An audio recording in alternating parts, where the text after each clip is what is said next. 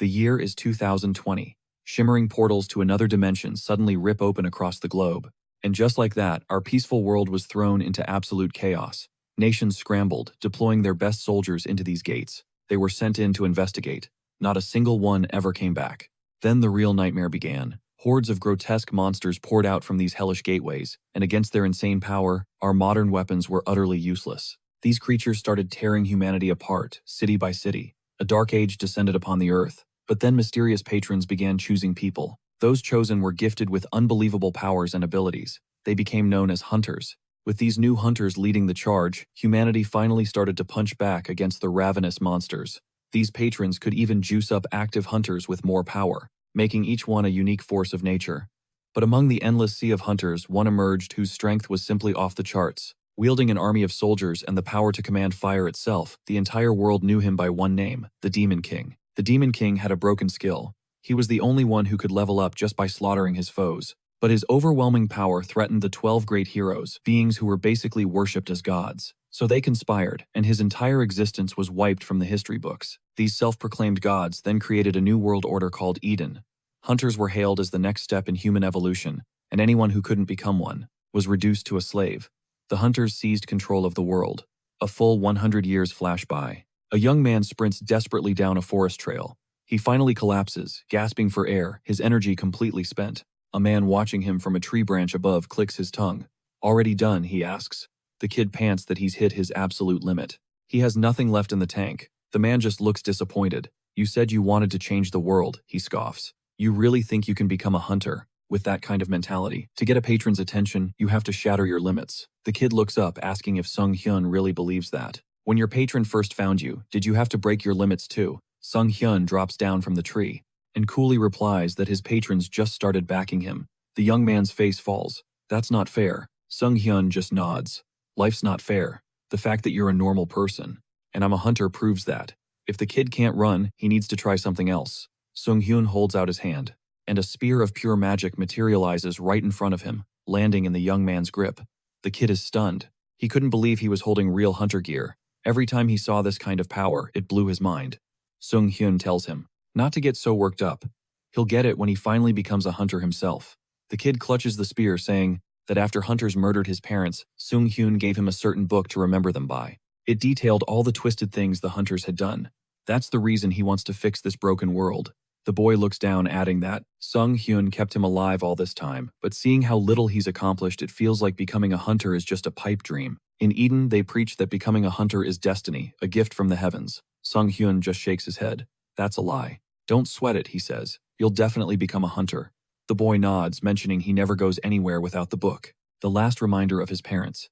It is, after all, the autobiography of a forgotten hero whose legend was erased by 12 corrupt gods. Sung Hyun sighs, saying that if that hero was still around, the world would be a much better place. But as the mentor and his student talk, a figure high in the sky spots them.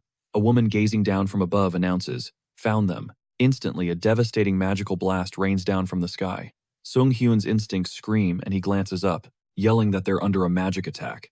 He slams his hand into the kid's chest, launching him backward. The boy goes flying through the air just in time to see a massive beam of energy completely engulf his mentor. A hunter's attack, he thinks in terror. But what would one be doing all the way out here? The woman's voice echoes Neil, and against his will, the boy's knees slam into the dirt. He's completely shocked. His own body had betrayed him, following her command without question. He was totally paralyzed. The woman descends gracefully to the ground as several other figures materialize beside her, all of them radiating immense magical power. They drop to one knee, addressing her as the Queen of Eden. They hail Lady Athena. The kid's mind reels. Athena. As in the Athena. That would make her the supreme ruler of Eden, a hunter of the highest possible rank. But what was one of the 12 divine beings who built Eden even doing in a place like this? Athena speaks, her voice cold. "He couldn't have gotten far. Find him and bring him to me," she thinks to herself. The moment they finally pinpointed his location, he vanished. Just who was this man, and why did he show up here? Her gaze falls on the kneeling boy, and she notes that she can't feel a single drop of magic coming from him. The boy's heart pounds in his chest. The book he's holding, the Demon King's autobiography, contains the truth about the 12 heroes' dirty secrets. Secrets they've buried for over a century. He just has to pray that Athena doesn't figure out what he's got, and just walk away. To her, this kid was nothing more than a useless slave. He dared to hope. Did she actually leave? Am I safe? But as his eyes lifted, Athena was looming right over him, and that flicker of hope died instantly. She told him she'd almost overlooked the faint aura of magic clinging to him. It was nearly gone, but Athena's sharp eyes caught the telltale signs, the jackhammer rhythm of his heart, the rapid, shallow breaths. He was a deer in the headlights, and she knew he was hiding something from her, and she was right on the money. Athena's voice was ice as she commanded him, "Show it to me, now, and tell me everything." He had zero control. His own body started to betray him, moving on its own. It felt like the command of a god. He fought it, trying to lock his muscles down, because if that book ended up in her hands, it was game over. He was dead, but his body just wouldn't obey, and his hand reached into his tunic, pulling out the forbidden book. It was a history of the Demon King, not as a villain, but as the true savior of humanity, a truth that Eden would do anything to keep buried. In that moment, a chilling realization hit him: everyone he loved could be slaughtered if this went south. His entire home district would be wiped from the map, completely erased. That was Eden's way. Annihilate anything and anyone who dared to stand against them. He could not let her have this book. Athena's eyes locked onto the object in his trembling hands. "There it is," she breathed. The autobiography of the Demon King. The title was right there on the cover, unmistakable. How a nobody like him got his hands on it was a mystery. But she didn't care. "That belongs to me now," she declared. But just as she reached for it, a flash of movement, Heimdall exploded onto the scene. He slammed into Athena with raw power, sending her hurtling backward before her fingers could even touch the cover. Heimdall scooped up the book and turned to the kid. "Stop your crying. You're a man, aren't you?" he said. "You held out. You did good, fighting to protect that book until the very last second." With tears blurring his vision, the kid looked up at his bald mentor and asked, Who are you? How could he just throw down with Athena, one of the 12 gods? Heimdall just shook his head. "Sorry, kid, no time for the full story. Didn't think they'd track us down this fast." Heimdall then pushed the book back into the kid's hands. "You've been saying it this whole time, right? You want to change this world." His mentor's eyes were intense. "The hunters, they play God, and they lord over everyone else. People like you with no power. You're just their pets, living and dying at their whim." Heimdall leaned in close. "But what if I gave you the power to change all that, the strength to defy the 12 gods themselves? Would you still fight to make this world better?" Just then, a roar of fury. Athena was back on her feet, her divine power flaring to life as she swung her blade. She charged, screaming his name, Heimdall. He didn't flinch. "She's on us. There's no more time. I can't take her alone. I need your answer. Now." The kid was completely floored, his mind reeling from the impossible choice. But through the shock, he found his voice. "Yes. If I had that kind of power, I would burn this rotten world down and build a new one. For the better.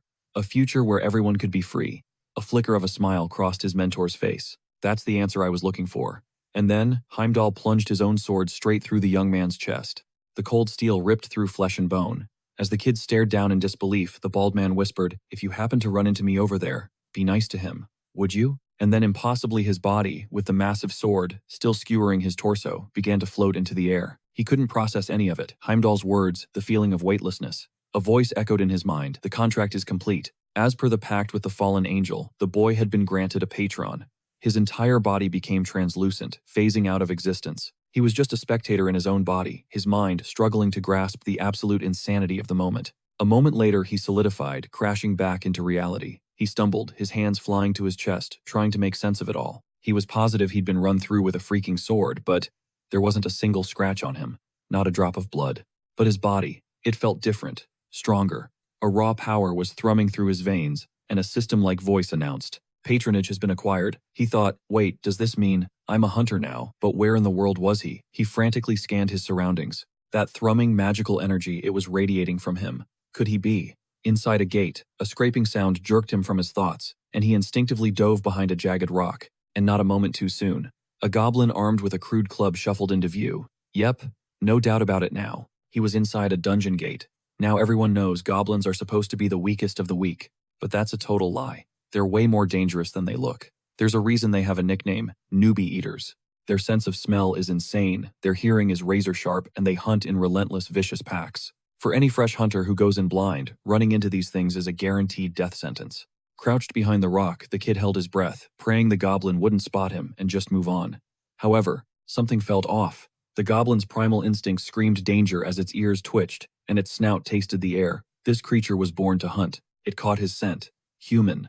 The monster began to stalk forward, slow and menacing. Our boy knew he had to act, and he had to act now. His hand wrapped around a jagged rock. He prayed that all the theories he'd studied would actually work in the real world. because he was fresh out of other options. This was it. Every skill he'd honed while dreaming of the day he'd become a hunter was about to be put to the ultimate test. He launched the stone. It clattered against the far wall, echoing behind the goblin. The beast froze its ugly head, whipping around to pinpoint the source of the disturbance. That was his chance. He burst from the shadows, clamping down on the goblin's sword arm with one hand, while his other slammed the rock into the side of the creature's skull. With a sickening crack, the monster's head snapped to the side. He stared, completely stunned. One move. He'd actually taken down a goblin in a single move. The technique he practiced. It had actually worked. But hold on. The sheer force behind his blow felt wrong. All he wanted to do was knock the weapon away, maybe scare it off, not pulverize it. Our hero, clutching the fallen sword, wondered if this was it, if he was truly a hunter now. Just then, a system message materialized in his vision. The fallen angel has taken an interest in you. His blood ran cold. The fallen angel. That could only be the Demon King. Before he could even process it, the cavern filled with movement. The sounds of their fight had drawn a crowd. A whole pack of monsters swarmed from the darkness. Why were there so many of them? And worse, towering behind the horde was a hulking beast, radiating pure menace, the Goblin Chief, the dungeon's boss. Our hero's heart plummeted. This was the end. He had just awakened his powers. He stood zero chance against a freaking dungeon boss. The words of his bald-headed master echoed in his mind. Men don't cry. Even back then, he had faced his trials head-on and crushed them. He remembered his master holding a book, asking him, "If you gained the power to change the world, would you have the will to see it through?" And his answer back then was instant. Of course. If he ever got that kind of power, he would absolutely change this broken world. That memory ignited a fire within him. His grip on the sword tightened with both hands. No. He had no right to die in a place like this. He couldn't check out until he'd reshaped the world.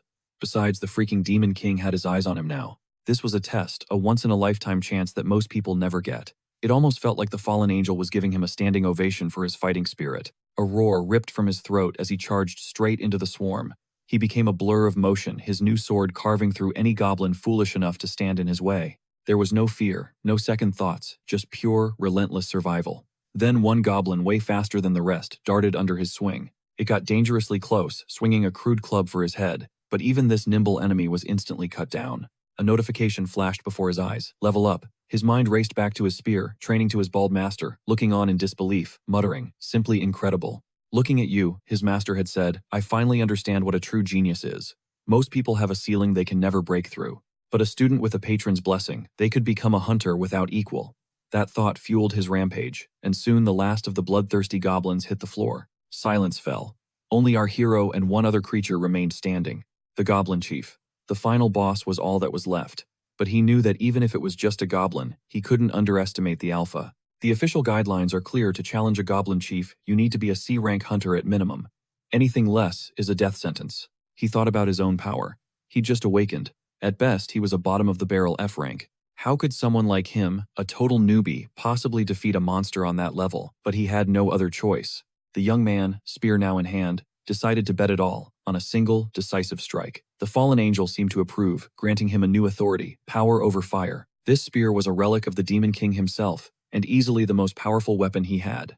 Now our hero finally had the right to unlock its true potential. He burst forward, a comet of righteous fury, thrusting the now flaming spear toward the boss. The blazing tip plunged deep into the monster's flesh. The force of the attack was catastrophic. It tore straight through the creature's body, leaving a massive, smoldering crater in its wake. The young man could hardly believe his eyes. Did he really just do that? A new notification confirmed his kill and another level up, but it came with a price. Spear durability has dropped to 0. Pain flared across his own body. He was wounded, and his energy was plummeting. He had poured every last ounce of himself into that final attack. His vision tunneled to black as he crumpled to the ground, blood pooling beneath him. Much later, a team of hunters finally breached the dungeon. Their jaws dropped. What in the world could have caused this level of destruction? The entire dungeon was wiped out. Even the boss was dead. One of the hunters spotted a figure on the ground. "Hey," he yelled, "we've got a survivor over here." In spite of his grave injuries, our protagonist's eyes fluttered open in a hospital room. He was alive, somehow recovering from the brink of death. An array of medical machines were hooked into his body, their rhythmic beeps confirming he was stable. He blinked, realizing with a heavy heart that none of it had been a dream. Without warning, a woman materialized in his room. Athena. Her hand was reaching for the prize he'd claimed, the autobiography of the Demon King. The memories came rushing back, being stabbed by Sun Gyun, waking up inside that gate, and the desperate battle against the Goblin Chief that nearly claimed his life. Yet he was still here. He had survived all thanks to that newfound power over fire. From the fallen angel before his world faded to black, his body ravaged by devastating wounds. Did the hunters who breached the gate somehow pull him from the brink? A nurse glides into the room, insisting he stay put. She fires off a series of questions. How's he feeling? Any dizziness? Is he hungry? The girl clarifies that it was hunters from a top-tier guild who stumbled upon him and rushed him to safety. Without their intervention, his fate would have been sealed. The nurse stresses just how wrecked his body was. He's insanely lucky to be alive. And since he was caught up in a gate incident, someone from the Hunters Association is scheduled to drop by. For now, all he can do is rest. But the young man's voice is raspy as he asks the nurse a single chilling question. What year is it? The nurse figures his memory must be scrambled from the trauma. He's probably still out of it. She tells him the current year is 2022. The information shatters our hero's reality. That's a full 100 years before he was even born. How is this even possible? The gates first tore open in 2020, and by 2022, a wave of powerful hunters was starting to emerge. It was the dawn of a heroic age. His bald mentor Sun Gu Yuan once told him that hunters eventually saw themselves as gods ruling over the powerless masses. People as weak as him were treated like cattle, their lives hanging on the whims of others. Our hero realizes that unlike his time, where you had to become a chosen Eden to get strong, this was an era where hunters got their power directly from patrons. He grasps that he, too, has been given this insane opportunity. Adrenaline surging, the protagonist swings his legs off the bed, assuring the nurse he feels solid. The vertigo has vanished. He'd crushed a chocolate bar from the nightstand, and now feels totally steady on his feet. The young man steps into the bathroom and stares at his reflection. Is that really him? He was never this built. Now his back is a wall of muscle and he's shot up to almost 6 feet tall. He concludes that while his face is the same, the physique staring back at him looks like it belongs to a completely different person. A sharp knock echoes from the door. A voice calls out, asking if he's decent. A visitor has arrived. Feeling refreshed after a quick shower, our protagonist is ready to face whoever is on the other side. The guest is an agent from the association, a woman named Kim Soo-yeon. She confirms that after the gate incident, he was rescued by the High League Guild. She then mentions the medical staff's report about his memory loss and asks if it's true. The association rep starts probing what's the last thing he remembers, any info on his family, and what was he doing at the gate. Apparently after he was brought in, the association dug for info on him, but came up completely empty. Our hero knows he can't breathe a word about being from the future. His amnesia is the perfect cover, easily explained by his awakening, or the trauma. He tells her he's 23 years old, and gives his name as Lee Jun-kyung. For some reason, the Demon King's name just rolls off his tongue. He doesn't know why, but it just feels right. Lee Jun-kyung states that's all he can recall. Kim Soo-yeon tells him not to worry about it.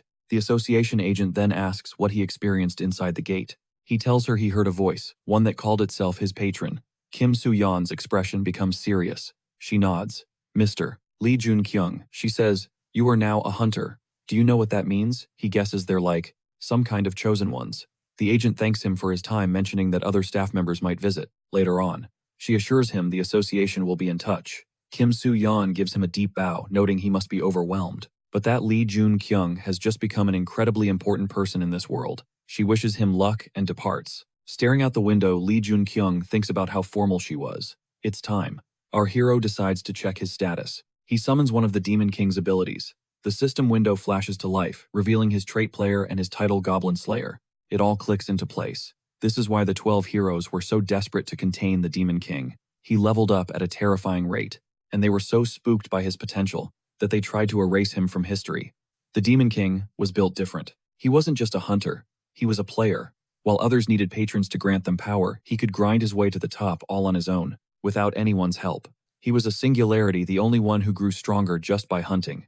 The Demon King. And now he, Lee Jun-kyung, has inherited that game-breaking power. The nurse returns beaming and congratulates Mr. Lee Jun-kyung on becoming a hunter. He gives her a polite thank you, but he's genuinely confused. Is becoming a hunter really something to celebrate? The girl enthusiastically confirms it. Even a bottom-tier F-rank hunter can make an insane amount of money, more than a normal person could ever dream of. And even without fighting a single monster, countless doors swing open for them. You could become a world-class blacksmith, for instance, who can forge legendary items by pumping them with pure mana. Or you could be a bodyguard for the super-rich, with a waiting list of billionaires, begging to hire you. Lee Jun-kyung thought he had the system all figured out. After all, if you're not one of the chosen, you're doomed to be a nobody. So why did this feel so wrong? The nurse handed him a bag, explaining it was from some guy from the Hunters Association named Kim Soo-yeon. Inside were the clothes he was wearing during the whole portal incident. They figured it was best to hang on to them. just in case he ever needed them. Lee Jun-kyung walked out of the hospital and into the dizzying center of the city, just trying to take it all in. This was the era of heroes. Gangnam, a place his old self couldn't have even afforded to breathe in. Lee Jun-kyung couldn't help but notice how bright and unnervingly peaceful everything seemed. That's when Kim Soo-yeon, the association rep, walked right up to him, saying he'd been waiting. The suit from the association urged him to tag along. He made it clear that it wasn't safe for a newly awakened hunter to just be wandering around, but told him not to sweat it. The second he was registered, they'd hook him up with some seriously nice apartments. Kim Soo-yeon even congratulated him before the results were in. The test flashed back S rank. In the entire country, almost no one awakens with a rank that high. Shook Kim Soo-yeon ushered him into a luxury car, saying they'd hash out the details after he was officially in the system. Typically, when people awaken, they pull an F rank, maybe an E, if they get lucky. The hunter ranks are a straight shot, up the alphabet. The higher the letter, the more insane opportunities you get, and the more society basically worships you. Kim Soo-yeon confirmed that the registration was complete, and led Lee Jun-kyung to the apartment that was now his. The kid stepped inside the door, and was totally blindsided by the decor. It looked like something out of a history book. Still, he managed to say, "Wow, I actually really dig this." He thought to himself that this day was unreal. He was finally a hunter. For the first time in his entire life, he had a real home. Just then, Kim Soo-yeon mentioned someone important wanted to meet him. Our hero was totally thrown. Seriously, someone wants to meet him. Who could it possibly be? There was no way anyone here knew. He was from the future. Kim Soo-yeon explained, it was the leader of the High League Guild, the very same guys who saved him. They were apparently really interested in him, but he could totally turn them down if he wasn't feeling the meeting. The association rep added that this guild was a massive deal, constantly grabbing headlines. A moment later, Kim Soo-yeon was introducing them. The guild leader's name was Sun Gu-yuan, and the first thing he said was that Jun-kyung was tall.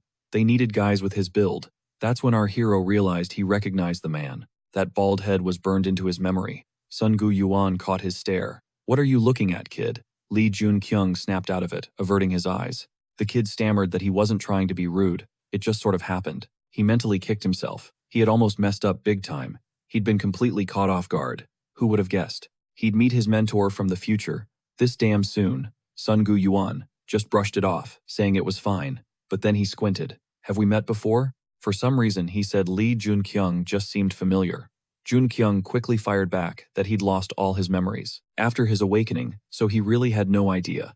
Our hero then gave a deep bow, thanking the bald man for saving his life, and for his team's help. Jun-kyung was thinking, I'm looking at a living legend who's going to close down countless gates. A man who will save millions. Sun Gu-yuan just thought he was a very well-mannered young man. Lee Jun-kyung knew better. He was looking at a forgotten hero, someone the world would eventually believe was dead.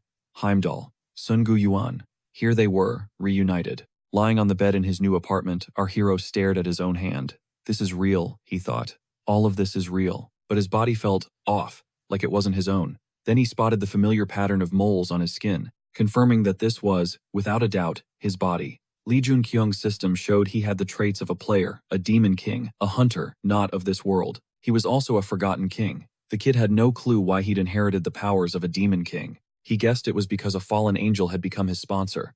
But what became of the original demon king? Our hero knew nothing beyond that. He figured answers weren't coming anytime soon.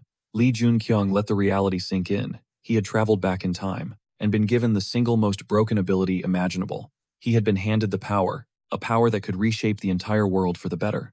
Cut to the Hunters Association training class, where a bunch of rookies wait for their teacher. A man in dark sunglasses strolls into the auditorium and addresses the room. He introduces himself as Bae Sang-soo, one of their new instructors. A murmur shot through the crowd. Were they serious? Could that really be the Bae Sang-soo? A B-rank hunter. Scouting. Seriously, rumor had it, the association itself was looking for fresh talent among them. For most of these trainees, this was their big break. If they could just catch someone's eye, they could score a spot with the association or a top-tier guild. That was the dream everyone was chasing. Their instructor, Bae Sang-soo, kicked off the day by announcing a special hunter seminar. The plan was simple. Choose your weapon, then jump straight into a combat evaluation. But hey, no need to stress about it. He tossed a question out to the class. Does anyone here actually know how a hunter's awakening works? One of the trainees guessed you had to be chosen by some kind of supernatural patron. Bae Sang-soo gave a sharp nod. That was the gist of it. A hunter's base power level is locked in the moment they awaken. However, he continued, hunters can level up. So who can tell me how that's possible? A student shot her hand up, explaining it was either by clearing gates or pulling off some major achievement that gets your patron's attention. You can also get special skills or items from additional support, she added. An excellent answer, Baek Sang-soo praised. He could tell they all came prepared. All right then, he smirked, time for a real curveball. What is a patron's ultimate goal? And just like that, dead silence. It was the one question every hunter wonders about, but nobody has the answer to. Who are these patrons really, and why do they bother choosing regular people and turning them into hunters? Baek Sang-soo's gaze drifted over to one specific trainee. He couldn't figure this kid out. While everyone else was desperate for the spotlight, this guy couldn't seem to care less. You, the instructor called out. How about you answer the question, Baek Sang-soo made it clear that any theory was on the table. There was no right or wrong answer. He was genuinely curious about this kid's perspective. Surprised, Lee Jun-kyung finally looked up. Isn't it all just some kind of entertainment for them? Baek Sang-soo's eyebrow shot up. Entertainment? What exactly are you getting at? Lee Jun-kyung spelled it out plainly. They pick a character to go hunt monsters. The patrons get a thrill out of watching that character grind and power up. It's basically a game. The thought chilled him.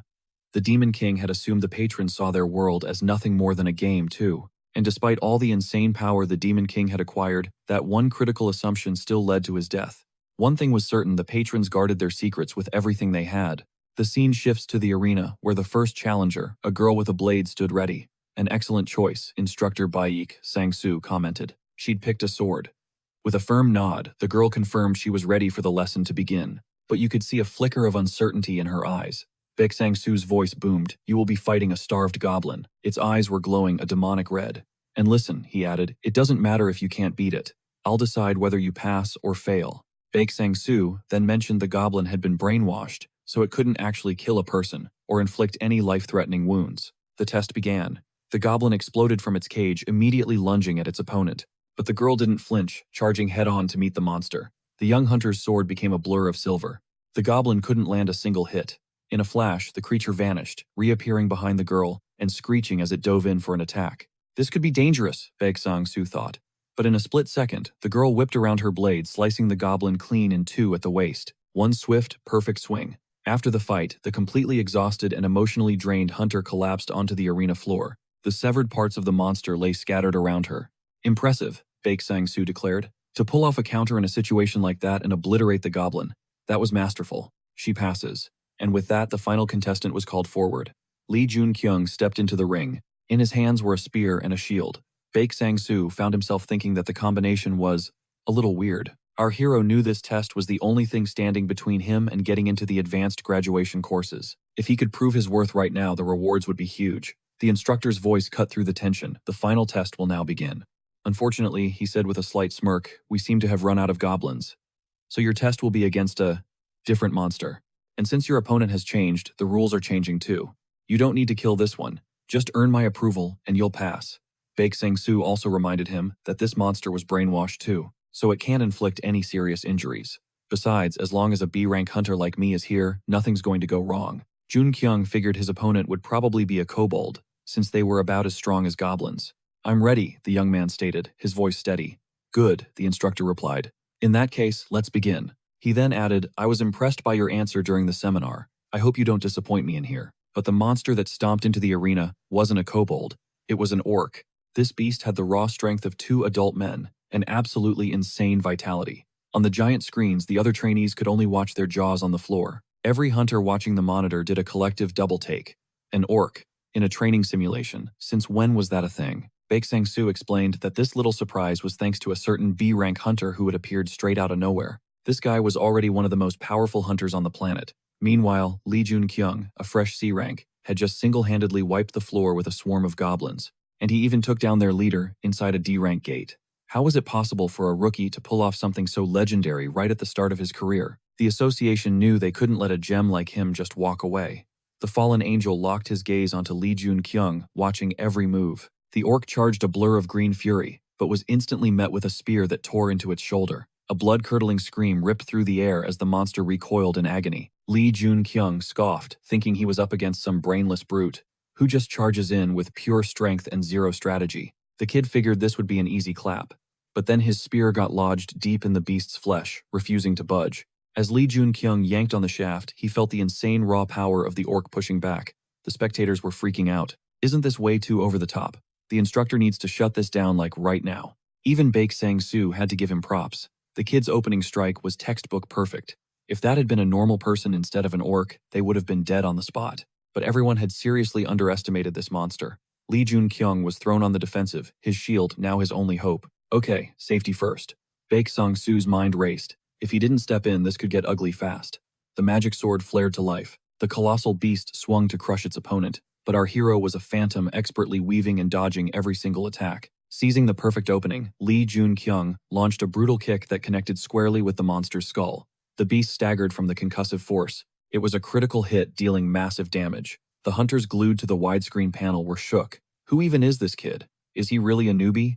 One of the hunters pointed out how the kid had used the leverage from his stuck spear to throw the orc completely off balance. He literally schooled that orc in the middle of a class. The mentor's mind was blown. Was that a skill? A freshly awakened hunter with abilities like that? He didn't even chant an incantation, which meant it had to be some kind of high-tier passive skill. Suddenly, the shield's durability plummeted to 0. This had never happened before in the entire history of the hunter era. In that instant, the young man leveled up. His fire mastery surged to level 2. The monster was completely annihilated.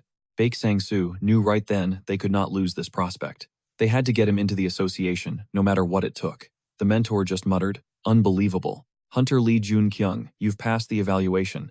The protagonist gave the instructor a nod of thanks, his mind already racing. That fire ability was seriously overpowered.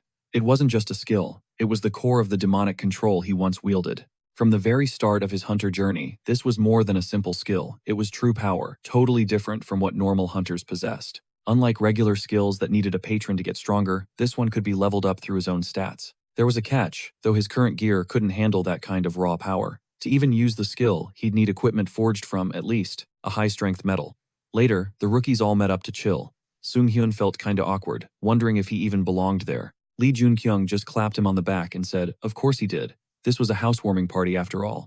The chill hangout then moved over to the hero's apartment. They kicked back with some food, chatting about the seminar and the big test coming up the next day. They also talked about all the places they wanted to check out. Kim Soo-yeon, their appointed curator, then brought them back to reality. He reminded everyone that the final evaluation was going down tomorrow. It was going to be a live test inside a real gate. But he was confident Lee Jun-kyung would have 0 issues.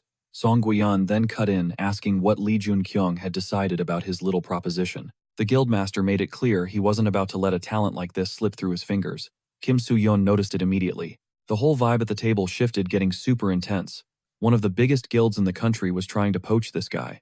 It was a golden ticket, a once-in-a-lifetime shot. For Lee Jun-kyung, that is. But our hero looked him in the eye and said he'd have to pass. The guildmaster was stunned, asking for a reason. He just couldn't process the rejection. For anyone aiming to be a hunter and live that life, the offer was a dream come true. But Lee Jun-kyung had thought this through. When he'd returned to the past, he ran every possible simulation for his future. And any scenario where he got too tangled up with Song Guiyan spelled disaster. The hero explained that he wasn't looking to join any organization right now. But he added if Song Guiyan was ever in a bind and needed backup, he'd be there in a heartbeat. At least until he'd paid back the debt for being saved. Kim Soo-yeon was completely lost. Was this rookie seriously offering to help one of the most powerful A-rank hunters in the world? Just then, an announcement blared, signaling the start of the final exam. Baek Sang-soo stepped forward, saying he had a few words about the exam procedure. The location would be an actual gate, but he told them not to stress. The instructor added that he would be going in right alongside them. Our hero knew the mentor was a B-rank hunter, whose magical aura alone dwarfed everyone else in the room. Baek Sang-soo laid it out, plain and simple. Once they had their supplies locked down, they were bouncing from the gate. Lee Jun-kyung geared up with his standard loadout, a spear and a shield. But the moment he stepped through the portal, the air went thick, like trying to breathe through honey. And that heavy, soupy feeling wasn't just in his head. Baek Sang-soo clocked it immediately, explaining that the intense magical energy inside the gate was causing it. The mentor's voice was grim. "When we find monsters, you follow my lead to the letter." As they pushed deeper into the dungeon's guts, Baek Sang-soo threw up a hand signal, absolute silence. Up ahead, a crew of monsters armed to the teeth had already formed a defensive perimeter, ready to throw down with the hunters. "They're moving in," the instructor announced, his voice, a low growl. He gave the order to the hunters, "Get ready to engage." Hunters number 1 and 3 immediately dropped into their combat stances. With a white-knuckle grip on their weapons, the hunters braced for impact as they clashed with the first wave, shattering the creatures. With a guttural war cry, Hunter number 3 finished off his target.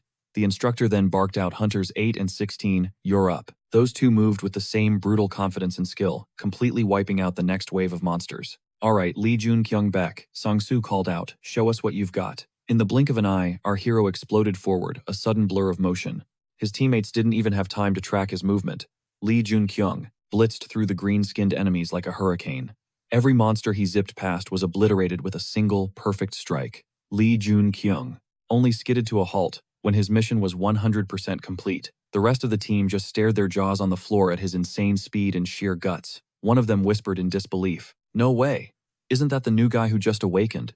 What is he even doing here in training?" Baek Sang-soo thought to himself that Jun-kyung's weapon handling was absolutely off the charts. He's already on par with a B-rank hunter. We can't let him get away. We have to recruit this prodigy. A notification dinged, the hunter's level had increased. The training squad, with Baek Sang-soo at the front, ventured further into the cavern. The mentor warned, the boss room is right around the corner. But this thing is a whole different beast than the goblins we've been fighting, so you better be on your A-game. Baek Sang-soo reminded them to get prepped, chug their potions, and double-check their weapons and armor. Meanwhile, Lee Jun-kyung was lost in thought about the Demon King. The guy had the power of a player but got wrecked by the 12 heroes before he could even hit his power spike. That never would have happened if he had just leveled up faster than them. The answer was crystal clear to Lee Jun-kyung. He had to do whatever it took to get stronger, way stronger than the 12 heroes of Eden, stronger than anyone. Baek Sang-soo snapped. We're moving out, and as they pressed forward, the hunters started to feel it. Something was dead wrong. Our hero was shook. What was this crushing magical pressure that was bearing down on all of them? An urgent command came from the senior officer. Everyone retreat immediately. Get to the gates, run. As the others turned to flee, Baek Sang-soo charged toward the threat just as a massive fireball came screaming out of the darkness. The mentor knew he needed to dodge, but if he moved, the recruits behind him would get roasted. Baek Sang-soo planted his feet, spun around, and activated his poisonous fang skill. The mentor whipped out his daggers, preparing to meet the cataclysmic attack head-on. But his poisonous fangs couldn't completely negate the blast. Baek Sang-soo glanced over his shoulder, expecting the worst for the rookies. But they were completely untouched. Whatever the poisonous fangs couldn't stop, Lee Jun-kyung had just absorbed with his shield. Everyone was okay. He saw that Lee Jun-kyung was standing firm in front of all the rookies, holding a protective stance over the other students. The mentor could only say, "Hunter, Lee Jun-kyung, you are absolutely unreal." The young man replied that he only pulled it off because the instructor had already soaked up most of the fire blast. A notification popped up. The fallen angel was requesting the player to eliminate the great goblin sorcerer. The hunters laid eyes on the beast, a monster that could easily clap a B-rank hunter. Are you kidding me? This is a low-level gate. The danger rating is so far off it's not even funny. No matter what, we have to bail. The only person here who stands a chance is Baek Sang-soo. He admitted that even for him, the great goblin sorcerer would be a seriously tough fight. All hunters exit the gate and radio for backup. But then, Lee Jun-kyung walked right up to the instructor and said he wanted to take on the great goblin sorcerer. Baek Sang-soo shot back, "Don't get ahead of yourself, kid. I know you smoked a bunch of goblins and even an orc, but the great goblin sorcerer's power comes from its magic, not its fists. Its spells can vaporize a B-rank hunter." Lee Jun-kyung calmly stated that he knew exactly how powerful the monster was, and more importantly, he knew how to fight it. Yeah, the great goblin sorcerer was a solid B-rank threat. It was a master of fire magic. Its main moves were fire arrows, fireballs, walls of fire, and shields of flame. Our hero looked his mentor dead in the eye and asked, "Are all the monsters in here really designed for rookies to be able to defeat them?" That's why he wants to shoot his shot, but Sang-soo is just thinking, what is this delusional confidence still he lets him cook? The kid unleashes a torrent of raw firepower, blasting it straight at the great goblin sorcerer. His opponent, completely blindsided by the sudden aggression, is visibly shook. The hunter mutters that this can't be the same Lee Jun-kyung he knew. He doesn't just block the fireball, he freaking redirects it right back. As a pro, Baek Sang-soo realizes with dawning horror that Lee Jun-kyung didn't block it, he absorbed it. But how the great goblin sorcerer frantically scrambles to throw up defensive magic circles, trying to shield himself from the rogue hunter's onslaught. A massive firewall erupts between them, a raging inferno that seems completely impassable. In that instant, the other hunters know they've made a huge mistake. They are so out of their league. They're about to get absolutely nuked by long-range magic. But Lee Jun-kyung isn't backing down an inch. In fact, he's just getting started. The great goblin sorcerer desperate pulls another move from his playbook. Our boy instantly clocks the clone jutsu. But Lee Jun-kyung was ready for it. The kid throws up a pocket around himself, a dead zone, totally immune to the sorcerer's oppressive fire magic. Lee Jun-kyung remarks that this fire control is on another level, and then blitzes straight through the inferno toward his enemy. He's on the goblin in a flash, turning its entire body into a pincushion of pain. His fellow trainees can't believe their eyes. Lee Jun-kyung actually did it. The newbie. He really took down the great goblin sorcerer. The fallen angel is absolutely vibing with this super rookie's epic performance. A notification flashes, mission accomplished. And for pulling off the impossible, the fallen angel officially becomes Lee Jun-kyung's patron. The young man takes the news in stride. Our hero has just unlocked another piece of the Demon King's legendary power set. Baek Sang-soo makes a beeline to report everything directly to the association president. The president just assumes the instructor wants to debrief about the chaos that went down during the final test. He has no idea. The president confirms that every last detail Baek Sang-soo reported is legit. That means there's not a second to lose. The president asks the instructor point blank, just how high is this kid's ceiling? Baek Sang-soo suggests that the ultimate goal the president has been chasing might actually be within reach now. The president decides this is now the #1 priority. He needs to meet this kid as soon as possible. Lee Jun-kyung is a little surprised when he sees that the others have already arrived. Kim Soo-yeon explains he's been waiting for the hunter alongside the head of the High League Guild. Kim Soo-yeon admits he was sweating bullets. He'd heard the gate the hunter entered suddenly spiked from an E rank to a C rank, but apparently that didn't slow him down at all. Song Gui-young cuts right to the chase, asking if Lee Jun-kyung got an invitation to join the association. And yep, our hero confirms he got the offer. The other hunters are floored. They tried to recruit him into the association. No way. Lee Jun-kyung just apologizes, explaining that he's not really looking to affiliate with any group at the moment. He knows joining the association would fast-track his growth, but it would also put him under a microscope, where he couldn't hide a thing. Lying low is his entire game plan, especially considering he's a time traveler from the future. Lee Jun-kyung figures the association president is just another major player in the system. He absolutely cannot get tangled up with him. He has to dodge the guy whatever it takes. Song Gui-young switches gears and asks a more personal question. Does the young man have any food he's into? This question somehow feels way more complicated than the whole association business. After a moment of intense deliberation, he replies that he likes ramen. Song Gui-young says that settles it, promising to treat him to a proper feast with plenty of meat. After that dungeon crawl, the first thing on our hero's agenda is a desperately needed shower. Lee Jun-kyung reflects on the insane power-ups he's gained since being yeeted into the past. He needs to check his status window, like now. He's now level 11, and thanks to the Fallen Angel's patronage, he can summon a single familiar. Summoning is not a skill your average hunter has. Only 12 legendary heroes have ever possessed this power. It's this very ability that allowed him to pull off all those insane feats. It's no wonder he managed to wreck the Bone Dragons Balrog and even Cerberus. Lee Jun-kyung realizes he's inheriting the exact same powers the Demon King once wielded. The familiars he'll summon will be just as OP as the Demon Kings were. The system has granted him one guaranteed summon, a gift from the Fallen Angel. The kid activates the summon. Just then, Kim Soo-yeon tells Lee Jun-kyung to check out the information popping up on his smartphone. It's an entire feed dedicated to him. Kim Soo-yeon had heard the rumors that Lee Jun-kyung took down the great goblin sorcerer. How did he do it, and why didn't he say anything sooner? Lee Jun-kyung was floored to see his face plastered on the front page, even if his personal details were completely blacked out. Of course, the top brass at the association, they already had the full scoop. Kim Soo-yeon casually mentioned that hunters were blowing up even more popular than most idols now. But you could tell the kid couldn't care less. Look, Lee Jun-kyung cut in, there are way bigger things I need to talk about. That definitely got Kim Soo-yeon's attention. The young man laid it out plain and simple he wanted back in the dungeons. He got his wish diving into gate after gate, and absolutely crushing every mission. He was even leveling up. The problem? Nothing. No reaction from the monsters he annihilated. Not even the final boss. How was he supposed to use them? He figured a familiar had to be either insanely powerful or have some kind of special cheat code skill, but after all that, he still hadn't absorbed a single soul. This entire time our hero was convinced he needed monster souls. Was his whole theory just wrong? After clearing yet another dungeon, Kim Soo-yeon was there to give him a pat on the back. The association rep pointed out that this was Lee Jun-kyung's 4th successful raid. He then asked if he had any loot to unload at the auction. The young man handed over his haul of trophy weapons. Kim Soo-yeon was impressed, noting how the kid mastered everything instantly, like he was born for this. As soon as the gear sold, the cash would be wired straight to Lee Jun-kyung's crypto account. Our hero just had one question.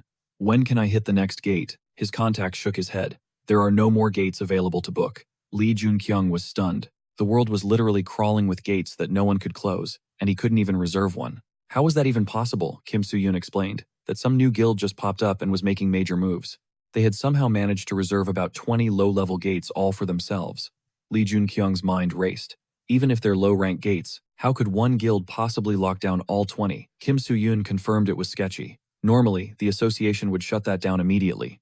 But since the guild had a track record of clearing the gates they reserved ahead of schedule, the association's hands were tied. They had to greenlight the request. Lee Jun-kyung's voice was tight. Is the leader of this guild named Choi Yun-seon? The man's face confirmed it. Kim Soo-yoon added that it was the Northern Army Guild founded by Choi Yun-seon himself. Apparently, he was the original super rookie before Lee Jun-kyung exploded onto the scene. And Jun-kyung knew that name all too well. This man, he was destined to be hailed as a hero, a loyal soldier under the command of the 12 gods. But he would also become infamous as a merciless killer, an absolute tyrant. Lee Jun-kyung thought grimly, so it begins. He remembered the god of war, Gunther. He remembered peaceful citizens pouring into the streets, begging for construction to halt, screaming for their lives to be protected. Not even the pouring rain could silence their desperate protests. An aide frantically reported to his master that the riots were spiraling out of control. What were his orders? Gunther scoffed. They were nothing but ants. If their nests were crushed here, they'd just scurry off and build new ones somewhere else. Why should he care about the lives of a few insects? Gunther sneered, calling the protesters pathetic slaves. He'd already granted them the privilege of surviving. The fact they demanded more was insulting. As Lee Jun-kyung walked through that same city, the memory was a gut punch. After this incident, half the residents of his village were wiped out. A horrific, pointless tragedy. His thoughts were shattered by a cry for help. An old man was pleading with some thugs. How can you do this? Just because you're hunters. One of the punks answered by kicking the old man's cart, splintering the wood. Stop this madness, the old man begged. This is wrong. That was it. Lee Jun-kyung wasn't about to let this slide. Time to deliver some justice. He strode over to the old man. What are these clowns up to? One of the thugs squared up. And who the hell are you? I heard some shady noises and came to check it out, Lee Jun-kyung said coolly. Are you two actually trying to shake down this old man? The guy puffed out his chest. How dare you talk to me like that? A dangerous glint flashed in our hero's eyes. You two started this. The thugs paused, a flicker of doubt in their eyes. This guy might be a hunter. Probably not someone you want to mess with. Lee Jun-kyung ignored them and turned to the victim. What happened here? The bully immediately started spinning a story. This geezer slammed his cart into my precious body. Yeah, his buddy chimed in. We're just demanding fair compensation. The old man was furious. That's a complete lie. You know that's not what happened. They kicked my cart first, and then started getting physical with me. Lee Jun-kyung's voice dropped ice cold with rage. Why did you break this man's cart? The thug smirked like he was explaining something to a child. Hey, you're a hunter, right? You get it. Anyone who attacks me is my enemy. So what's the big deal about breaking some old cart? You should really watch yourself, man, the thug added with a sneer. He was starting to take the kid's moves as a personal attack. Lee Jun-kyung offered to let them walk since they hadn't touched the old man. The thug's face twisted in rage. How dare some nobody give him orders? The goon lunged at our hero, but Lee Jun-kyung flowed into a close-quarters combat stance and effortlessly deflected the blow. The guy wasn't just blocked. He was thrown, slamming onto the concrete and injuring himself. His buddy responded by pulling a hunting knife. He was ready to fight. Lee Jun-kyung couldn't believe it, thinking he'd never see a weapon in a place like this. Apparently this guy was feeling way too bold about his chances. The goon with the blade, however, was visibly shaking. The villain sneered at his opponent. You don't even have a guild, do you? Then he charged, slashing wildly with his dagger. We're on a completely different level than trash like you. That was the wrong move. A flash of anger crossed Lee Jun-kyung's face as he countered instantly, neutralizing the attacker. The young man scoffed. Judging by your pathetic skills, your guild must be a total joke. After the authorities cuffed the suspects, the ringleader had the nerve to ask our hero if he knew who they were, even trying to claim the old man attacked them first. Just then, Association Representative Kim Soo-yeon arrived and thanked Hunter Lee Jun-kyung for shutting the situation down. Lee Jun-kyung stated coldly that hunters deliberately attacking a civilian is a major offense, and it's punished with the full weight of the law. Kim Soo-yeon added that they have a witness to the whole thing, and the association would handle the rest. Kim Soo-yeon wondered aloud if they needed to worry about the guild trying to get revenge on the elderly man. The association will keep an eye on things, so don't sweat it. But Lee Jun-kyung remembered something. The hunter bragged he was from a guild. Where is this guild located? Kim Soo-yeon's answer was chilling. It was the Northern Army Guild, the same one Lee Jun-kyung had just started investigating. Our hero's mind raced. There's no way they could lock down all the low-level gate contracts without some help from the inside. The Northern Army Guild and the dirty hunters within the association, that was the real problem. He'd hoped they would be smarter about it, but clearly that wasn't happening. 2 days later, just as he'd expected, the protagonist was recruited into the association as a striker. A few days after that, the old man Lee Jun-kyung had rescued completely, flipped his testimony. The attackers were declared innocent. Suddenly, Lee Jun-kyung, the guy who saved the day, was framed as the aggressor and the prime suspect. He knew it was coming, but it still felt like a punch to the gut. Kim Soo-yeon tried to calm him down. Don't worry, it'll all work out in the end. The association isn't that corrupt. Lee Jun-kyung knew Kim Soo-yeon was clueless. As someone from the future, he knew the terrible truth the association had been rotten from the moment it was created. Kim Soo-yeon just gestured for his companion to come inside. The association representative then questioned Hunter, Lee Jun-kyung, about what he recalled from the incident at the gate. The higher-ups were intensely interested in what went down, especially since Lee Jun-kyung was the one who first reported it and took down the members of the Northern Army. The man got straight to the point. Is it true you threatened the life of the elderly Lee Moon-soo? And on top of that, you provided false testimony against the members of the Northern Army Guild about who initiated the attack. Lee Jun-kyung's answer was sharp. That's not true. The representative feigned surprise. Are you suggesting their testimony was fabricated, he asked, proposing a cross-examination. The elderly Lee Moon-soo was escorted into the room. Our hero saw it immediately. In the old man's terrified eyes, he was being blackmailed. Everything in this place was rotten. Just as he feared, Lee Jun-kyung quietly told the old man not to worry. But Lee Moon-soo confirmed the lie, stating that the young man had attacked him. The representative thanked the so-called victim and sent him away, then asked, does Lee Jun-kyung have anything to add in his defense? At that exact moment, a phone started ringing. It belonged to the same Northern Army representative who had been strong-arming the old man. Our hero knew it was over. The association knew exactly why the testimony had changed, but the only person who would face consequences for perjury was the old man. There was nothing Lee Jun-kyung could do in this situation. He just didn't have the power. Later, Sun Gu-yeon met up with our hero, saying he'd heard what happened. Kim Soo-yeon explained that he'd called the guild leader directly, since he no longer had any pull within the association. Lee Jun-kyung thanked them both, saying they must have their own problems to deal with. Sun Gu-yeon insisted that Lee Jun-kyung was already doing great things. Suddenly, a figure approached them. It was the old man Lee Moon-soo. He collapsed to his knees, apologizing to Hunter Lee Jun-kyung with tears flooding his eyes. The old man choked out that those scum had threatened his granddaughter, leaving him with no other option. He couldn't risk her safety. Instead of helping the hunter who saved him, he just dragged him into deeper trouble. Kim Soo-yeon looked on, speechless with outrage. So did the Northern Army strong-arm the old man with threats? And if so, why is he only spilling the tea now? The old man breaks it down. If he'd breathed a word sooner, his granddaughter's life would have been on the line. But the damage was done. The past couldn't be rewritten. All he could do now was beg for forgiveness, which he did, right in front of the guildmaster. Song Gu-yeon immediately shut that down, promising the old man his granddaughter would be untouchable. He would personally see to it. He told the old-timer to stop stressing about those thugs and head home. Our hero, meanwhile, has picked up a crucial habit. He records everything. After getting caught in jams like this time and time again, he knows better than to be caught without proof. From now on, he can't afford to miss a single detail. Suddenly, a figure strides toward him, and he's stunned, saying, well, I never expected to see the leader of one of the biggest guilds out here. They were standing face to face with the super rookie, the one everyone was whispering about. It was the head of the Northern Army himself.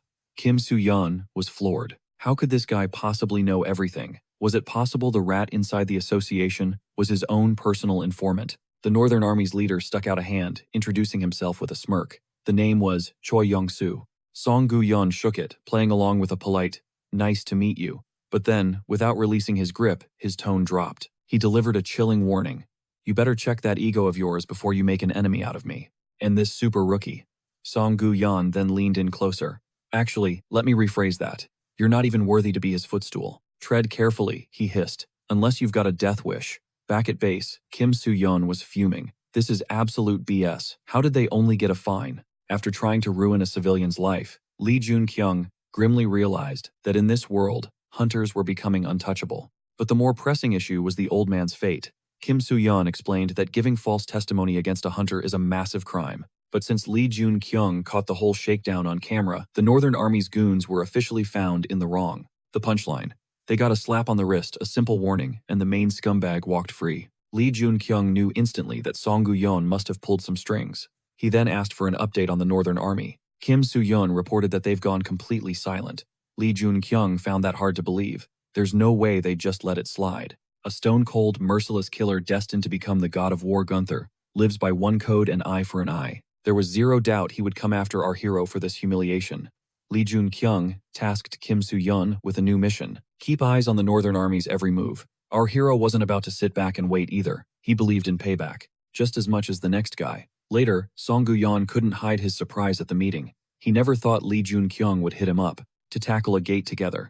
Lee Jun-kyung cut to the chase, explaining this gate was on a whole other level. He needed the full backing of the guild. Song Gu-yeon's face lit up. He declared it a tremendous honor to fight, alongside the legendary hunter Lee Jun-kyung.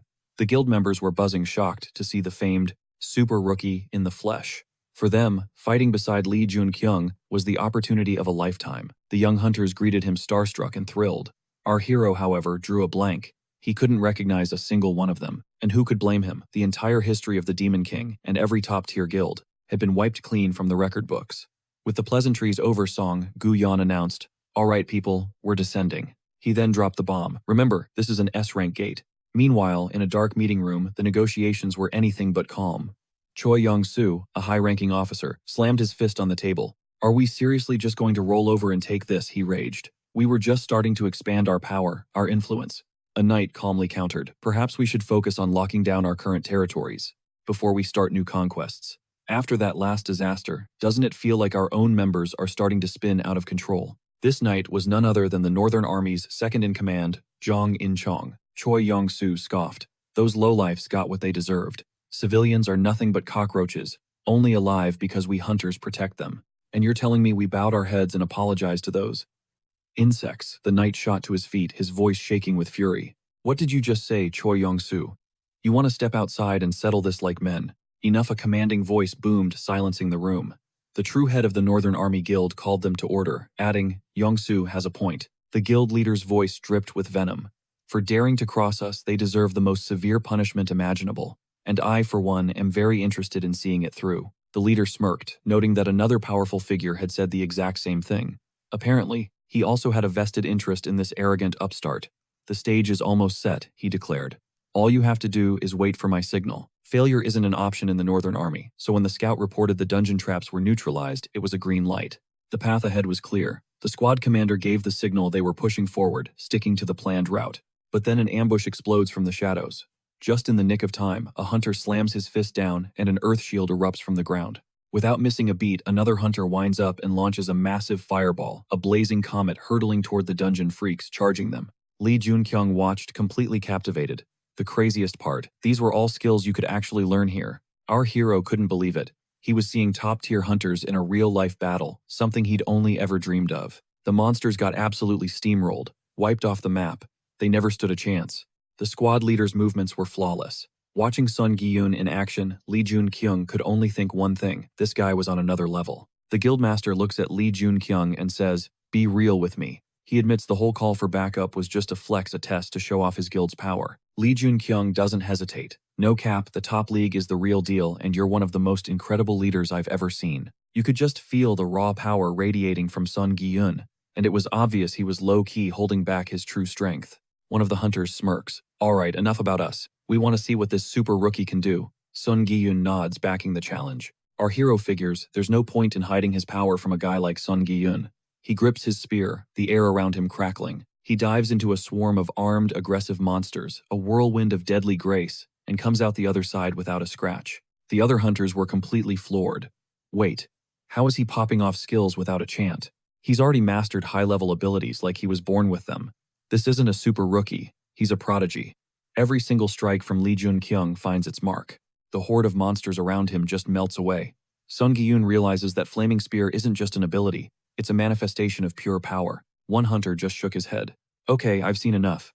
Super rookie doesn't even begin to cover it. Not even our leader was on that level at his age." The hunter turns to his boss. "Dude, what were you doing? Why isn't this kid in our guild already?" Sun Gi-yoon calmly states that his offer still stands, adding, "Our guild is a powerhouse and we're only getting stronger." Sun Gi-yoon looks at him with a knowing gaze, sensing that the kid has been through hell and back to get to this point. Lee Jun-kyung was stunned. The guild leader just got him understanding his motivations and his ultimate goal on a deep level. Even Heimdall, with all his status, never had that kind of insight. The guild leader's tone then turned serious. "Those scumbags from the Northern Army won't just sit back and watch. But if you join us," he promised, "they wouldn't dare lay a finger on you." Sun Gi-yoon makes his final play, urging Lee Jun-kyung to join the highest league. Before dropping an absolute bombshell, he's willing to give him the guild leader position. The entire squad froze. He didn't offer a vice captain spot, he offered the entire throne. Our protagonist respectfully declines the mind-blowing offer, and Sun Gi-yoon, cool as ever, just nods. He understands. You could see it in his eyes. This kid was playing a much bigger game. Just then, His phone buzzes a priority message from the Hunters Association. They needed his help. The Northern Army and about 100 other hunters were being deployed. Sun Gi-yoon reads the alert. It's a hunter mobilization order, but seeing as the Northern Army is the main force, the whole situation feels sketchy. Lee Jun-kyung's mind raced. Could Choi Young-sun be manipulating the entire association? He knew it right then. This was where he had to start digging. Elsewhere, a knight from the Northern Army stared at the same message, completely shocked. Have we really fallen this far? Choi Young-soo, his friend since they were kids, and his brother, Choi Young-son, they were different people ever since they met that man. The Choi Young-soo he remembered was aggressive, but had a heart of gold. In the guild leader's eyes, everyone else is just an insect beneath his boot. It doesn't matter if they're civilians or other hunters. If anyone's actions dare to challenge the Northern Army's authority, they're marked for destruction. This guild is a cancer, rotted completely from the core, its honor a distant, forgotten memory. The knight knew deep down that he couldn't just abandon these two, no matter what. Then the same alert buzzed on his smartphone. He was staring at an impossible choice: justice or loyalty. Our hero, as these things usually go, found himself in a desolate industrial zone, facing down a rep from the Northern Army Guild before introducing himself. The knight shot back that he wouldn't be giving his name. A ridiculously reckless move, he thought. He scanned the area. There was no one else here. No way. Did this guy seriously show up to a meet like this? All by himself. Lee Jun-kyung just smirked, confirming it was just the two of them. No backup, no traps. Nothing to sweat about. The knight declared he had only one thing to say to his opponent. You got the mobilization order from the association, he stated. You need to refuse it. Lee Jun-kyung already knew their entire guild was being called up, didn't he? He calmly confirmed that he did. The knight scoffed. Since Jun-kyung was fresh meat, a newly awakened hunter, he probably had no clue how terrifying the big leagues could be, especially the head of the Northern Army Guild. That man was a walking disaster. Running into him on the street was bad news, but stepping through a gate with him, that was a death sentence. A thought clicked in Lee Jun-kyung's mind, so the Northern Army was a guild of chaos. These were the guilds with devils as their patrons, the ones who gave sick commands to slaughter people or cause mass destruction. A guild forged by a group like that could only be called a chaos guild. The knight looked absolutely stunned. What did this kid just say? Lee Jun-kyung fired back. Isn't that what Jung In-chang, your own deputy guildmaster, just told me? If he meant something else, there was zero reason to warn him about the danger. Lee Jun-kyung's expression was clear. He understood everything perfectly. Even after hearing the words Guild of Chaos, the knight was speechless. The knight finally erupted, screaming that Jun-kyung had no right to insult their guild. But the kid just said that Jung In-chang himself must already realize the truth. The Northern Army Guild was rotten to its very soul. The leaders they once believed in were gone, replaced by monsters. The knight's mind was racing. This kid had only been a hunter for a month, but with his insane leveling speed, it was obvious he was already packing the power of an A-ranker, maybe more. Jung In-chang realized this guy knew with absolute certainty that he wouldn't be attacked here. Was he really that good at reading people? This rookie even knew about him. The knight's thoughts spiraled. Who in the world was Lee Jun-kyung? Jung In-chang, codenamed Siegfried, was a legendary dragon slayer, but his most famous title was the Almighty Siegfried. He was the one who had stared down the most feared monster of all, the Demon King, and actually won. After that victory, his patron granted him a power beyond belief, an eternity to continue the battle against the Demon King. But on the orders of his closest friend Choi Young-sun, his path to heroism was shattered, and he was ultimately destroyed by Choi Young-soo. Lee Jun-kyung knew he had to win this man over to his side. Sure, he had the strength and the skills, but the real prize was his moral compass. In the corrupt hellscape of the Northern Army, he was the only one holding things together. After clearing the undead lands, Lee Jun-kyung realized his current weapons just couldn't handle his escalating fire powers. It looked like he had another stop to make before the big mobilization. He needed a new weapon. Our hero stepped into a place that looked like it was ripped from a medieval fantasy, a classic smithy. A young blacksmith grunted for him to wait, deep in the zone with his work. Our hero could hardly believe he was seeing this guy in the flesh. This was one of the hunters who awoke as a dwarf, the man who would one day become the legendary wandering blacksmith. A living icon for every hammer-wielding fighter, Park Jae-hyun. A full 4 hours crawled by before Jae-hyun was finally finished. The blacksmith turned and sized up the young man. Who are you? Lee Jun-kyung just smiled. After a 4-hour wait, now he decides to ask. I'm here to commission a weapon, he said, then casually asked if the blacksmith worked alone. Jae-hyun was thrown. This kid seriously came to him, a nobody blacksmith for a weapon. The whole situation was bizarre, and now he was asking if he was the only one working here. Lee Jun-kyung explained his curiosity. Because I noticed a second blacksmith's hammer. The smith admitted the kid had a sharp eye. It was someone else's hammer. But that wasn't important. The young blacksmith leaned in. So why me? I've never actually crafted gear for anyone before. This is all just a hobby. What brings a hunter like you to my doorstep? Lee Jun-kyung's answer was simple. My patron told me to come here. Jae-hyun's eyes narrowed. A patron working directly with this kid. It sounded completely unbelievable. Lee Jun-kyung knew the blacksmith had no reason to believe him, but he also knew the truth. He could feel his patron pulling the strings in his life. Park Jae-hyun was so legendary that his sponsor could literally dictate the destiny of every blacksmith out there. According to the Demon King's own autobiography, Park Jae-hyun was the master craftsman who forged all of the king's epic weapons, but thanks to the meddling of the 12 heroes, that entire arsenal was scattered across the globe. After that, Park Jae-hyun's forge only lit up for the 12 heroes. The Demon King even wrote, "If only Park Jae-hyun had stayed loyal to me, we would have reshaped history itself." Hearing this, Jae-hyun figured that, with patrons being this ridiculously strange, he had no reason to doubt the young man before him. Still, there was a problem. He flat out told the hunter he couldn't forge a single thing for him. Lee Jun-kyung wondered, is this guy just in a bad mood or what? So he asked him what the issue was. The blacksmith confessed that he and Fire were not on good terms. This was the insane reason he hadn't accepted a single custom order until now.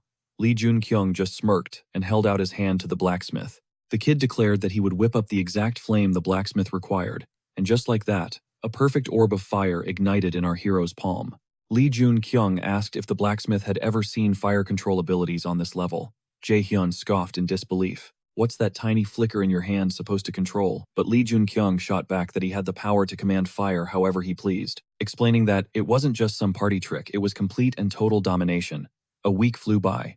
The weapon was forged, and our protagonist was finally holding it. Jae-hyun then admitted that he couldn't make the shield that the visitor had asked for. As they'd already gone over, pulling that off by himself was basically impossible. This spear, however, was infused with the very essence of fire control. The blacksmith had poured every last drop of his skill into it. He admitted almost apologetically that with his current power, this was the absolute best he could produce. It was a level 1 Muspelheim spear, a uniquely rare weapon that massively boosted one's control over flames. Lee Jun-kyung knew the blacksmith had pushed his limits. To create something even more broken would require the direct intervention of a patron. Still, some weapons can evolve with their wielder, even if the chance is next to zero. Lee Jun-kyung thought that if he could get his hands on a weapon like that, he'd be set for life. The blacksmith then revealed that the weapon wasn't even finished. That specific flame it needed hadn't arrived yet. For now, the weapon was stuck at a low level. Lee Jun-kyung had to leave, but he was warned not to be gone for too long. The blacksmith's gaze then fell upon the bracelet on the visitor's wrist. Jae-hyun asked, "Is that a gift from a patron?" It seemed his sponsor was also some kind of heavy hitter. The blacksmith said he couldn't put his finger on it, but he was getting a seriously bad vibe. He warned him that it probably wasn't worth using. They were talking about the skull bracelet. Lee Jun-kyung had a gut feeling that the old master was right. It was just a guess, but he knew the skull was the keeper of souls. Fulfilling its call was going to be tough while he was caught up in the mobilization of hunters. After testing out the spear, our hero realized it was way more powerful than he ever expected. Lee Jun-kyung figured, if he could just convince Jong and Chong to join his side, their chances of victory would shoot through the roof. Everything was getting more intense, but if the future unfolded like it did in the book, he held an undeniable ace up his sleeve. He knew he had to get stronger right now. To hone his skills, our hero went on a relentless grind clearing dungeons and slaughtering monsters non-stop. The kid knew that even if hunting could level him up, 2 weeks was nowhere near enough time. Even sleep felt like a total waste. 2 weeks vanished. The leader of the Northern Army Guild stood before his legion and announced that all preparations were finally complete. The day had arrived for the Northern Army to claw its way out of the shadows. The entire world was about to learn their name. A storm of demonic energy swirled around the guild leader. It was an insane amount of magical power. The leader's lieutenant reported that all the requirements to become a hero had been satisfied. Everything was unfolding exactly as he had foreseen. The guild leader roared that today the world would be rocked by the name of the Northern Army Guild. The hunter thought to himself that he would finally seize the title of king. Kim Soo-yeon drove our hero in a government car heading straight into the danger zone. He begged him, "Are you really planning to go? Because you could die." The Northern Army Guild is far more vicious than they let on. The last guild that tried to raid the Northern Army was utterly annihilated. Lee Jun-kyung already knew all this. Kim Soo-yeon pressed again. "Are you seriously going in there? After everything that's happened, you're a VIP to the association. Nothing bad will happen if you just sit this one out." Lee Jun-kyung reminded his friend that nothing is more valuable than your own life. Our hero added that he knows this all too well. He wasn't walking into this mobilization just hoping for the best. He also said that these scumbags were about to learn that life isn't just some meaningless sound, but something precious. A massive portal tore open over the city's coastline. The public descended into chaos. But the hunters were already assembling, preparing to charge the dungeon as they gathered near the portal. The press was swarming, their cameras flashing as they hunted for soundbites from anyone famous. Lee Jun-kyung recalled hearing that the top league guild had completely bailed on these raids. So what the hell was their guildmaster doing here? Song Gu-yeon just smirked. He'd already publicly branded the Northern Army as his enemy, and besides the super rookie, was his boy. Where else would he be? Song Gu-yeon then fired a question at Lee Jun-kyung. You'd go in even if I tried to stop you, wouldn't you? Our hero's answer was instant and firm, but stopping him was never the plan. Look, you've probably already figured it out, Song Gu-yeon said, but their leader is way stronger than he looks. He's officially listed as a B rank. Lee Jun-kyung cut in. He's already hit A rank, hasn't he? Song Gu-yeon's expression confirmed it.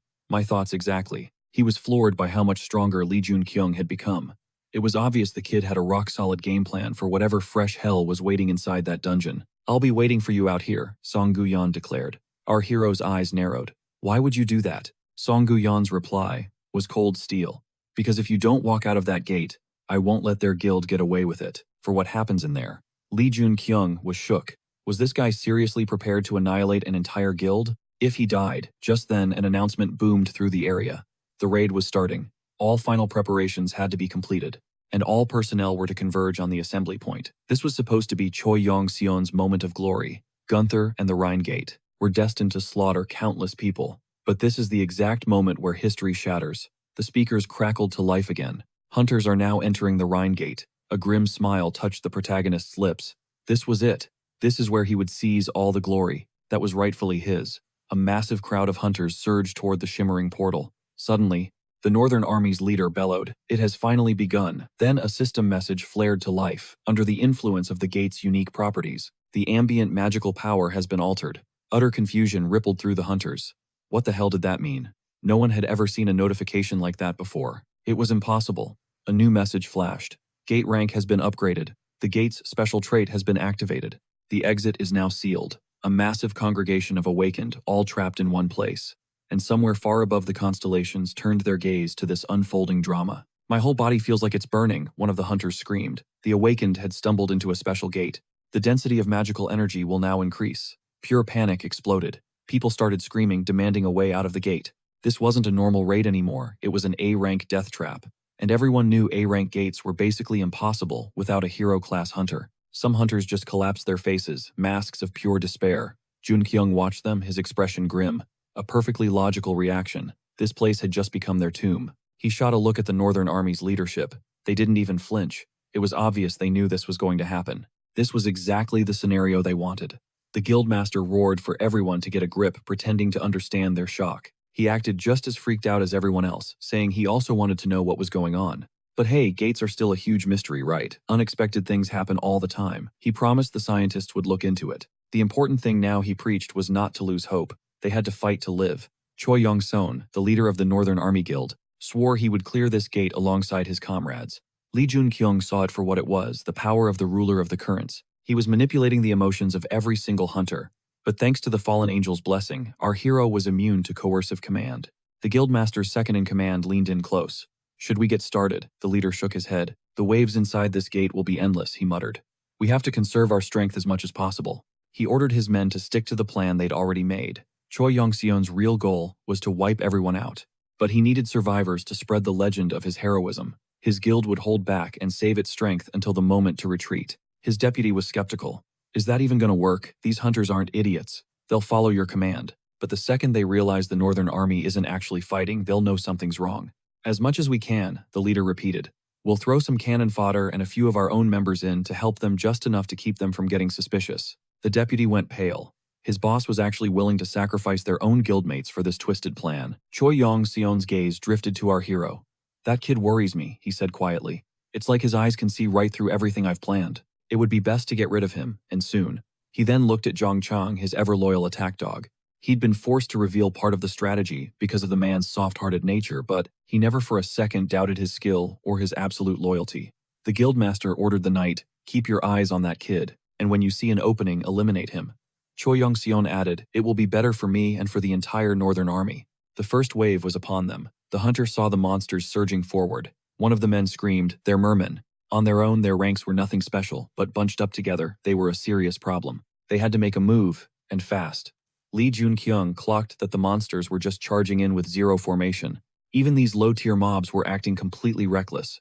He realized placement was everything, especially since the monsters were weaponizing the water itself. Lee Jun-kyung roared for the wounded to get to the rear, and for the rest to lock into a defensive formation. But our guy decided it was too soon for him to jump in. First, he had to read the room and get a proper lay of the land. The leader of the Northern Army Guild screamed at his men to wipe out the enemy. The hunters, following their commander's orders, immediately barreled toward the monsters. Lee Jun-kyung couldn't believe it. Had Choi Yong-seon really deployed his guild members this early, the hunters crashed against a wave of low-level monsters. Anyone who got hit was immediately swarmed by healers, and then it all clicked for Lee Jun-kyung. The ones being sent to fight the mermen were the absolute bottom feeders of the Northern Army. The leadership was shamelessly using its own people as cannon fodder to fire up the other hunters. The guildmaster was more than willing to sacrifice his rookies just to protect his own reputation. Lee Jun-kyung's weapon flared to life. He realized the situation was way simpler than he'd thought. Our hero exploded into action, moving to engage the horde head-on. All the while, the knight from the Northern Army kept his eyes glued on him. Lee Jun-kyung declared it again for everyone to hear: the Northern Army Guild was rotten from the inside out. The guildmaster and his second-in-command had been twisted. It all went sideways the moment they met that person. Everything changed after that. The knight had to admit the kid was spitting facts. The Northern Army was corrupt. If things kept going this way, countless hunters and guild members were going to end up in body bags. Choi Yong-seon tried to pull the loyalty card on the knight, telling him he believed in his righteousness.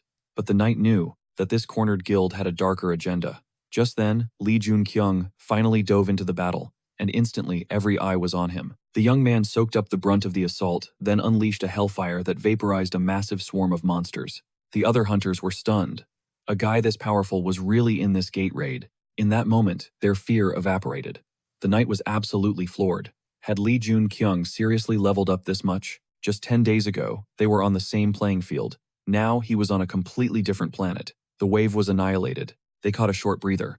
Some of the watching patrons even dropped a few pity rewards on the awakened. The fallen angel was clearly enjoying the young man's performance.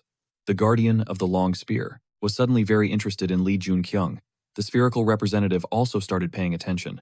The Lord of all things wet had taken notice of him.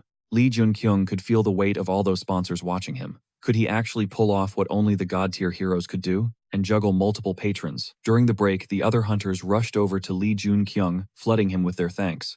They were desperate to know his name and what guild he belonged to. But Lee Jun-kyung just said, "This isn't over. There are way more waves coming. Everyone better get ready now. This gate has to be A rank at minimum." The hunters nodded in understanding and immediately started prepping. Our hero shot a look at the Northern Army's guild leader. The young man knew that Snake's plan was to swoop in at the last second to save these hunters and force them into his debt. However, our boy just completely wrecked that entire scheme. After this, these hunters would be on his side, no question. The protagonist decided to pull up his status and check the numbers. He was already level 24. Lee Jun-kyung knew these gates were going to be the foundation for his massive power-up. He had to hit level 30 in here. The next wave began. The mermen charged the hunters again, blasting them with water cannons. Lee Jun-kyung just kept racking up wins. The fourth wave was cleared, but this time, people got hurt. A hunter yelled that 4 of them were down. Were they going to make it? Lee Jun-kyung thought it was impossible. He was determined to clear this gate with 0 casualties. Our hero was baffled. Why was the Northern Army still barely participating in the fight? Lee Jun-kyung finally snapped, shouting, "I know what you're planning." The guild leadership was trying to preserve their army's strength by refusing to fully engage. Another hunter backed Lee Jun-kyung up. "Now that you mention it, he's right. Not a single member of the Northern Army has died. They don't even have a scratch." Lee Jun-kyung said they needed to at least pretend to fight properly. Or were they just going to chill in the back and watch? While the other hunters threw their lives away, the deputy turned to his brother asking, "Is this for real? How are we just letting this happen?" Choi Yong-seon could feel his whole plan shattering. The idea was to use the disposable guild members and hunters to clear the waves, and then he planned to turn on them. But that was a pipe dream now. They all knew they were being set up to be sacrificed. And just like that, panic began to ripple through the low-level guild members. The guild leader seethed. His perfectly laid trap was somehow playing right into this kid's hands. Choi Yong-seon barked an order to hold their positions.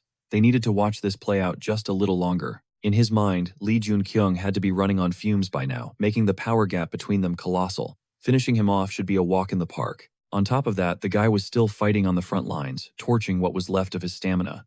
The stage was set to deliver his final curtain call. The fifth wave of monsters finally crumbled, but before anyone could catch their breath, a semi-boss erupted into view, a water creature of unbelievable scale. "It's a water golem," a hunter screamed foolishly, charging in to attack. This thing, however, was packing some serious destructive force, and it was basically invulnerable. The golem's strikes hit with the force of a high-pressure fire cannon. There was no way to block them. How could they possibly win? As always, just when hope seemed lost, our protagonist made his move. Wielding a spear and shield, Lee Jun-kyung blazed forward, his fire magic erupting. It was a classic showdown, fire versus water. Who was going to come out on top in this elemental clash? With a single crushing blow, the water golem was grievously wounded. Lee Jun-kyung had just scored a huge victory. He then dropped some knowledge on the others. "These gates are absolutely saturated with magical energy. You can't just rely on brute strength," he explained. "You have to use your head, tap into the gate's own power.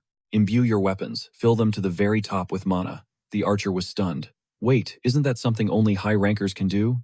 But they had to trust him. The assault on the next water golem kicked off again, but this time with a whole new level of intensity. The hunters could feel it working. A jolt of hope shot through them.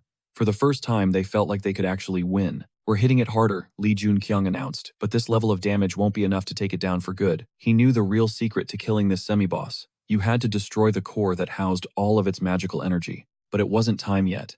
He had to wait for the perfect opening. The other hunters watched in terror as the water golem began gathering its power again. It was gearing up for that same apocalyptic attack. They were going to have to scatter again. Lee Jun-kyung knew this was it. He was only going to get one shot to end this thing. The core was wide open. It was now or never. He blasted forward, spear first, rocketing toward the monster. With zero hesitation, his attack was a blur of motion so blindingly fast, the semi-boss had no time to even register the threat. His spear pierced straight through its watery form. The boss was obliterated. High above, the patrons snapped their attention to Lee Jun-kyung. The young man simply held out his hand, and the spear shot back into his grip. That return ability he'd leveled up was proving to be insanely useful. One of the other hunters froze. "Wait a minute," he stammered. "I've heard the stories about a mysterious hunter with a long spear and shield." It was the super rookie. The hunters were absolutely buzzing, realizing they'd just met a true hero. Now they were definitely going to survive. All they had to do was trust the super rookie. Lee Jun-kyung felt a surge of triumph. He'd finally snagged the support of several patrons at once, but his victory lap was cut short. The fallen angel broadcasted its extreme disapproval, and just like that, the other patrons ghosted him, leaving Lee Jun-kyung crushed. He couldn't help but think the player's skill was still on point. He figured that even the legendary Demon King couldn't have handled multiple patrons at the same time. The guy was a legend. He wasn't backed by an army of patrons, but he still clawed his way to the top. Meanwhile, the leader of the Northern Army Guild was fuming again. How did this nobody get so powerful in such a ridiculously short amount of time? From what Choi Yong-seon was seeing, this hunter was already on the verge of A rank. He couldn't afford to underestimate this kid. His knight stepped forward and said, "Sir, it's time for us to make our move." Could everything that just went down have been part of the rookie's master plan? They couldn't just stand by and let him dictate the battle. The knight continued, "If your original plan has been completely wrecked, then we need to pivot to a new course of action and get moving." The guild leader erupted in fury. "Are you telling me to stop trying to kill Lee Jun-kyung? Do you actually think we've lost?" he roared. "I'm the one who built the Northern Army and raised it to these heights." He was not the type of hunter to ever back down. Choi Yong-seon addressed his hunters, his voice booming. "From this moment on, we are taking an active role in clearing this gate," the leader proclaimed. "A king will never allow his pride to be trampled." At his words, the knight removed his helmet, bowing before him. "I'm promoting you," Choi Yong-seon announced to deputy guild leader. Although he added with a smirk, "With that timid look on your face, you'll have a hard time keeping the other members in line." Choi Yong-seon scanned the chaotic battlefield and declared, "That opponent is practically begging to be put down." The Northern Army hunters charged at the monsters, fired up and ready to show everyone what their guild was really made of. But the super rookie wasn't just chilling on the sidelines. He was still a one-man wrecking crew, clearing wave after wave without breaking a sweat. Our MC was just doing his usual grind, and to anyone watching, it looked like he was just gassing himself out. But with every level up, he was actually regenerating his stamina bit by bit. Locked in, Lee Jun-kyung was totally oblivious to the colossal, glowing-eyed monster creeping up on him. Suddenly, an unfamiliar voice screams a warning. Lee Jun-kyung snaps to attention just in time, blasting a wave of fire magic to deflect the monster's savage attack. He whips his head around and spots a girl standing nearby. She hits him with a, "Guess you don't have eyes in the back of your head, huh?" And that's when it hits him he's face to face with Jong-in Chong. Our boy just brushes her off, saying he doesn't need the help. Her face just falls. You can see she thinks he's completely disappointed in her. But she's not about to back down over something so small. Jong-in Chong steals her resolve, preparing to go all out and shatter her own limits. This girl was determined to show Hunter Lee Jun-kyung exactly what she was made of. She literally turns her back on her own squad, the Northern Army, and launches a solo assault on the ravenous beast. Jong In-chong is convinced that her own brand of absolute justice will shield everyone. Meanwhile, the other hunters are panicking over their injured comrades. They're desperately searching for healing potions, screaming for the healer's help. To Lee Jun-kyung, the whole scene is a living hell. They started with 111 people. Now, not even half of them are still standing. Jong In-chong walks over and asks our guy if he's holding up okay. Lee Jun-kyung just tells her he's fine, then flips the question right back at her. That's when her own guildmates from the Northern Army start tearing her down, throwing insults, and calling her a damn traitor. Lee Jun-kyung is floored, thinking, wait, isn't she their vice captain? How can they just talk to her like that? Sure, the Northern Army had a reputation for crushing anyone in their path, but its members still clung to a fierce, if twisted, sense of justice. So Lee Jun-kyung speaks up, declaring for everyone to hear that Jong In-chong is the vice captain, a fact they can't just ignore. Then he makes his move, telling her to join him since she's clearly abandoned the very people she'd protected for so long. But Jong In-chong shoots back. That's precisely why I did it. She clarifies that she's teaming up with him because she cares about these people and wants to truly protect them. Jong In-chong announces that she's done just standing by, watching them all get dragged down into the abyss. Our protagonist warns her that the Northern Army's leader will push forward with his plan no matter what, even if it's completely beyond his power. Don't worry, Jong In-chong replies, totally prepared. I'm ready for it. And at that very moment, the final wave begins. Every sign points to one thing, the arrival of the final boss, the monstrous river worm. This is absolute madness, Lee Jun-kyung breathes. But Jong In-chong speculates that the Northern Army's leader must have an ace up his sleeve to beat this thing. She adds that a special method was given only to the leader. She's 100% certain of it. He had a secret plan for taking down a beast of this magnitude. But before Choi Yong-seon can even start the hunt, there's another problem people dead set on stopping this raid. First things first, they have to be dealt with. So there they stand, Lee, Jun-kyung, and Jong In-chong, facing down a massive mob of hunters who are completely bewildered by the situation. Jong In-chong yells out the truth: the Northern Army has betrayed them all. Didn't any of you notice how sketchy everything felt? The leadership's master plan was to eliminate everyone else just to hoard all the rewards. As the vice captain, Jong In-chong tells them she's spilling the whole truth. Then she drops the final bomb, and now the leadership is planning to attack you. Even Lee Jun-kyung is stunned. The mood shifts in an instant. Nothing makes a hunter stronger than being backed into a corner. Realizing they're dead either way, they decide to go down fighting. The guild leader just scoffs from a distance. What is this pointless resistance? It changes nothing. The Northern Army will proceed with the plan no matter what. With a dramatic swing of his sword, Choi Yong-seon roars, summoning the massive river worm. Lee Jun-kyung can only stare in disbelief. Is that thing inhaling all the water? A moment later, the worm unleashes a cataclysmic torrent of water straight into the sky. The aftermath is practically a biblical flood. It all clicks into place for Lee Jun-kyung, who realizes they're using the river worm to dominate the entire battlefield. If the guildmaster actually clears this gate, he'll be celebrated as the newest hero of the era, a completely corrupt and rotten hero. The god of war Gunther. Lee Jun-kyung reflects on all the non-stop grinding he's done up to this point. But is it going to be enough? Even Choi Yong-seon seems a bit rattled, admitting that the kid's flame is bizarre. How could it possibly keep burning in a torrential downpour like this? With his weapon ablaze and in his hands, Lee Jun-kyung is ready to take on the world. He thinks to himself that at this point, there's only one thing left to do: fight. Choi Yong-seon and Lee Jun-kyung finally collide. This battle was destined to happen. Burning with raw determination, our hero swings his weapon, aiming to shatter the leader of the Northern Army Guild. Choi Yong-seon was absolutely blindsided by the rookie's response. How could a mere boy radiate this much insane pressure? Where in the world did he get this kind of power, especially here, right on the riverbank of all places? The guild leader figured his own abilities should be surging right now, considering he'd already hit A rank. Lee Jun-kyung straight up admitted it, saying when he first stepped through that gate, he was leagues weaker than the guildmaster. But he sure as hell didn't just sit on his hands. A cold dread crept up Choi Yong-seon's spine. Had the kid's patron hooked him up with some game-breaking support while he wasn't looking? The protagonist just smirked, revealing he'd been sandbagging his energy, moving like a newbie, while secretly grinding levels and hunting. Our hero then dropped the bomb that none of that even mattered because that wasn't the point. The heat from his flames just kept cranking up relentlessly. At this point, all the water in the world couldn't snuff out this inferno. The guild leader knew he couldn't win a direct power clash. He had to get tactical. Choi Yong-seon bellowed, summoning the massive river worm to rise up and shield him. The villain scoffed, declaring that the kid only got this bold because he was gifted a tiny bit of support, but the power he'd been granted, oh, that was on a completely different dimension from whatever scraps this boy had received. He was about to hammer the reality of his true power into the kid's head. But Lee Jun-kyung anticipated it. The river worm's protective instincts were kicking in. It was coiled around him, guarding him like he was its own child. With the colossal monster looming at his back, Choi Young-seon felt invincible, an incredible surge of power coursing through him. It's now or never, Lee Jun-kyung thought, and without a shred of fear he blitzed straight towards the guild leader. Of course, Choi Young-seon never imagined the kid would have the guts to pull a move like that. Our hero unleashed a devastating strike, but a shimmering barrier from the monster flared to life, deflecting the entire attack. High on the monster's power, Choi Young-seon decided to launch his own counter, swinging his sword with absolute confidence. The guild leader sneered that if his opponent dropped to his knees and begged for his life, he might be shown some mercy. The Northern Army would be the sole victor here. But that's when Jong and Chung crashed the party. The girl's voice cut through the tension. What about your oath? The one about protecting humanity? What happened to all your grand ideals? The head of the Northern Army and Lee Jun-kyung, locked in a tense standoff, just kept firing verbal shots at each other. You're insane. How could you just dive into the worm's mouth? Choi Young-seon yelled, but Lee Jun-kyung just grinned. You've got it all wrong. I was just waiting for it to swallow you.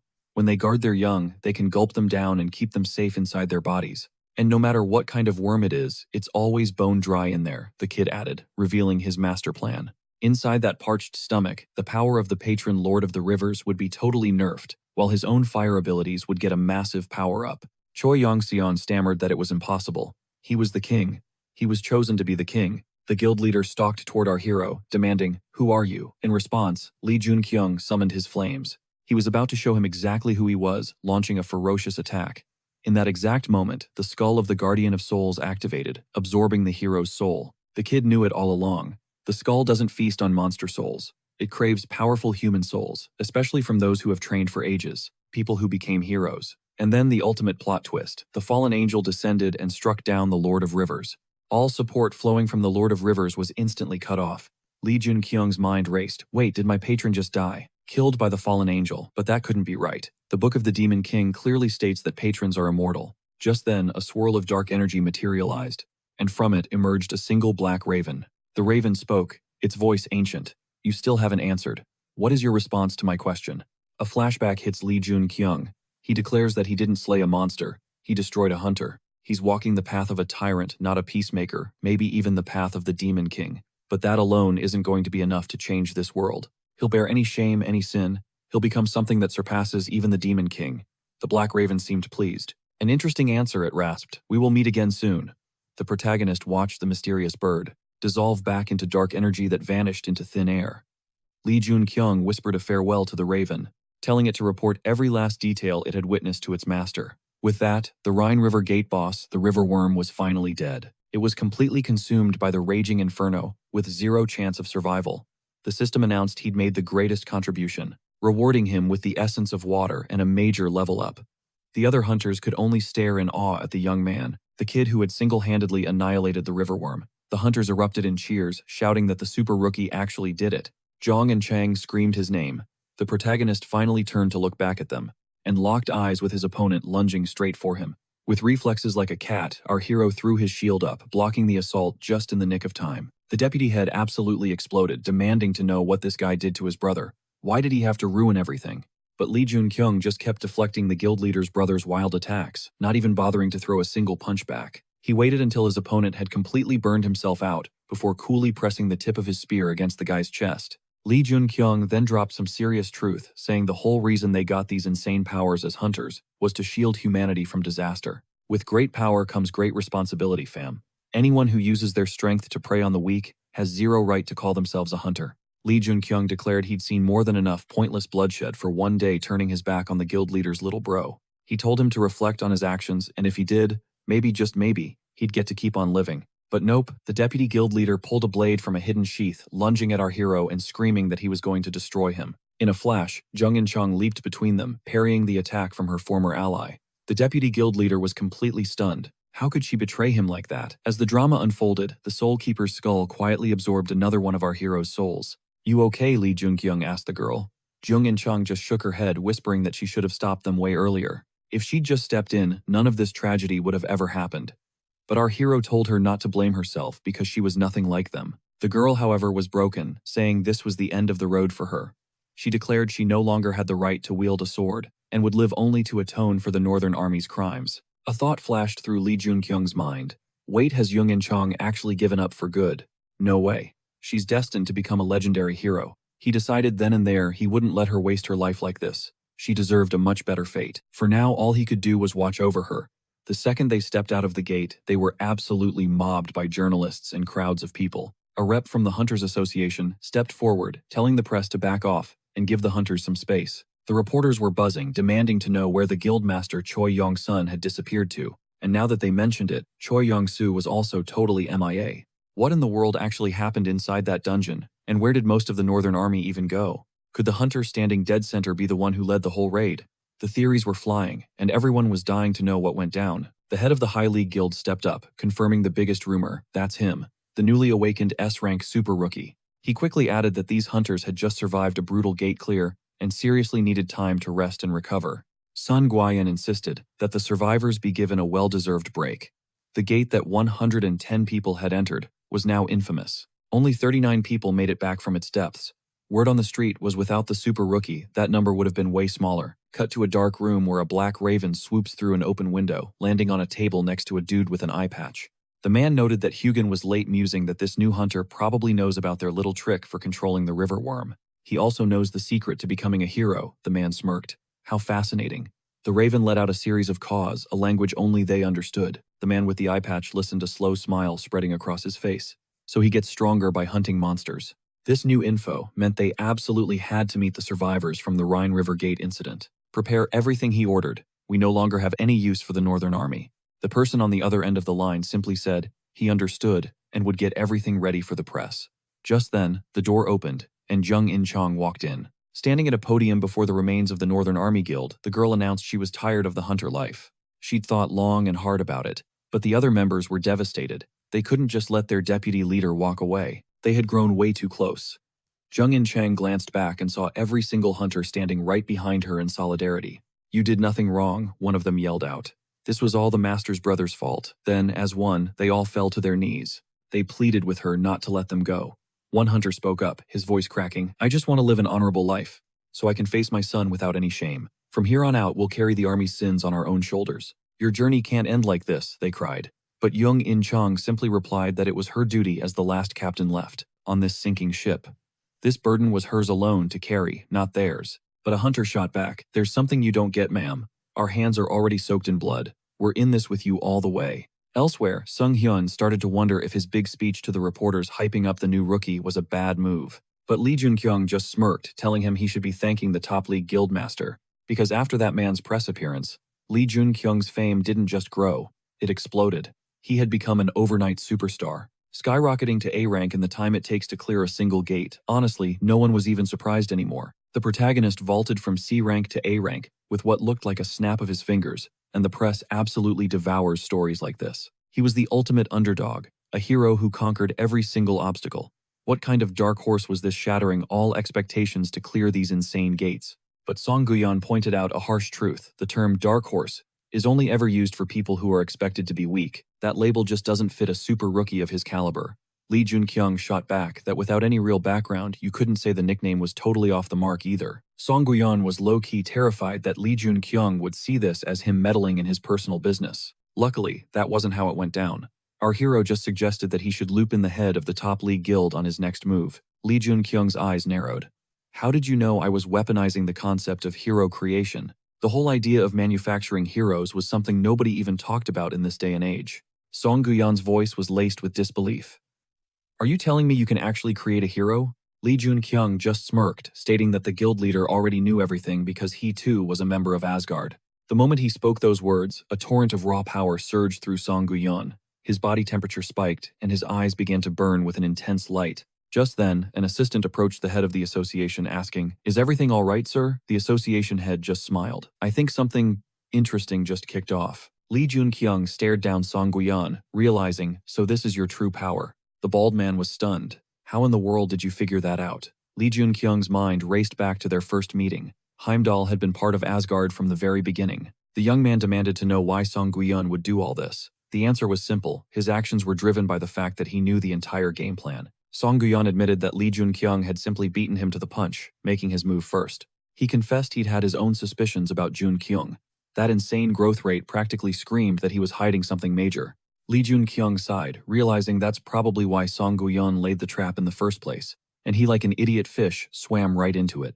Our hero figured it wasn't malicious. He pressed him, asking why he felt it was necessary, but was met with dead silence. So Lee Jun-kyung dropped the bomb he planned to join Asgard, a clandestine society of unbelievably powerful hunters. The real war was about to ignite. Later, Jung In-chang confronted him, demanding to know why he wanted to see her. Lee Jun-kyung didn't waste any time. I'll cut to the chase. I need you to join me again. In-chang shook her head.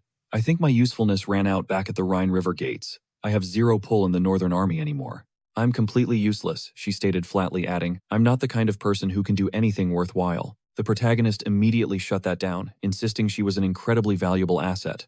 She looked at him completely outraged. Lee Jun-kyung spoke as if he could see right through her. She finally broke, admitting the Northern Army was a dumpster fire, and she was complicit in all of it. He looked at her with genuine concern and asked what happened. Her voice trembled with regret. I was completely blind to it. She had no idea about the countless atrocities happening right under her nose. So many hunters just following the guild leader's orders, committing unspeakable crimes. A chill ran down Lee Jun-kyung's spine as he remembered what they tried to pull on him. In the shadows, they eliminated anyone who got in their way. To Choi Yong-sun, the Northern Army's guildmaster, normal people were no better than insects. Lee Jun-kyung knew this was bad. For someone with her moral compass, this kind of guilt was a crushing weight.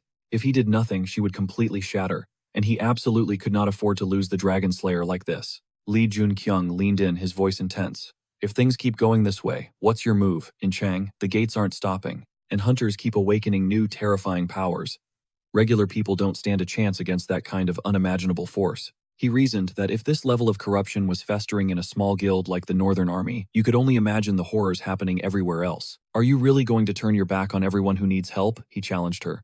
I plan to rip this problem out by the roots, to purge all the evil that's spreading around us. It's time to decide. In-chang, whose side are you on? Lee Jun-kyung doubled down, stating he wanted to completely obliterate the corruption she had witnessed.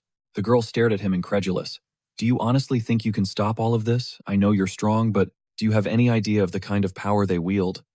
I'm too weak to fight them.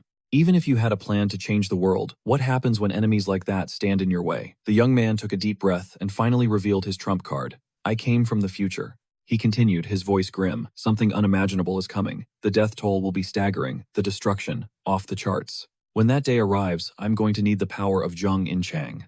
Lee Jun-kyung then asked, You're aware that the association is about to summon us, right? Fine. He'd see him there. The offer was still good. The news was blowing up with reports on the Northern Army Guild.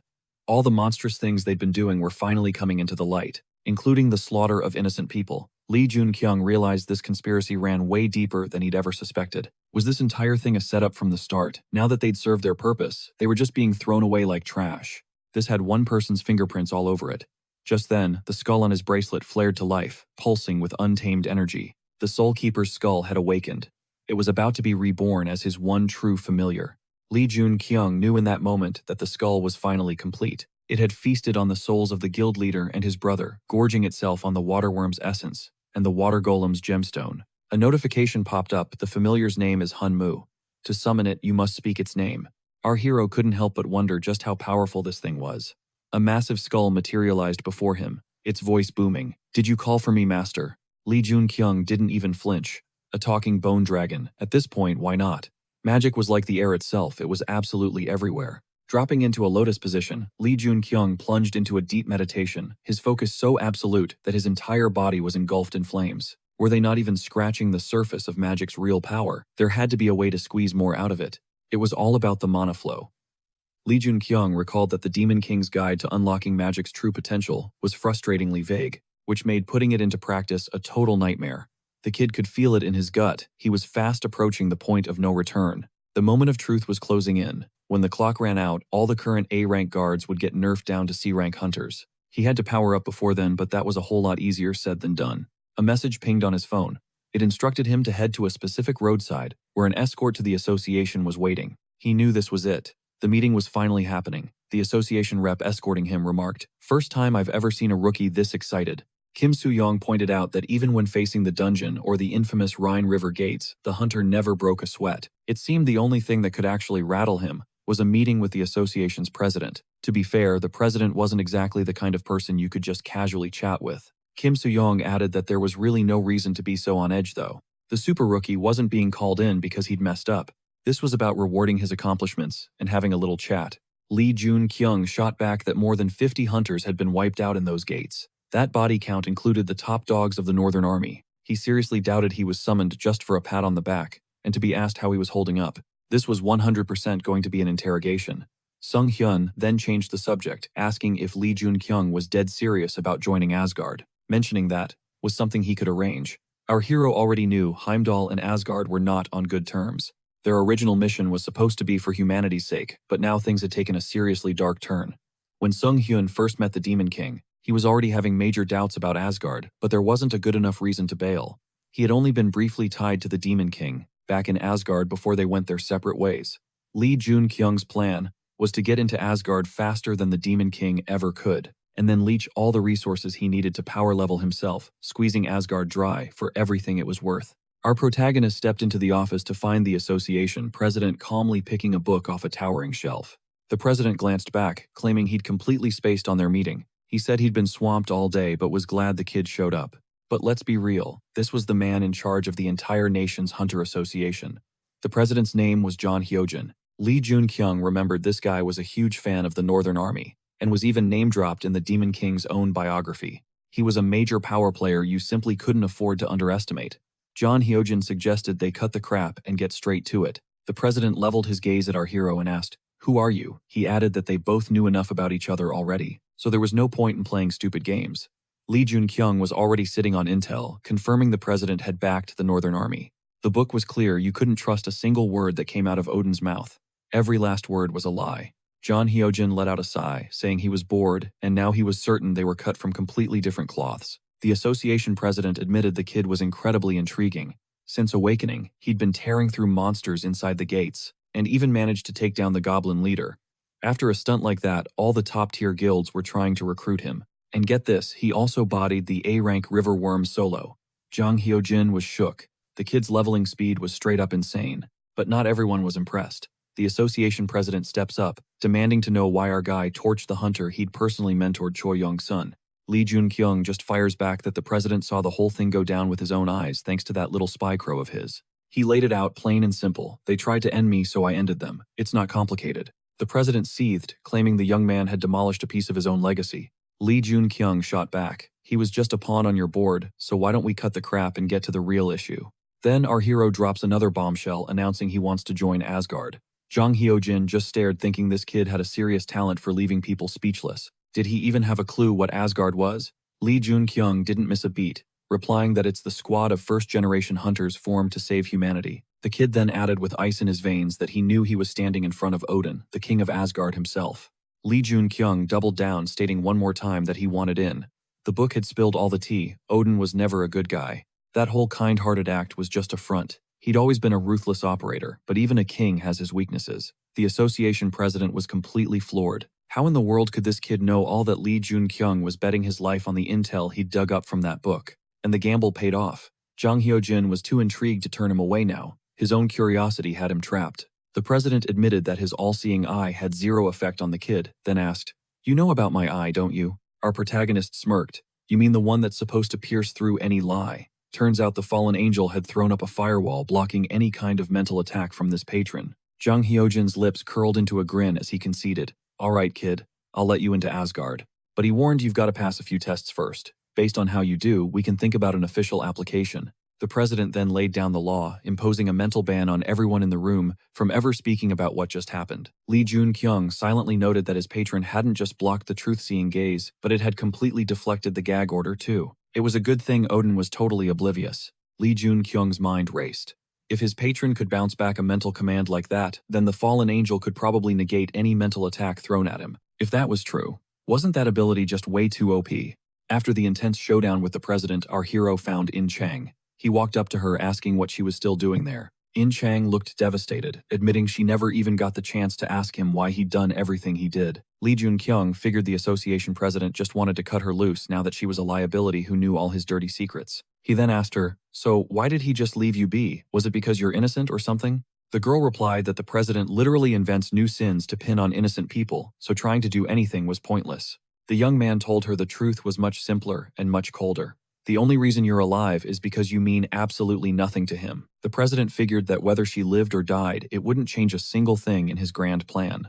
As long as the Northern Army existed, he could just wipe it off the map as a warning shot to another, more useful guild. And that's exactly why I'm reaching out to you, Lee Jun-kyung declared, because I'm going to turn this world on its head. You can call me arrogant or whatever he said, but you've got nothing left to lose. It can't get any worse for you.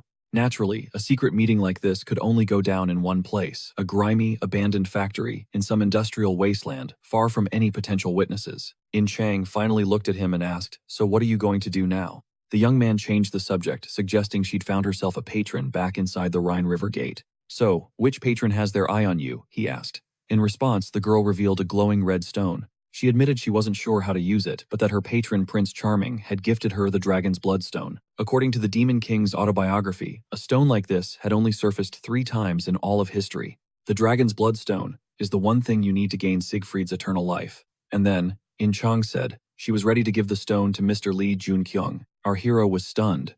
"Do you even realize how priceless this thing is?" The girl offered a faint smile. "Judging by your reaction, you know its value way better than I do." Our hero, of course, was dying to get his hands on that stone, but was she really just going to hand it over? Lee Jun-kyung questioned if it was really okay for her to just give away a gift she received from her own patron. The girl explained that it was a gift meant for the one person who recognized her worth and actually believed in her. "I'm looking forward to the moment we start working together," she said. And with that, Lee Jun-kyung replied that he understood completely. He was bracing himself for a hell of a grind to get his hands on the Dragon's Bloodstone, but plot twist, it turned out to be ridiculously easy. Staring at the girl, a thought crossed his mind. Is she for real this naive? Do people like that even exist anymore? Just then, Lee Jun-kyung reappeared at the blacksmith's forge, asking how he'd been holding up after all this time. The blacksmith was totally caught off guard. What in the world was Lee Jun-kyung doing here? Our guy's eyes scanned the blacksmith's latest creations. And damn, the rack was loaded with some seriously impressive weaponry. "This is insane," the protagonist breathed. But the blacksmith warned they were still a work in progress. Thanks to his help, the forge's fire was burning perfectly, and the blacksmith was beyond grateful. But their stockpile of raw materials was looking pretty pathetic.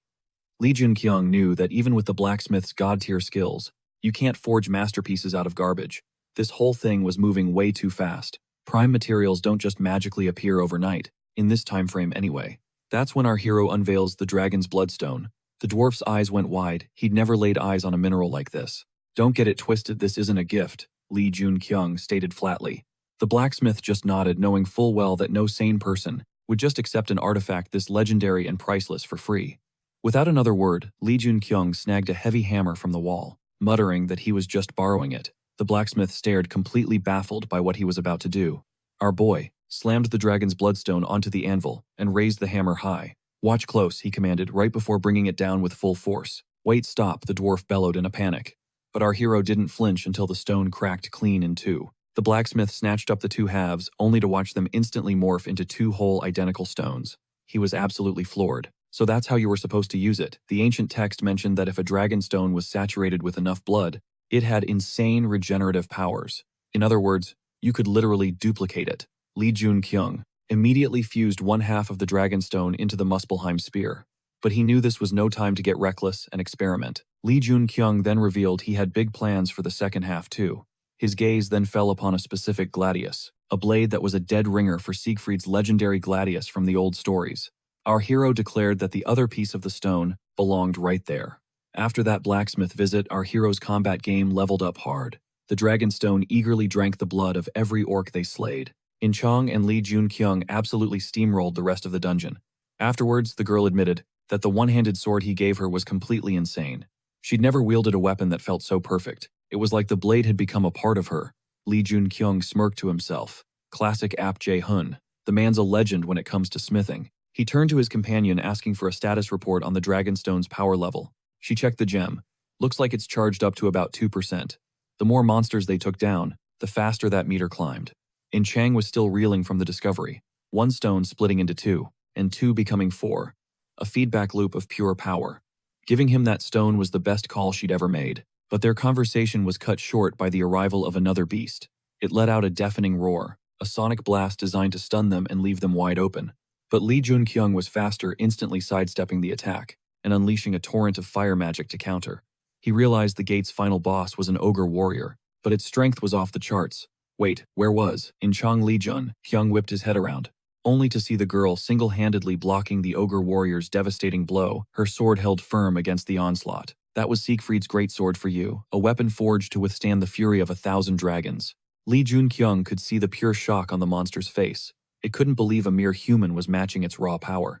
Seeing her chance, in Chang went on the offensive and unleashed a devastating arc with Siegfried's blade. The monster didn't stand a chance. I gotta admit, Lee Junkyung said, it's nice knowing you've got my back. He then added, we're heading out in 2 days. In Chang's eyes widened.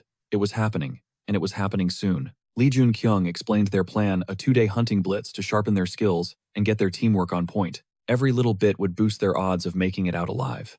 He knew the moment was finally here. The trial Odin had set up just for him. He figured he'd prepped as much as humanly possible in the short time he was given. It would be a huge bonus if In Chang could start building her own rep, but that was a problem for another day, so there was no need to get ahead of themselves. Later, our hero found himself face-to-face with the head of the High League Guild to talk strategy. Song Gu Yuan cut right to the chase, warning Lee Junkyung to back out of tomorrow's mission. If you go, it's a death sentence. This ain't gonna be a walk in the park like the Rhine River Gates Junkyung. This is the real deal. Something about the guild leader's words felt real, so Song Gui Yun cut to the chase, asking him why he was really joining the league and what his true endgame was. Ultimately, the guild leader just declared his absolute trust in Lee Junkyung, saying he wasn't sweating the small stuff anymore. Our boy was completely floored. Where was all this blind faith coming from? The guild leader just admitted he didn't even know himself. He chalked it up to pure intuition, a gut feeling. But then Song Gui Yun got dead serious, warning Lee Junkyung not to show his face tomorrow. Odin, he explained, already had his eyes on the kid. Even if Junkyung ghosted the test, Odin would greenlight his entry into Asgard. The offer was open whenever he wanted. But Song Gui-yun hit him with a reality check. Lee Junkyung still hadn't truly earned his title. If he showed up tomorrow, the only way he'd claim that title was in his obituary. Lee Junkyung just thanked him for the heads up. Then he added that nobody needed to worry. No matter what went down, he was coming back alive. He had way too much left to accomplish. The scene cuts to our hero meeting up with Kim Soo-young, congratulating her on the big promotion. Kim Soo-young lit up with gratitude. She gushed that his progress as a hunter was insane, which in turn was a massive win for her as his curator. But this international expedition, that was next level. The honor of repping your entire nation as a hunter was unbelievable. In Chang chimed in that Kim Soo-yeon seemed like a genuinely good person. Lee Junkyung agreed, noting that the promotion hadn't changed her one bit. After a moment, a shimmering distortion tore through the air, a portal. The special representative stepped forward to make the announcement. The gates to London were officially open. He told them they were cleared to go, adding that they should probably try to come back in one piece. On the other side, a welcoming committee was waiting their leader, announcing what a massive honor it was to finally meet the infamous Dark Horse face to face. They gave our hero a grand welcome to London. The crew played it cool, returning the pleasantries and saying they were just as hyped to be there. They explained they were from their host nation's official association. That's when Lee Junkyung and his partner gave their names. In Chang was seriously impressed, pointing out how clutch it was that Lee Junkyung was fluent in multiple languages. Our protagonist had a dark flashback. He didn't pick up a foreign language for fun. He learned it because back in the hellish Eden era, if you couldn't speak English, you weren't even considered human. The voice of the welcoming party snapped him out of the grim memory. They offered to escort the newcomers to their rooms, mentioning that portal travel can seriously drain your batteries. That evening, a massive party was scheduled to welcome all the hunters who had been summoned for the expedition. In Chang sighed, admitting she was kind of bummed that she couldn't understand English. What are all these people whispering about, she asked. Lee Junkyung didn't sugarcoat it. Some were thrilled to meet her, but others were dropping some seriously racist trash. Suddenly, the entire crowd parted like the Red Sea as a mountain of a man stomped into the hall, completely ignoring the dress code. And he clearly didn't give a damn. The giant strode right up to our crew and sneered, "Who the hell are you supposed to be?" He grumbled that he was expecting to meet two idiots from Korea, so what were they doing here? The big guy locked his eyes on our hero. He scoffed. This kid looks like he couldn't even throw a punch. Is the Korean Association only sending out weaklings now? In Chang didn't understand a word, but the pure venom on the guy's face told her everything. The vibe was definitely not good. Quick lore drop: Asgard is a shadow organization that secretly pulls all the strings in Korea, operating from behind the curtain. And they aren't alone. Clandestine groups like them exist all across the globe, controlling the entire hunter world. These factions are locked in a constant power struggle, a cold war for influence and ultimate authority over the gates. This dungeon battle was just another one of their power plays. The original mission, protecting humanity from monsters, had been lost in the sauce a long time ago. They got lost in their own hype, caught up in a toxic pissing contest just to prove who was stronger. Back in the hall, the meathead Gromello taunted that the Korean kid couldn't even answer a direct question. Jun Kyung just thought, this guy is so out of his depth, he just didn't belong. This entire event was originally supposed to be the stage for a different hunter, Choi Young-son. In the original timeline, he was the one who scored a legendary victory at the Rhine River Gates, earning the title and becoming the famous hunter known as Gunther. But our hero meddled. He rewrote history, and because of his intervention, Gunther ended up dead. This completely shattered Odin's master plan, forcing him to send Lee Jun-kyung as a last-minute replacement for the fallen legend. It dawned on Lee Jun-kyung that this bully wasn't even comparing him to Gunther. Was this the consequence of changing the past? Just then, another hunter stepped up, getting right in the giant's face and telling him to leave the Koreans alone. The guy flashes a charismatic grin, extending a hand. He says it's a massive honor to finally meet the dark horse everyone's been hyping up. The thug freezes, eyes popping out of his head. You can see the gears turning. Could this skinny kid really be the legendary dark horse? The smooth talker shoots a glare at the bully, shutting down the unnecessary drama. He immediately apologizes for Demetrius acting like a total clown. He waves off the giant meathead like a bad smell and introduces himself. The name's George, and his title is Odysseus. Lee Jun-kyung freezes. He recognizes the name instantly. This is the tragic hero destined to get absolutely wrecked by his own partner Hercules in the future. Keeping his poker face, Lee grips the guy's hand. He plays it cool, saying the pleasure is all his. He drops a compliment mentioning he's heard plenty about Odysseus. George actually blushes, rubbing the back of his neck, claiming he's nowhere near Dark Horse level yet. Suddenly, Demetrius thrusts a massive paw forward. He decides to squash the beef with a friendly handshake, grunting out his title, Hercules. He asks if the Dark Horse knows anything about his homeland, Greece practically daring him to refuse the apology. But Lee knows the lore. The ancient texts describe Hercules as a literal monster. Just standing near him gives you goosebumps. Before Lee can react, Young-in Chang steps into the crossfire and intercepts Demetrius's hand. She tells the big guy to back off. Her partner isn't buying what he's selling. The Hulk blinks, completely blindsided. The audacity. But before he can rage, In Chang crushes Demetrius's hand with a grip like a hydraulic press. He's paralyzed. George's jaw hits the floor. He can't believe his eyes. This petite girl is casually overpowering Hercules' brute force. Hercules finally shoves her back, busting out a manic laugh. Do they have another secret powerhouse on the team? He's actually impressed. The giant grins, promising they'll definitely cross paths again down the road. George bows politely, apologizes one last time for the chaos, and drags his team away. Lee checks on his teammate. You good? She shakes her head. Not really. You expect us to beat a tank like that? The records aren't lying. Hercules is basically invincible. Lee admits it point blank head on they'd get crushed. But the guy has a fatal flaw that keeps him from grabbing the #1 spot. That weakness only matters in a fair fight though. Cut to the nightlife scene parties every single night where secret factions schmooze and spy, sizing up the competition's power levels. But the Dark Horse crew, they ghosted the whole social scene, which pissed off the power players. Meanwhile, their handler reports they've arrived at the drop zone. The handler is amazed they're grinding even on an overseas trip. Lee quips that they can go sightseeing some other time. The employee still looks nervous though. He warns them to save their energy for the gate-clearing mission. He promises to keep the engine running until they get back. Our MC steps into the Ogre Horde gate, and the Celestial Patrons immediately tune in. Lee declares they aren't leaving this dungeon until they get the loot. If it's not here, they'll raid every similar gate until they find it. He turns to his companion. Fight like you're back home. Focus on defense. Lee drops a truth bomb right now. Hercules would one-shot him. That makes In Chang the MVP of this operation. Unarmed and looking crazy, Lee walks ahead. He orders In Chang, who's holding a sword, to hold her position. She blinks, confused. We aren't fighting as a duo. Not this time, Lee replies. Wait here and it'll all make sense. Lee dashes off, leaving her solo. Jung-in Chang finds herself reflecting on just a few weeks back. She used to be drowning in guilt over the guild disaster. But now, her heart is ice cold and steady. Her patron used to spam her with disappointed or furious. Now the notifications read, satisfied, and she knows exactly who to thank. Suddenly, Lee returns, clutching a spear he definitely didn't have before. Assume defensive stance now, he barks. As the dust settles on the horizon, an army of armed monsters crests the hill, eyes glowing with pure rage. In Chang scans the threat level. It's a nightmare, 12 ogres and a two-headed boss beelining straight for her. She spins around and sprints to regroup with the protagonist. But Lee shouts, don't run. She stops, dead stunned. Is he crazy? Every single one of them is locked onto her. Then it clicks. Is this why he made her equip the Great Enemy of Ogres title earlier? Lee just keeps walking away from the danger. You got this, he calls out. The girl asks for clarification. Is that why? You made me fill my inventory with healing potions. He nods.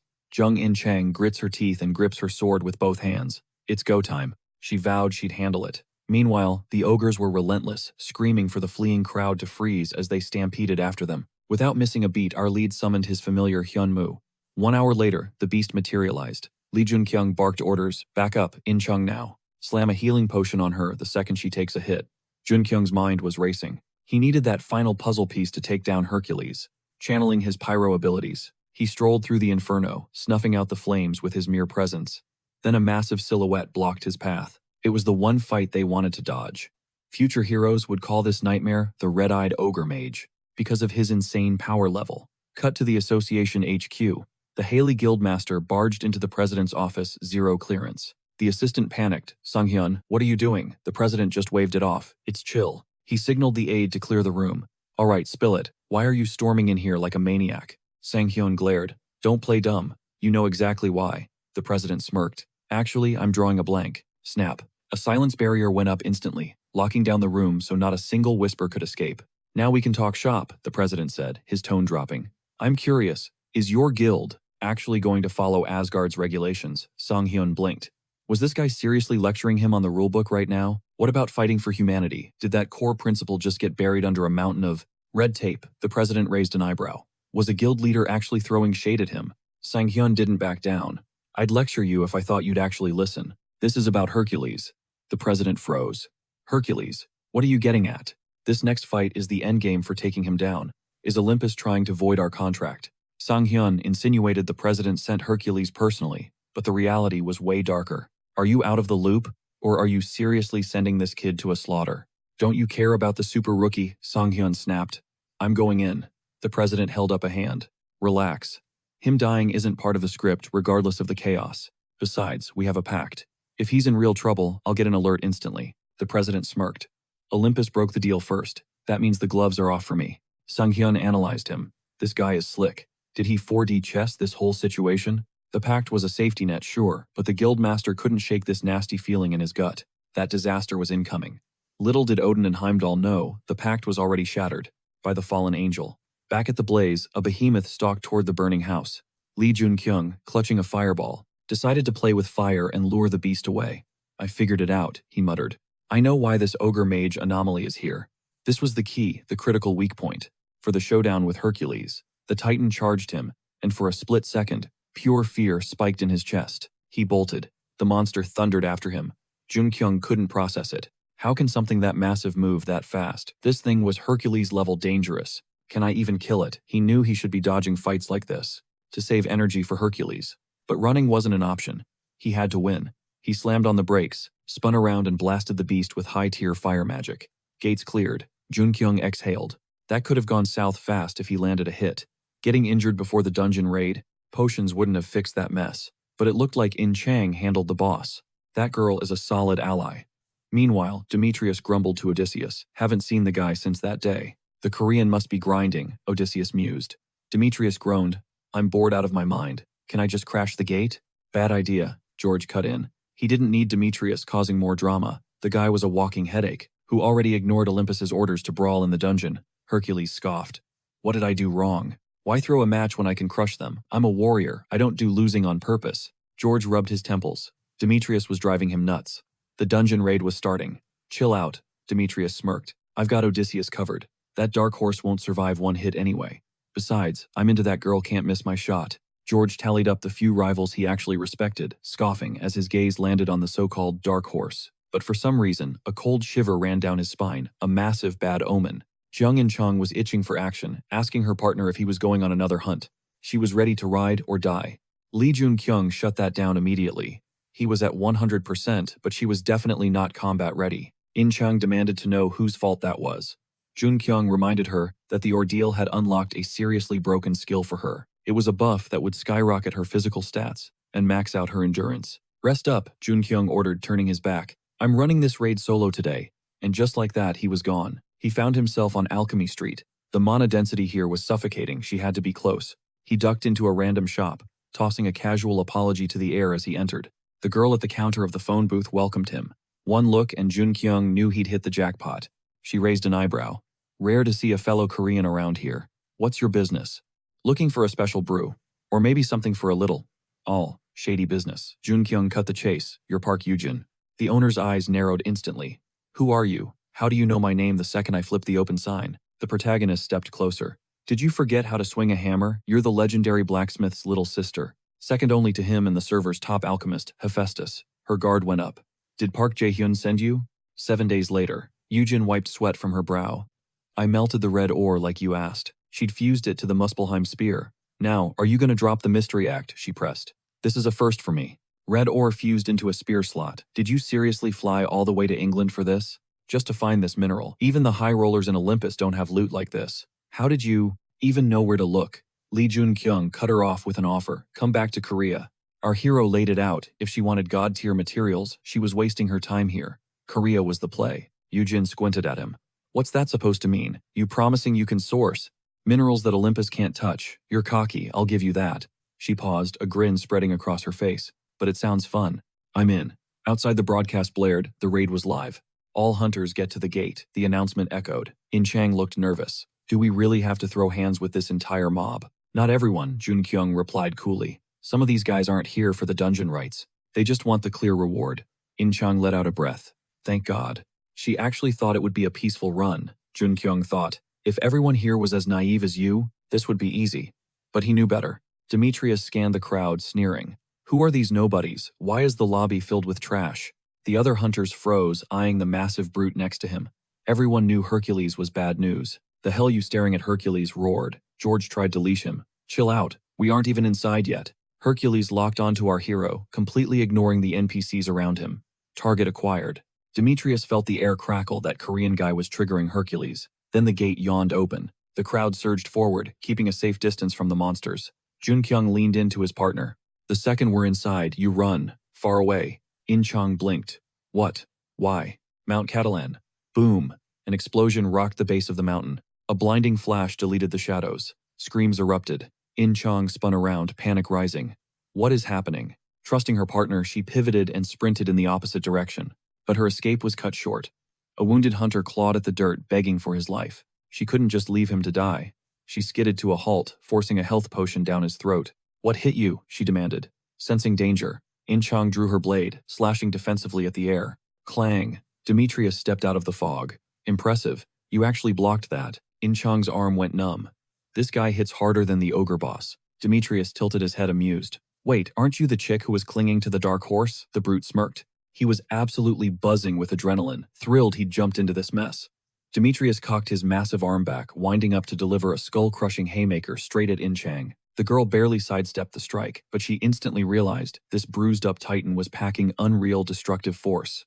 Hercules didn't let up, raining blows down on her. He taunted her through the onslaught, asking why she'd gone mute. Cat, got your tongue, or did the fear snatch your voice away? Zhang In-chang kept parrying the strikes with her signature blade, her mind racing. She realized Demetrius wasn't just big. His power level was straight-up nightmare fuel. Her bones were rattling from the impact, threatening to snap, but this was exactly what her hellish training was for. She weathered the storm and found her footing. In-chang shifted into a counter stance, declaring that the defensive phase was over. It was her turn to bring the pain. Hercules grunted, admitting he'd heard whispers about her. She was one of those unranked hunters, no fancy title, but she moved like a total pro. He told her she should feel honored, genuinely privileged, to witness his true power firsthand. Demetrius triggered his wild beast skill, and rippling with catastrophic energy, he launched himself at her. Lee Jun-kyung watched from the sidelines, realizing the power gap was way too toxic to continue. He shouted to his partner that they needed to bail immediately. The girl didn't need telling twice. She spun on her heel and hightailed it after Lee Jun-kyung. The duo skidded into a safe zone. In-chang reported the intel the second they spawned into the gate. A massive explosion had gone off. A whole squad of hunters got caught in the blast, vaporized instantly. Jung In-chang looked at her teammate, totally bewildered, asking what the hell was actually happening. Lee Jun-kyung dropped the truth bomb. It was a setup. The girl assumed that Demetrius was the mastermind behind the trap. Lee Jun-kyung shook his head, total opposite. As soon as they entered the gate, someone had jumped Demetrius. That cheap shot triggered the giant, sending him into a blind berserker rage. In-chang's eyes went wide. Had Lee Jun-kyung predicted this entire chaotic mess? Is that why he told her to run? The young man noted that this drama was far from the season finale. To be continued. Jung In-chang exhaled, saying she was lucky she didn't get flattened by that attack. Demetrius had been charging up.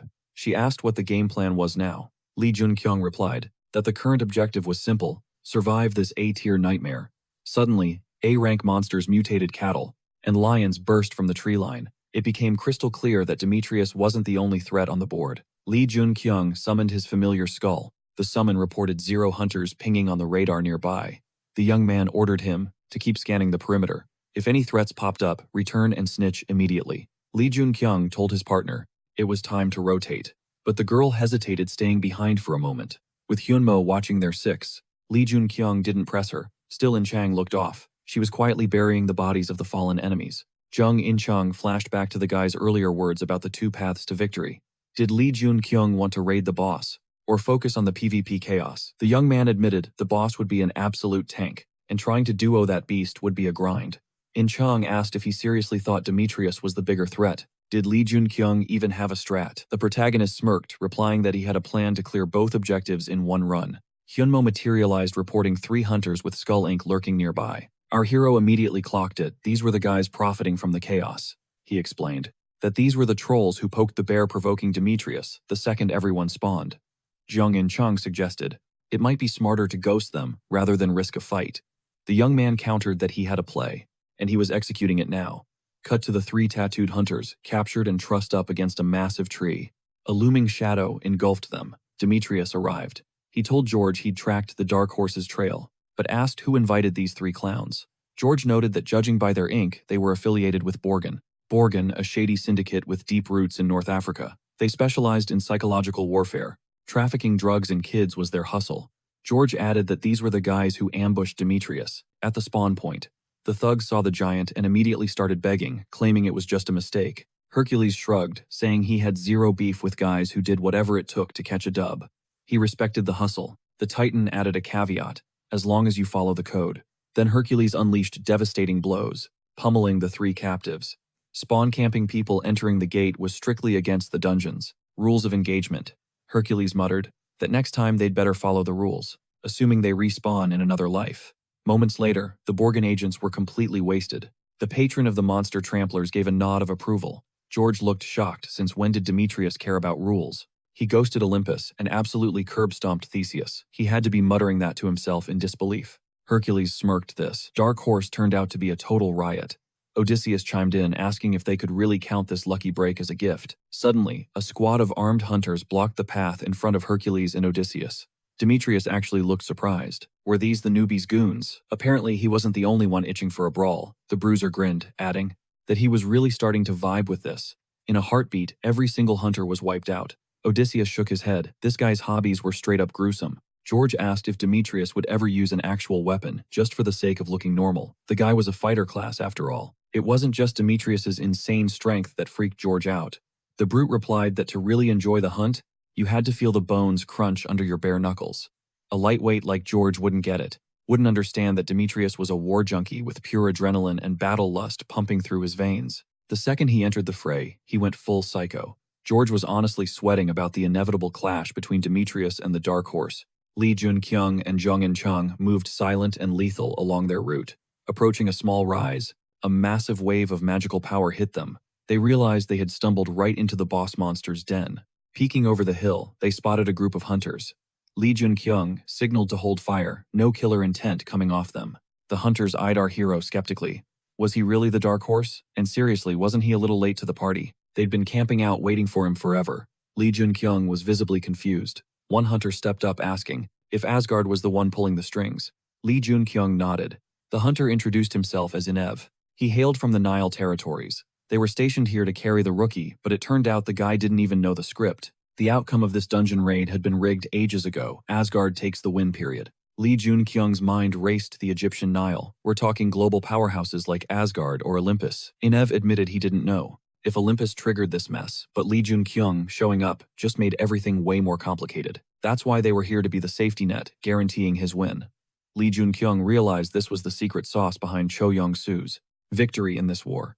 Inev urged them to move. They'd help crush the boss, so they needed to speedrun this right now. Duoing a monster like that would be a nightmare. Lee Jun-kyung shut him down cold. He was taking out Demetrius himself. The rookie knew that taking the easy win meant he was just another puppet on a string for Odin, blindly following orders. Zhang In-chang looked confused. Why was everyone so shocked? Lee Jun-kyung broke it down for his partner. Asgard had already pre-ordered the victory in this war. It was a setup. The blueprint was simple: secure the win by teaming up to stomp the boss. In Chang finally clicked. Dodging the fight with Demetrius and rushing the boss was the guaranteed path to victory. The girl sided with Lee Jun-kyung, immediately noting that if that's the play, they stick together. She confirmed she was riding with Lee Jun-kyung's plan, no questions asked. Lee Jun-kyung locked eyes with her, acknowledging she was someone he could actually trust. The other hunters decided to sit this one out. No way were they getting wrecked by Demetrius, for zero reason. They couldn't believe Asgard sent such a reckless idiot. They needed to bail through the gates fast. Inev dropped one last tip: the boss was a lion, but on steroids, massive and overpowered. Inev added he wasn't fighting Demetrius, but the intel was free. Inev's partner said she was washing her hands of this too. The rest of the squad made the same call. They'd watch from the cheap seats in the shadows. Zhang In Chang sighed. They were back to square one. The girl asked Inev what the odds were now. Inev admitted it looked grim, but looking at the rookie's rap sheet, the guy was clearly a beast. A rising star who popped out of nowhere, cleared the Rhine River special gates, and this super rookie single-handedly dismantled the entire Northern Army Guild. That guild was no joke, and this hunter is tight with Heimdall, a major player in Asgard. All it took was one look to get Odin's attention. Inev admitted that if you look at raw potential, this kid stands toe-to-toe with the leaders of shadow organizations. The rookie realized that's why they were all staying on the sidelines to analyze his combat data. Everyone watched with bated breath. Lee Jun-kyung and Zhang In Chang stepped up to face the boss, which was indeed a colossal lion-like monstrosity. Bracing for the clash, our hero turned to his partner. He locked down the left flank while she secured the right. Rule number 1, don't burn out too fast. In Chang nodded. She was locked and loaded. The familiar chimed in, promising to watch their six. Fights like this are a total grind, demanding 100% focus. But here's the kicker. Jun-kyung barked an order: save your stamina, don't go all out yet. They couldn't forget phase 2. Because the second that starts, Demetrius could drop in. Meanwhile, across the dungeon, Demetrius was painting the walls red, bodies everywhere. The brute sneered, claiming he just kept bumping into folks. While hunting for that specific flame, George warned him to chill. Dude, dial it back. Stop going nuclear. The real fight was coming anyway. Demetrius just growled, shut your mouth. That actually caught George off guard. Had the big guy finally snapped, that insane power came with a price, an unquenchable thirst for violence. George hesitated. Did the Dark Horse know Demetrius was a ticking time bomb? Was that why he pawned these guys off on him? But nobody knew the truth. Not Olympus. Not even Odin himself back in Asgard. You sure you can keep it together? George pressed. The Hulk just scoffed. Don't worry about me. I've leveled up. I'm not going to lose control. To the bloodlust. Demetrius glanced back, grinning. Main course is served. George analyzed the situation. This guy was a legit S-class monster backed by Olympus. Meanwhile, the boss mob was frozen stiff, totally paralyzed by fire magic. We got him, In Chang panted. Jun-kyung nodded. Solid work. Ineve's jaw dropped. Did these two actually clear stage 1? It seemed impossible. Reacting to the demonic aura, the Catalan lions started swarming. But here's the weird part. Usually you dump all your DPS while the boss is stunned and shifting phases. So, why did they stop swinging? In Chang could feel the demonic energy vibrating through her bones. Was this part of the plan? Jun-kyung didn't flinch. We're exactly where we need to be. Because our guest just arrived. Right on cue, Demetrius stepped in, scanning the battlefield. Looks like a party, he sneered. The phase shift was starting, so why was the Dark Horse just standing there? George skid to a halt. Don't start without me. Demetrius braced himself for the next round, ready to crush the Dark Horse. But Hercules blinked. The kid was acting weird. He wanted this fight. So why was he bolting? Suddenly, Jun-kyung and his partner spun around and took off running. Hercules didn't get it, but he was instantly pissed off. The giant charged after them with the boss monster hot on his heels. In Chang yelled back, they're gaining on us, both of them. But why wasn't Catalan aggroing on Demetrius? Jun-kyung shouted, we drew the aggro first. Just wait, he's about to unleash that demonic energy on everyone. They just needed to stall. It was a chaotic conga line, super rookie Demetrius, and a raging boss monster. Suddenly, the monster let out a deafening roar, turning hostile toward anything breathing. Hunter's monsters didn't matter. The boss and his minions started tearing into everything in range. The hunters realized too late the boss had gone full berserker mode, consumed by demonic energy. Only Demetrius was loving it. He cackled like a maniac, unleashing his full power on the monsters that dared to touch him. Demetrius bought us a window, Jun-kyung said, but it's closing fast. He tossed a vial to In Chang. Use this. Now. She stared at it. What is this stuff? Secret weapon, he smirked, coating his spear tip. The weapon instantly flared up, crackling with overflowing energy. The spear surged with power as the dragon stone sucked the red ore dry. Jun-kyung blinked. The dragon stone absorbed it. That wasn't supposed to happen. He had no clue what the side effects would be. Looks unstable, Inchang noted. It's our only shot, he replied. He lunged, driving the red ore-charged spear into the boss. Demetrius didn't hesitate, jumping into the fray and unleashing his signature beast roar. Odysseus joined the pile-on. Amid the chaos, the kid shouted at Demetrius, "Told you to bring better gear. Should have listened." The bruiser grunted. Yeah, I'll put it in the suggestion box." Odysseus clocked that spear instantly. It looked different. The dark horse was definitely 10 steps ahead. Turns out that spear packed a debuff similar to Demetrius's beast roar. But Hercules, he barely flinched. He noted that a cheap shot like that wouldn't even scratch his HP bar. The dark horse was nothing more than a buzzing mosquito to him. Demetrius scoffed, saying that's exactly why he ordered George to squash this pest. He had bigger fish to fry the real beast. George, however, was salty. He could feel his boss looking down on him. Jung and Chung couldn't believe the audacity. A bully talking trash like that. Suddenly, the girl clashed with George. Steel meeting, steel in a shower of sparks. George froze. How was she charging up that much ki energy? From that kind of range, he figured she was just a rookie lacking experience. But then, George blinked, and she was gone. Vanished. Why didn't she go for the kill shot right there? Instead, she slammed the ground. And suddenly that skull turret blasted him with this sticky, sweet-smelling goo. Wait, monster pheromones. Bingo. George realized too late as the horde started swarming him. Did they seriously just weaponize a potion to flip the script? Yup, he walked right into their trap. Lee Junkyung was stunned. How was this hunter tanking Catalan, a beast leaking demonic energy? Just how OP was he? But thanks to some 200 IQ plays, the rookie and his partner were watching it all go down, from the VIP seats. He gave the girl props. She handled Odysseus like a pro. Inchang admitted Hyunmoo came in clutch with the assist. But Lee Junkyung knew they were on the clock. They had to wrap this up, before Odysseus respawned. Inchang nodded. Demetrius, though, he was loving this. He was grinning, saying everything looked perfect. Just another day at the office. But Lee Junkyung knew, it's showtime. Demetrius was holding it together for now, but the cracks were forming. Berserk mode was loading. Lee Junkyung laid out the strat. Inchang aggro Catalan and Demetrius. He's gonna destroy himself. Lee Junkyung figured there was no need to wipe him out completely. They just needed to crit while he was vulnerable. The 1 versus 1 finally kicked off. Lee Junkyung smirked at Hercules. Yo, why aren't we playing together? Hercules shot back. Game's already started, kid. Or are you lagging? The bully's eyes started glowing. I've been waiting for this. This wasn't just a fight. It was going to be a highlight reel. Lee Junkyung steeled himself, thinking everything was going exactly to script. Hercules wasn't impressed. Unreasonable, he scoffed. Did this newbie really think a mana-filled shield could stop him? Please. Now. He was going to teach the Dark Horse a lesson in pain. Inchang panicked. Did this guy not read the wiki on Demetrius's power? Sure, his shield was stacked with mana, but blocking the rhinoceros strike, that's a death wish. Demetrius scanned the area target lost. Suddenly, Lee Junkyung ghosted right behind him. Critical hit. The spear pierced the brute's shoulder. Demetrius roared, swung his arm wild, and launched his opponent across the map. The brute laughed. You think a mana shield makes you invincible? You really are a Dark Horse kid. But are you ready for round 2? Lee Junkyung was reeling. The damage output was insane. How did the guy tank that spear shot so easily? Demetrius mocked him. Who do you think I am? That was a paper cut. It'll heal in seconds. Except, it didn't. The wound festered. Hercules realized too late the spear was laced with poison. His veins were burning. Lee Junkyung dropped the lore red ore, also known as the Ore of Madness. Demetrius screamed, losing his mind to the pain. This ore boosted regular ogres past boss-level strength, making humans obsessed with harnessing it. It turned animals into monsters, and monsters into raid bosses. Originally called the Ore of Liberation, scientists wasted no time testing it on hunters. It buffed their stats like crazy, but since the side effects were literally insanity and death, the banhammer came down hard. Hence the rebrand Ore of Madness. Lee Junkyung knew the magical output was off the charts. The whole Catalan mountain felt like it was quaking. Demetrius howled. What did the Black Horse do to me? Lee Junkyung warned that George was dead meat if he got close. But George ignored the red flags and rushed to help his boss.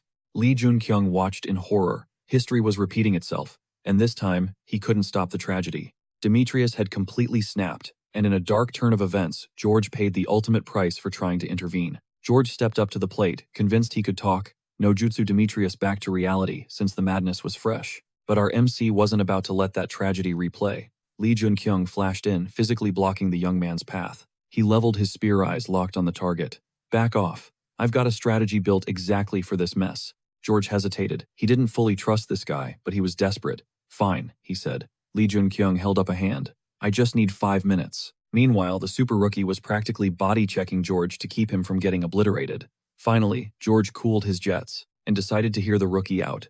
Spill it fast, George snapped. We're running out of time. Lee Junkyung dropped the plan they needed to aggro Demetrius and tank him just for a bit. George's jaw dropped. Did this rookie seriously think he could stall a berserk Demetrius for 5 whole minutes? The guy was absolutely feral, radiating pure chaotic energy that screamed game over. Demetrius wasn't even registering them anymore. He blitzed past Junkyung and George like they were NPCs, locked onto the boss monster with total tunnel vision. Nothing else existed. The crash was inevitable.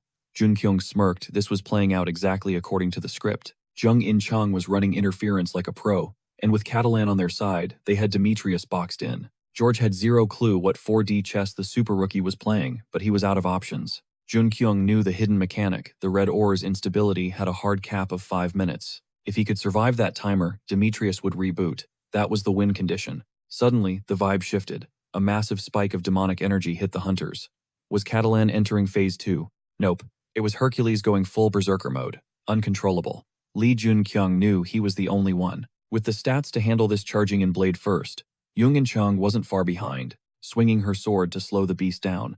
The bystanders were shook. Was that Odysseus throwing hands with Hercules? It was absolute insanity. The power gap was too wide, and the other hunters decided they didn't get paid enough to die here. Eve's partner looked around in horror. How did this dungeon run go so far off the rails? It's the red ore Eve spat. It's corrupting everything. We have to step in now. Jung In-chang was fighting for her life to hold the line, but Hercules was swinging with lethal aggression. It felt like the longest 5 minutes in history. Bam! A brutal kick sent In-chang flying. George screamed at Demetrius to wake up, begging him to snap out of it. Bad move. Demetrius turned on George, grabbing him with a manic grip. George got tossed like a ragdoll. Then the berserker unleashed his aura, summoning a massive fiery tiger avatar. Lee Junkyung swooped in, snatching George out of the kill zone just in time. George was spiraling. Where is that timer? He panicked. But Junkyung was certain the experiments proved the 5-minute limit was absolute. So why wasn't this monster running out of gas? Demetrius was still raging, cranking the anxiety levels to 11. Suddenly, Water Rage activated Inove, and the crew jumped in with support buffs. We got your back, they shouted. Junkyung used the split second to check on his teammate. In-chang, you good? I'm fine, she lied. But the MC knew better. Her HP was critical, and she wouldn't last much longer. Suddenly, Junkyung hacked up blood. The Dragon Bloodstone was reacting, reversing his mana flow. His body started morphing, and he let out a guttural roar. Eve stared. The super rookie was turning into a monster. Just like Demetrius. He's got the same condition, she realized. 5 minutes had come and gone. Why wasn't Demetrius resetting? He was only getting more overpowered. With every second, the countdown was broken. But Junkyung, now in a similar berserk state, felt a new surge of mana. It clicked. He flooded his legs with pure energy, boosting his speed to god-tier levels. He launched himself at the boss monster and obliterated it. Ding. Achievement unlocked, enemy of the beast. But the victory came at a cost. The demonic energy was eating him alive. He had to purge it. Whoosh. An unimaginable inferno exploded from Lee Junkyung's body. The flames swallowed Catalonia Mountain whole. The surviving hunters scrambled for the exit, but the thick smoke was literally draining their mana as they ran. The silhouette of Demetrius cuts through the smoke, literally ablaze. He marches toward the hunters, a walking inferno. George screams out a warning. Demetrius's arm is wrecked. But wait, what's that? Demetrius flares his aura, triggering his unique skill. That mangled arm reconstructs itself, instantly forged from pure fire. George realizes the terrifying truth: the guy is burning through his excess mana just to regenerate. He's a self-healing engine, and our dark horse Lee Junkyung isn't out of the fight yet. He's channeling his own mana overflow to stitch his body back together. The regeneration is violent and fast. George pins the blame on that eerie blue flame engulfing the gate. It's fueling the madness. Lee's wounds are deeper, nastier, yet he's healing faster than the monster in the Hercules vessel. The beast's rage shows no sign of cooling down. Demetrius doesn't wait for a full heal. He lunges to exploit the opening. It's a desperate, savage move. This looks bad. Hercules and Lee Junkyung, both battered, both breaking their limits, launch at each other. Maximum velocity collision incoming. The clash drains every ounce of energy in the room. George and the onlookers hold their breath. Did the Dark Horse actually pull it off? Thwack. The protagonist drives his spear straight into the Hulk's chest. Demetrius stumbles. The Hercules vessel glitches out, freezes, and crashes to its knees. Lee towers over the fallen Titan's spear in hand. But a system alert pops up. Lee Junkyung's existence is fading. He's erasing. It's a chemical reaction from hell. The red ore is reacting with the Dragon Bloodstone. Survival instincts are clashing. battling the urge to purge the monster blood and the legacy of Catalan coursing through his veins. It all fuses with demonic energy into a volatile hybrid crystal. Just like those failed test subjects, Lee is about to rupture from the inside out. It's game over. Suddenly, the atmosphere crushes down. Athena, one of the 12 goddesses, descends. She commands the berserker, kneel. Lee's body betrays him. He drops instantly powerless to resist the command. George hits the dirt, trembling with fear and honor. An honor to behold you, George stammers. The goddess ignores the pleasantries. She demands to know why her domain is in total chaos. She feels indebted to Zeus for this mess. She locks eyes with the kneeling Lee Jun-kyung. Who is this mortal? George answers, he is the Dark Horse. Athena's mind races. This kid caused all this. He shattered her barrier. He painted the entire Mount Catalonia with his sinister monoflame. Impossible. She naively thought he was just a lucky intruder who stumbled into Asgard. But beating Hercules on pure specs, unforgivable. Athena makes the call, I'm ending this man. Right here, right now. Her spear materializes in her grip. She winds up to strike but freeze frame. A new challenger steps in. Stop, don't do it. Athena spins around, stunned. Heimdall, what are you doing in a dump like this? Heimdall holds his ground. I could ask you the same thing. Did he track her lightning signature here? Heimdall plants himself between the goddess and Lee Jun-kyung, a human shield. Athena screams. Move, immediately. The bald guardian doesn't flinch. Touch him and I take it as a declaration of war on Asgard. Athena freezes. Is this kid actually that special? She figured nothing in the multiverse mattered to Heimdall. Then a third voice chimes in. Mind if I join the chat? It's Inev from the Nile faction. Athena recognizes the Egyptian leader instantly. I know you, she says, her guard still up. Inev plays it smooth. Honored goddess. But the Nile is formally asking for the protection of the Dark Horse. He flashes the Eye of Osiris on his palm proof he speaks for the top brass. You know what this means. He's banking on Athena, respecting the treaty. Cut to black. Lee snaps his eyes open. He's in a bed. Zhang and Chang rush to his side the second he stirs.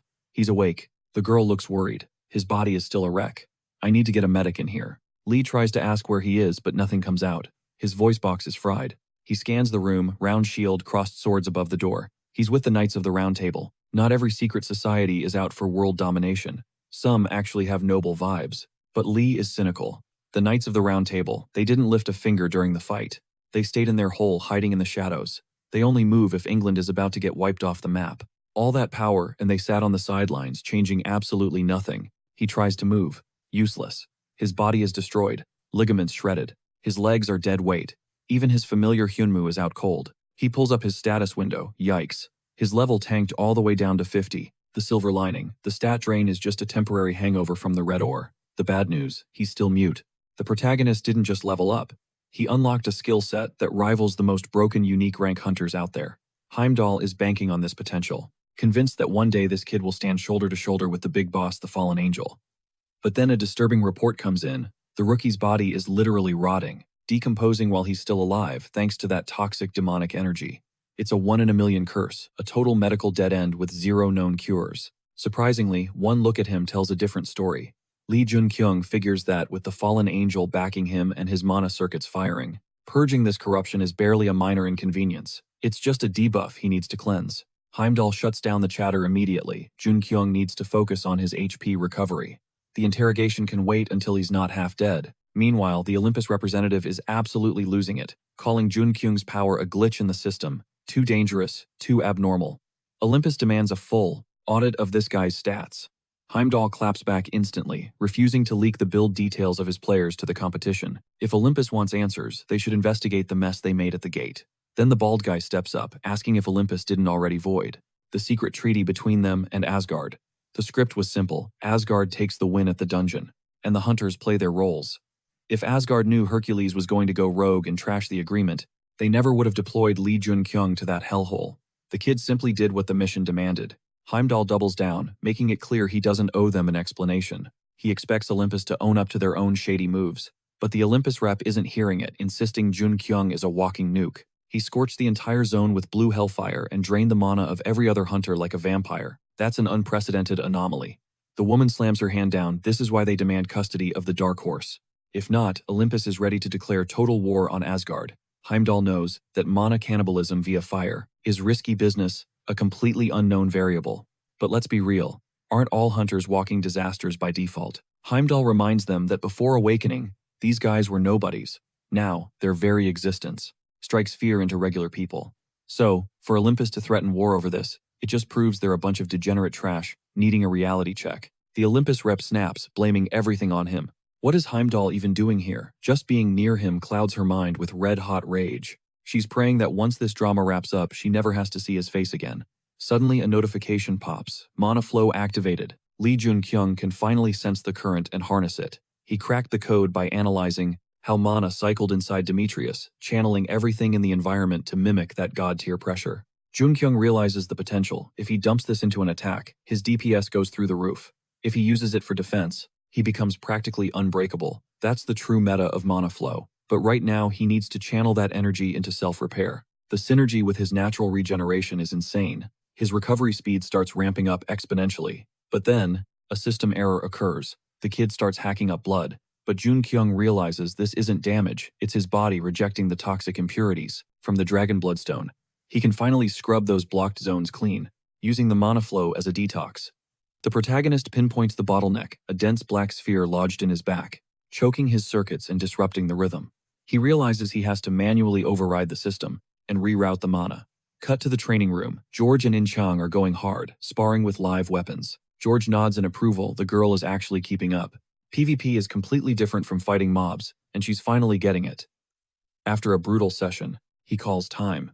In-chang, however, is spiraling. She feels like she was total dead weight during the battle. At the gates of Catalonia, no title means no respect. Her patron still hasn't acknowledged her existence. Her biggest regret, being too weak to shield Lee Jun-kyung when it mattered most. Her patron, the beautiful prince, gazes down at her, not with pride, but with pity. That stings worse than any physical wound. Until she levels up, she refuses to even call herself a comrade of Lee Jun-kyung. Suddenly, Lee Jun-kyung intervenes, asking George for one more round. He sees something in In-chang, a reflection of himself, haunted by the inability to protect others. George agrees to the request, but just one round. Back in Catalonia, he caught a glimpse of her skill ceiling, and it looked infinite. Every time their blades clash, she evolves, getting stronger in real time. It's undeniably impressive. George gets a flashback. She's moving exactly like a young Demetrius. Jun-kyung's gut tells him Demetrius is going to hate this copycat style. But hey, the dark horse is awake and moving. George barks at the big guy to hustle. Snap back to reality. It was time to rise and grind. Rotting in bed, that wasn't Demetrius' style. But when the big boss of the major league rolled up on our hero, the kid knew this wasn't just a social call. Song Guian looked shook. Lee Jun-kyung was already mobile. Dude is a walking plot twist. The guildmaster cut straight to the chase, asking what Jun-kyung knew about the lightning bolt. The rookie didn't miss a beat. It's a legendary artifact of Olympus, dripping with the raw power of Zeus. Song Guian nodded, noting that few abilities in existence could rival that kind of voltage. Top-tier tech constantly analyzed. Then Jun-kyung dropped the bomb. Is it like Bifrost? Guian froze. How did the rookie have that intel? The bald leader scanned the room, realizing this wasn't the place for classified talks. Follow me. They stepped through a warp gate and spawned into a massive ancient-style garden. Pure aesthetic. Insane, Jun-kyung muttered. Heimdall smirked. Welcome to my turf. This is Bifrost. Then he hit him with the question, you a prophet or a regressor? Jun-kyung shrugged. Just read a book about Heimdall and his buddy. Covered the Demon King too. The Demon King. Guian's eyes went wide. Was the kid serious? Who took the king down, and how? Not destruction, Jun-kyung corrected. Sealed. Guian realized the domino effect. If he knew that, did he know about the history with Athena? Guian was reeling. He had to trust the kid. The intel was too accurate. But the book, it's unfinished. Jun-kyung warned him. That history book, it's just the prologue. The next chapter depends on my moves. Future is foggy. Most of the records are gone. Guian sensed no deception. So what's your endgame? Jun-kyung's eyes darkened. To rewrite the hellscape I lived through. Starting now, the timeline changes. Bifrost doesn't do lie detection, it only flags threats to Heimdall. And the kid was clean. Jun-kyung apologized. Can't spill everything yet. Fixing the future isn't my only play. High up in the branches, In-yop watched Jun-kyung shake off the grogginess. The hero blinked. A Nile rep infiltrating the round table sus. What was the play? In-yop bowed. Sorry for crashing the party. Taking a huge risk here, but I need a favor, Dark Horse. Jun-kyung knew the guy used a veto to save him, but allies unlikely. Their interests didn't align. Come to the Nile. Please. Jun-kyung stared. The head of the Nile. On his knees, begging. They barely knew each other. Just a casual assist at the gate. The vibe was weird. Why is this necessary? Jun-kyung asked. Suddenly shouts. Intruder alert. In-yop panicked. I'm burned. Look, it's about the red ore madness. Just come to the Nile. Jun Kyung's mind raced. Someone who understands the red ore psychosis. Did Egypt study the outbreak? Before he could process, In Chung burst into the room, checking for damage. You good? I'm alive, the rookie replied. Nothing critical yet. Just climbed one mountain, but I feel a bigger one looming. Meanwhile, the round table wrapped up. Verdicts in Athena started the war. No shocker there, Olympus broke every rule in the book. Time to pay the piper. Finally, Jun Kyung sighed with relief. Let's bounce. A voice called out. In Chung spun around. George, she shoved Jun Kyung back. Stay behind me. You're still recovering. George looked. Off. Drowning in dark energy. Relax, Jun Kyung told her. I got this. Even if George looked ready to kill, he just wanted to talk. Jun Kyung stepped up, asking if there were more issues. George shook his head. You're standing. And Demetrius isn't. You won. Total domination. George offered a nod of respect, admitting he learned a lot. But Demetrius, he won't fold next time. Jun Kyung smirked. I don't leave loose ends. George paused, glancing at the girl. She won't listen to me. Tell her. She's got potential. She can get stronger. Jun Kyung realized In Chung was chasing a title of her own. You gotta remember, her rep and her sponsor's backing are everything. Plus the identity of that sponsor. Huge deal. George threw a casual wave to the squad, promising this wasn't goodbye. It was just, see ya later. Lee Jun Kyung looked George dead in the eye. Hercules wasn't done. He was gonna evolve into a total beast, way scarier than before. He'd bounce back, guaranteed. And when he did, our MC was hoping they'd be throwing hands on the same side for once. George loved the sound of that team-up. But reality check, Demetrius was barely hanging on, and needed a rush transport to Olympus stat. Meanwhile, Lee Jun Kyung was just skipping rocks, killing time. Suddenly splash, a lady rises straight out of the water. She called this whole situation a sick joke. Seriously, who snitched on her location to this kid? Talk about zero tact. Lee Jun Kyung didn't flinch, guessing straight up you're Merlin. That caught her off guard. How did this basic-looking dude figure her out? He looked like a total NPC. But fine, Merlin dropped the act. She confessed she's the real boss of the round table. Then she flipped the script. Who are you? Lee Jun Kyung smirked, with zero hesitation. You already know exactly who I am. Merlin cut the act. He's the guy who folded Hercules like laundry. The Dark Horse. A cocky hunter with an ego to match. He knew her secret identity, but what was his endgame here? Why poke the bear? Merlin shifted forms, instantly morphing into a young dude. He was absolutely certain of one thing. Every round table member knew he wasn't one to be trifled with. So who was this kid standing his ground? Lee Jun Kyung dropped the bomb. I know where Excalibur is. Cut to the airport. Lee Jun Kyung spotted Jung In Chang chilling in the lounge. She immediately grilled him.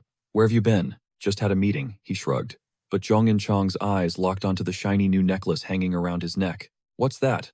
Was he seeing someone? Jung In Chang started low-key panicking. She connected the invisible dots. He was totally stashing a secret harem here in England, wasn't he? Song Guyan cut in asking if they were set. Lee Jun Kyung fired back, checking if the guild leader handled his business. Song Guyan confirmed it. Everything's handled. It was time to head home. Suddenly, a stranger flagged them down. Hold up, he said. Merlin sent me. The wizard knew Lee Jun Kyung would be right here. The message, you owe me for that necklace. Time to pay up. Song Guyan's jaw dropped. You know, Merlin. Lee Jun Kyung just nodded. We made a deal. He flashed the jewelry. The guild leader squinted. That's Merlin's. Lee Jun Kyung confirmed it. And added, yeah, and it nearly got me killed. He filled them in on the shape-shifting craziness he just witnessed. He wanted the full scoop. Meeting face-to-face was risky, but he needed that necklace bad enough to push his luck. Wheels up. The cabin was completely empty, except for our trio. VIP treatment. Song Guyan crashed immediately for a nap, but Jung In Chang couldn't let it go. She was confused about George. Like the guy was technically their enemy, right?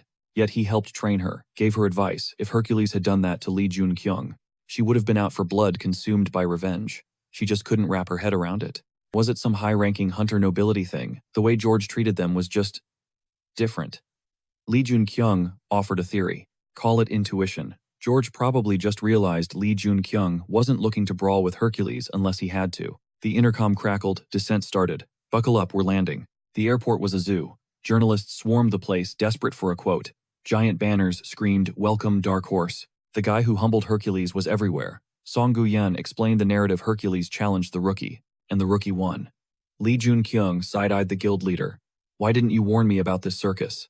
Surprised, Song Guyan grinned. This is the fame you wanted, right? Jung In Chang cut in, asking what the plan was now. Too much to do, he sighed. Priority 1, fixing his gear. His spear was wrecked from the dragon bloodstone, and that red ore backlash. Plus, Hyunmu was still out of commission. Fighting without his familiar, a nightmare. And apparently some crisis just popped up in Nile. But first, I'm moving, he announced. It was his childhood dream to finally own a place. Zhang Inchang blinked. Moving house, that was the big emergency, she figured. He wouldn't need her help for a while. But she had one last thing to say. Zhang Inchang stood tall and declared she was ready to go solo, no more hand-holding. She told him their dungeon run was a blast, a total XP goldmine. But George's words had lit a fire under her. She needed to prove she could stand on her own 2 feet. Jun Kyung watched her silhouette fade into the distance. The real Jung In-chang was finally waking up. He knew it, she was about to level up into an absolute powerhouse. Suddenly his phone buzzed. It was Kim Soo-yeon from the association. The big boss the head was summoning him personally. A chauffeur would be there to pick him up tomorrow morning. But wait, Jun Kyung froze. He'd totally spaced on the most critical piece of the puzzle, Odin. How could he forget? It was high time for Demetrius to snap out of his funk. He dove straight into training mode. George's jaw hit the floor. He didn't expect the big guy to immediately start punishing his own body, desperate to make up for lost time. What the hell happened? George stammered. Demetrius paused, a strange clarity in his eyes. Tell me, George, is this the first time you've ever seen a hunter take an L? George realized he was right. Demetrius had never tasted defeat before. But looking at him now, the rage was gone.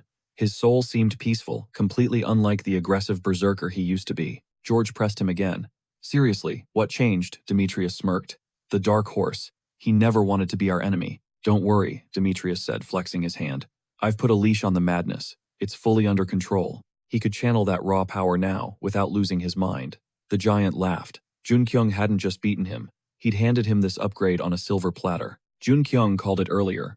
Hercules wasn't finished. He was evolving into a monster way, scarier than before. He was back on his feet. And Jun Kyung, he was banking on that beast being an ally. Next time they'd be wrecking havoc side by side. Cut to the wasteland. Absolute carnage. Monster corpses were piled up like trash as Jung In-chang plowed through. She was soloing dungeon after dungeon. But her streak hit a wall. A massive behemoth wielding a giant blade stepped into her path. 3 days of non-stop grinding. She blinked, stunned. Where did the devs spawn this nightmare from? It gave her flashbacks to the Hercules fight.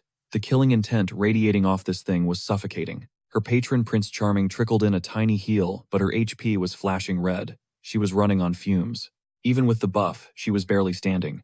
But looking at the beast, it was gassed too. This was it, sudden death overtime. The monster lunged. She dodged by a hair, the wind of the blade cutting her cheek. Now she prepped the counter. She launched herself into the air gravity, becoming a suggestion, and came down with a planet-crushing strike. She didn't stop there. You're not walking away from this, she screamed.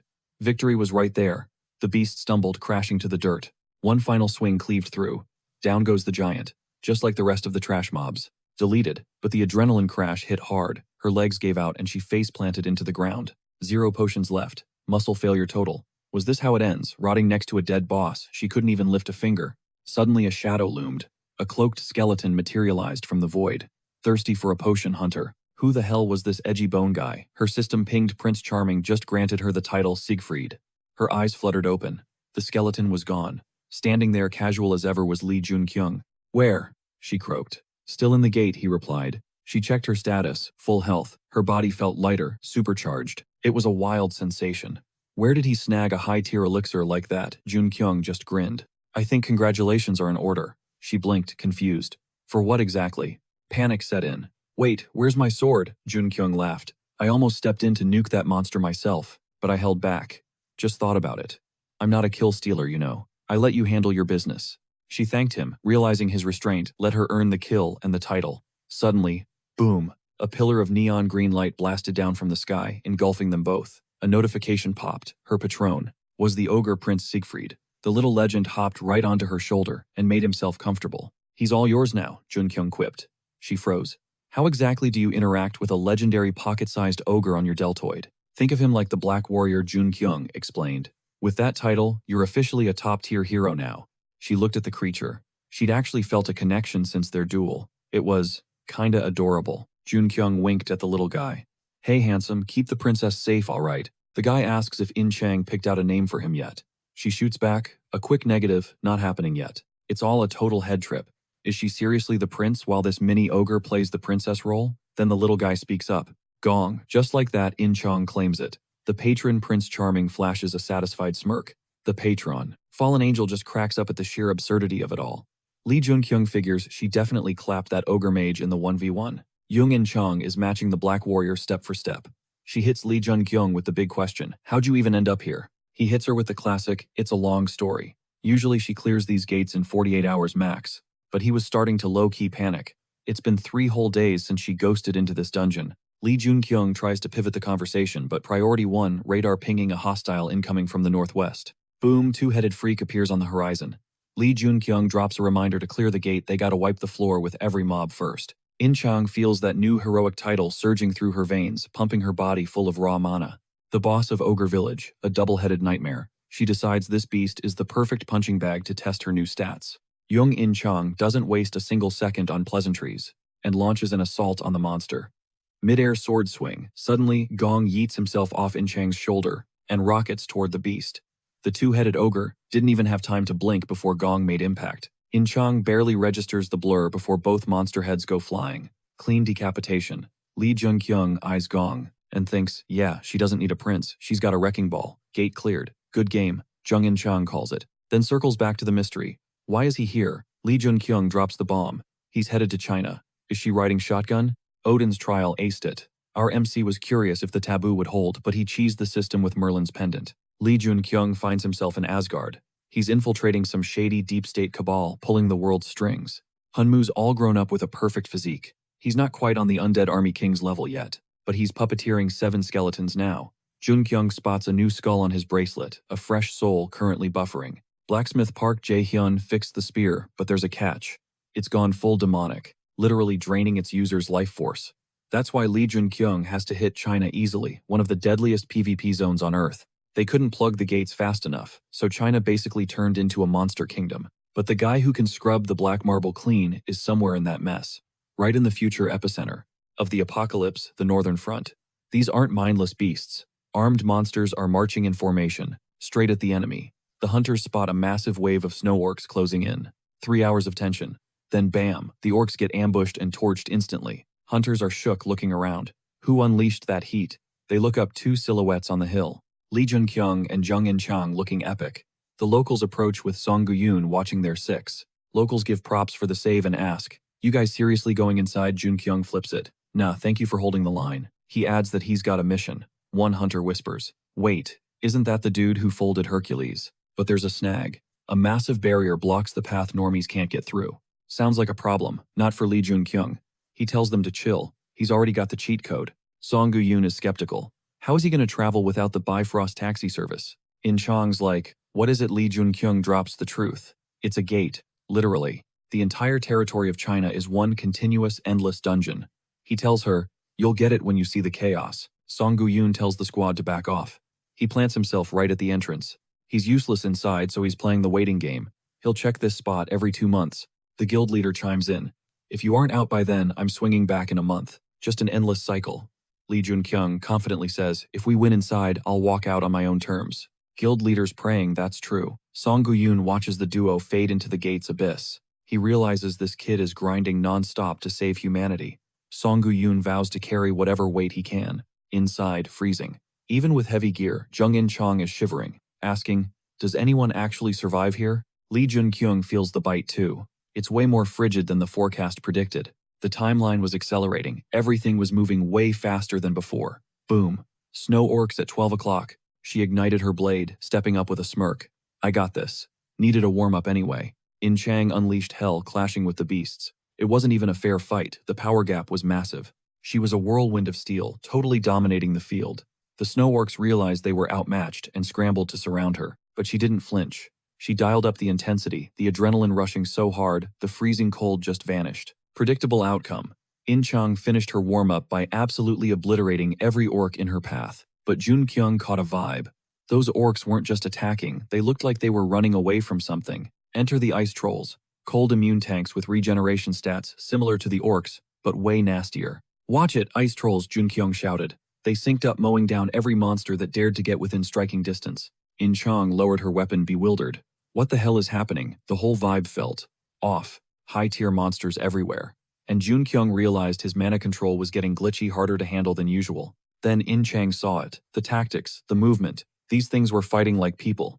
Jun-kyung connected the dots. She was right. The gate's absorption process was speeding up way past the projections. No time to waste. "How much farther?" In-chang asked. Jun-kyung ran the numbers. "At this pace, about a month." We can't burn that kind of time, he added. We need a ride. Target locked Heavenly Lake at the summit of Mount Peg-2. They struck camp and got a fire roaring to fight the freeze. Gons was vibing by the flames, soaking up the heat. Junkyung stood up. I'm gonna scout ahead. Inchang and Gons stayed cozy, but when Junkyung returned, he wasn't alone. He'd wrangled 2 reindeer to speed things up. Saddle up. With the beasts carrying the load, their pace skyrocketed, shaving days off the trip. The path steepened. We heading to the peak? Inchang asked. Shouldn't we be freezing to death up here? But the mercury was actually rising. And weirder, haven't seen a single monster for miles, she noted. The Mountain Lord keeps this place clear, Junkyung explained. Lord Inchang raised an eyebrow. Who's that? A human. Nope, Junkyung replied. Not human, not monster, not animal. He struggled to put a label on it. Just wait. You'll see for yourself soon enough. Leave the reindeer here, he commanded. Time to breach the barrier. Cut to the association president brooding atop a skyscraper. Ever since the gate opened, the world had spiraled into total anarchy. Possessing god-tier power, he had one goal: find Asgard. Dedicate himself to the people. But while flexing his powers for the sake of humanity, a dark realization hit him. The weak, the non-magical, were dead weight. His true responsibility, the hunters. The ones strong enough to survive the apocalypse. He sighed. Li Junkyung had run off to China without meeting his expectations. What a letdown. The climate was wrecked, monsters were tearing the country apart. Yet he felt nothing but boredom. But maybe that kid, the one with 0 heroic strength, who somehow clapped Hercules anyway, maybe he could find the one thing the president never could. A sinister laugh escaped him. Getting interesting, he smirked. I need to savor this, because Junkyung was the perfect appetizer for his endless hunger. Back on the mountain, we're here, Junkyung announced. Heavenly Lake. But the welcome wagon, a squad of armed locals, locking eyes on them. Inchang blinked. Humans living in monster territory, she shot Junkyung a look. You knew about this. Survivors, he stated flatly. Remnants from the ancient northern lands. A hunter stepped forward, suspicious. How do you know who we are? Junkyung didn't flinch. I need an audience with the mountain ruler. A ripple of shock went through the group. The king of the mountains. How does this outsider know about him? He knows too much, a hunter screamed. Intruders, weapons up. Junkyung sighed. Wanted to do this the easy way. He shifted his stance. Guess that's off the table. Suddenly, a silhouette on the ridge.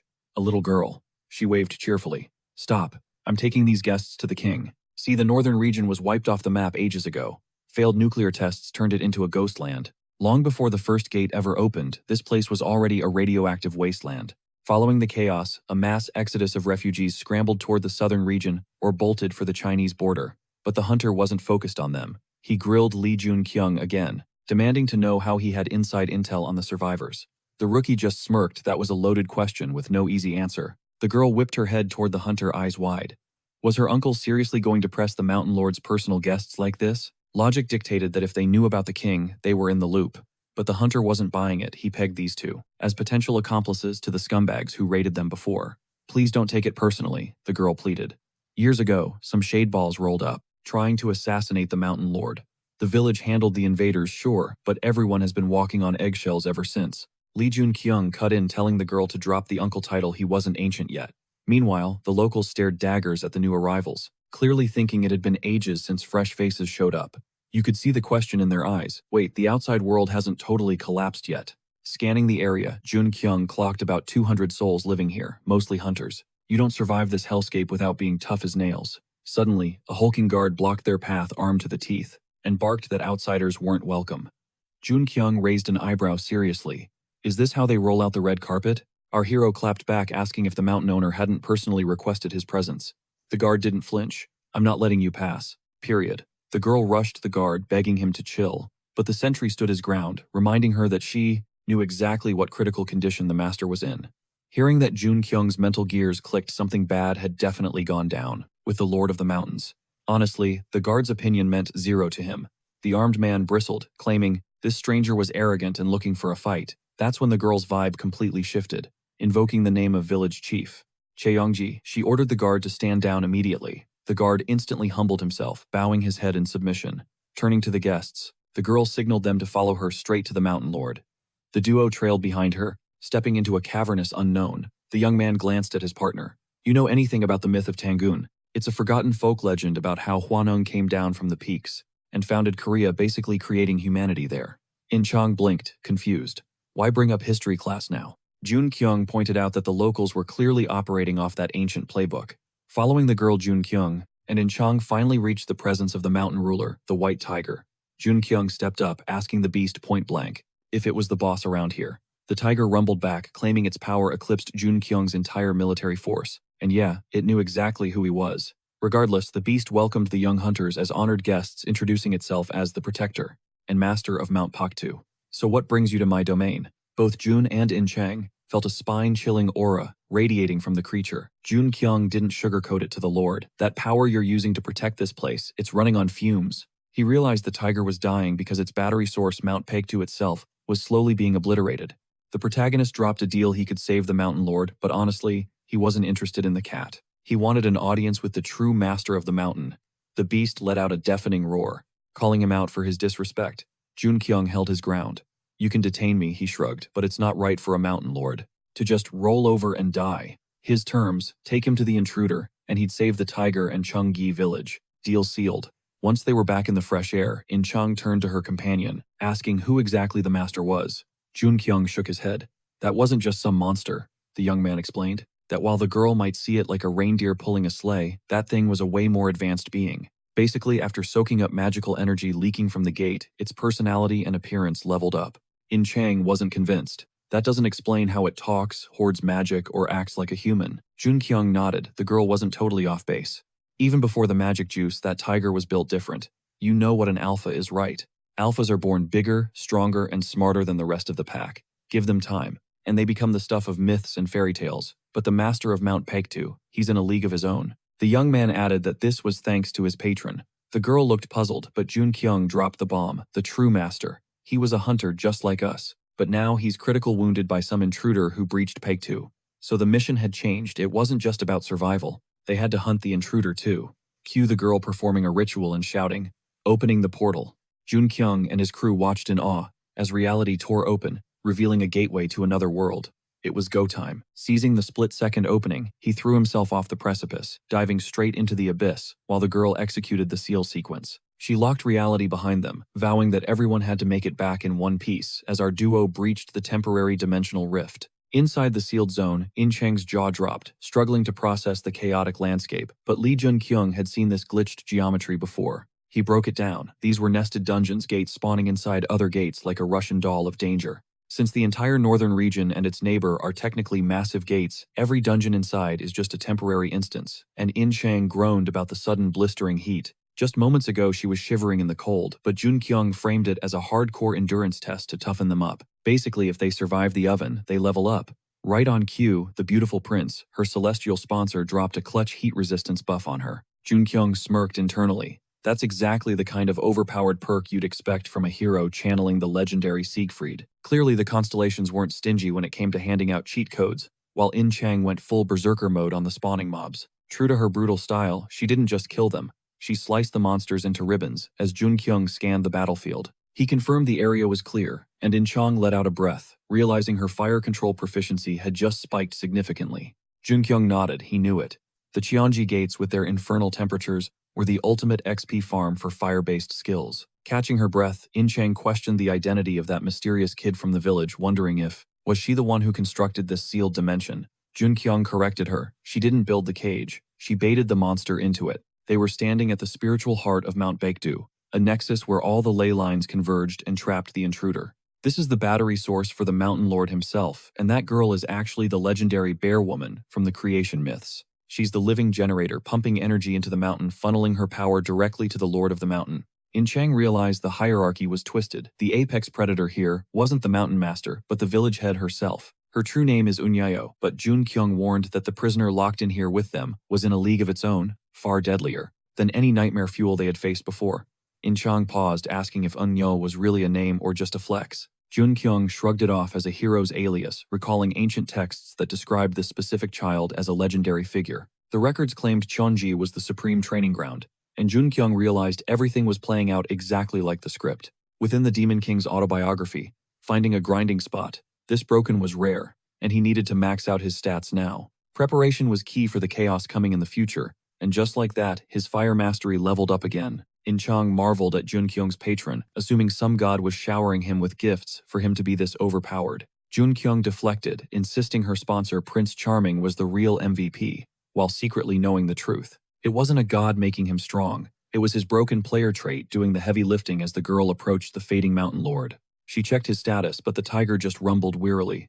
Nothing had changed. The guardian of the mountain was on death's door. He was burning his own life force to shield Mount Baekdu and the village, while simultaneously keeping the invader suppressed. His essence was evaporating in real time, and the girl insisted they needed to tap into the mountain's reserves to fight back. But the lord was already critical. She offered to retract her power to save him, but the tiger shut that down immediately. He wouldn't hear of it, noting instead that while these human rookies were impressive and packed a punch, the entity invading their world was on a totally different scale, prompting the girl to ask why he dragged them into this hellhole. The tiger admitted he didn't care about their strength. He summoned them because of the shadow looming behind them. It matched the invader's energy. Cut to the heroes. They were stranded in a void of scorching heat, surrounded by floating clusters of volatile mana. Suddenly, a small child materialized in front of them, and the girl snapped, demanding to know if this pipsqueak was the threat. Junkyung cut in. She was dead wrong. That thing wasn't human, and judging this book by its cover would get them killed.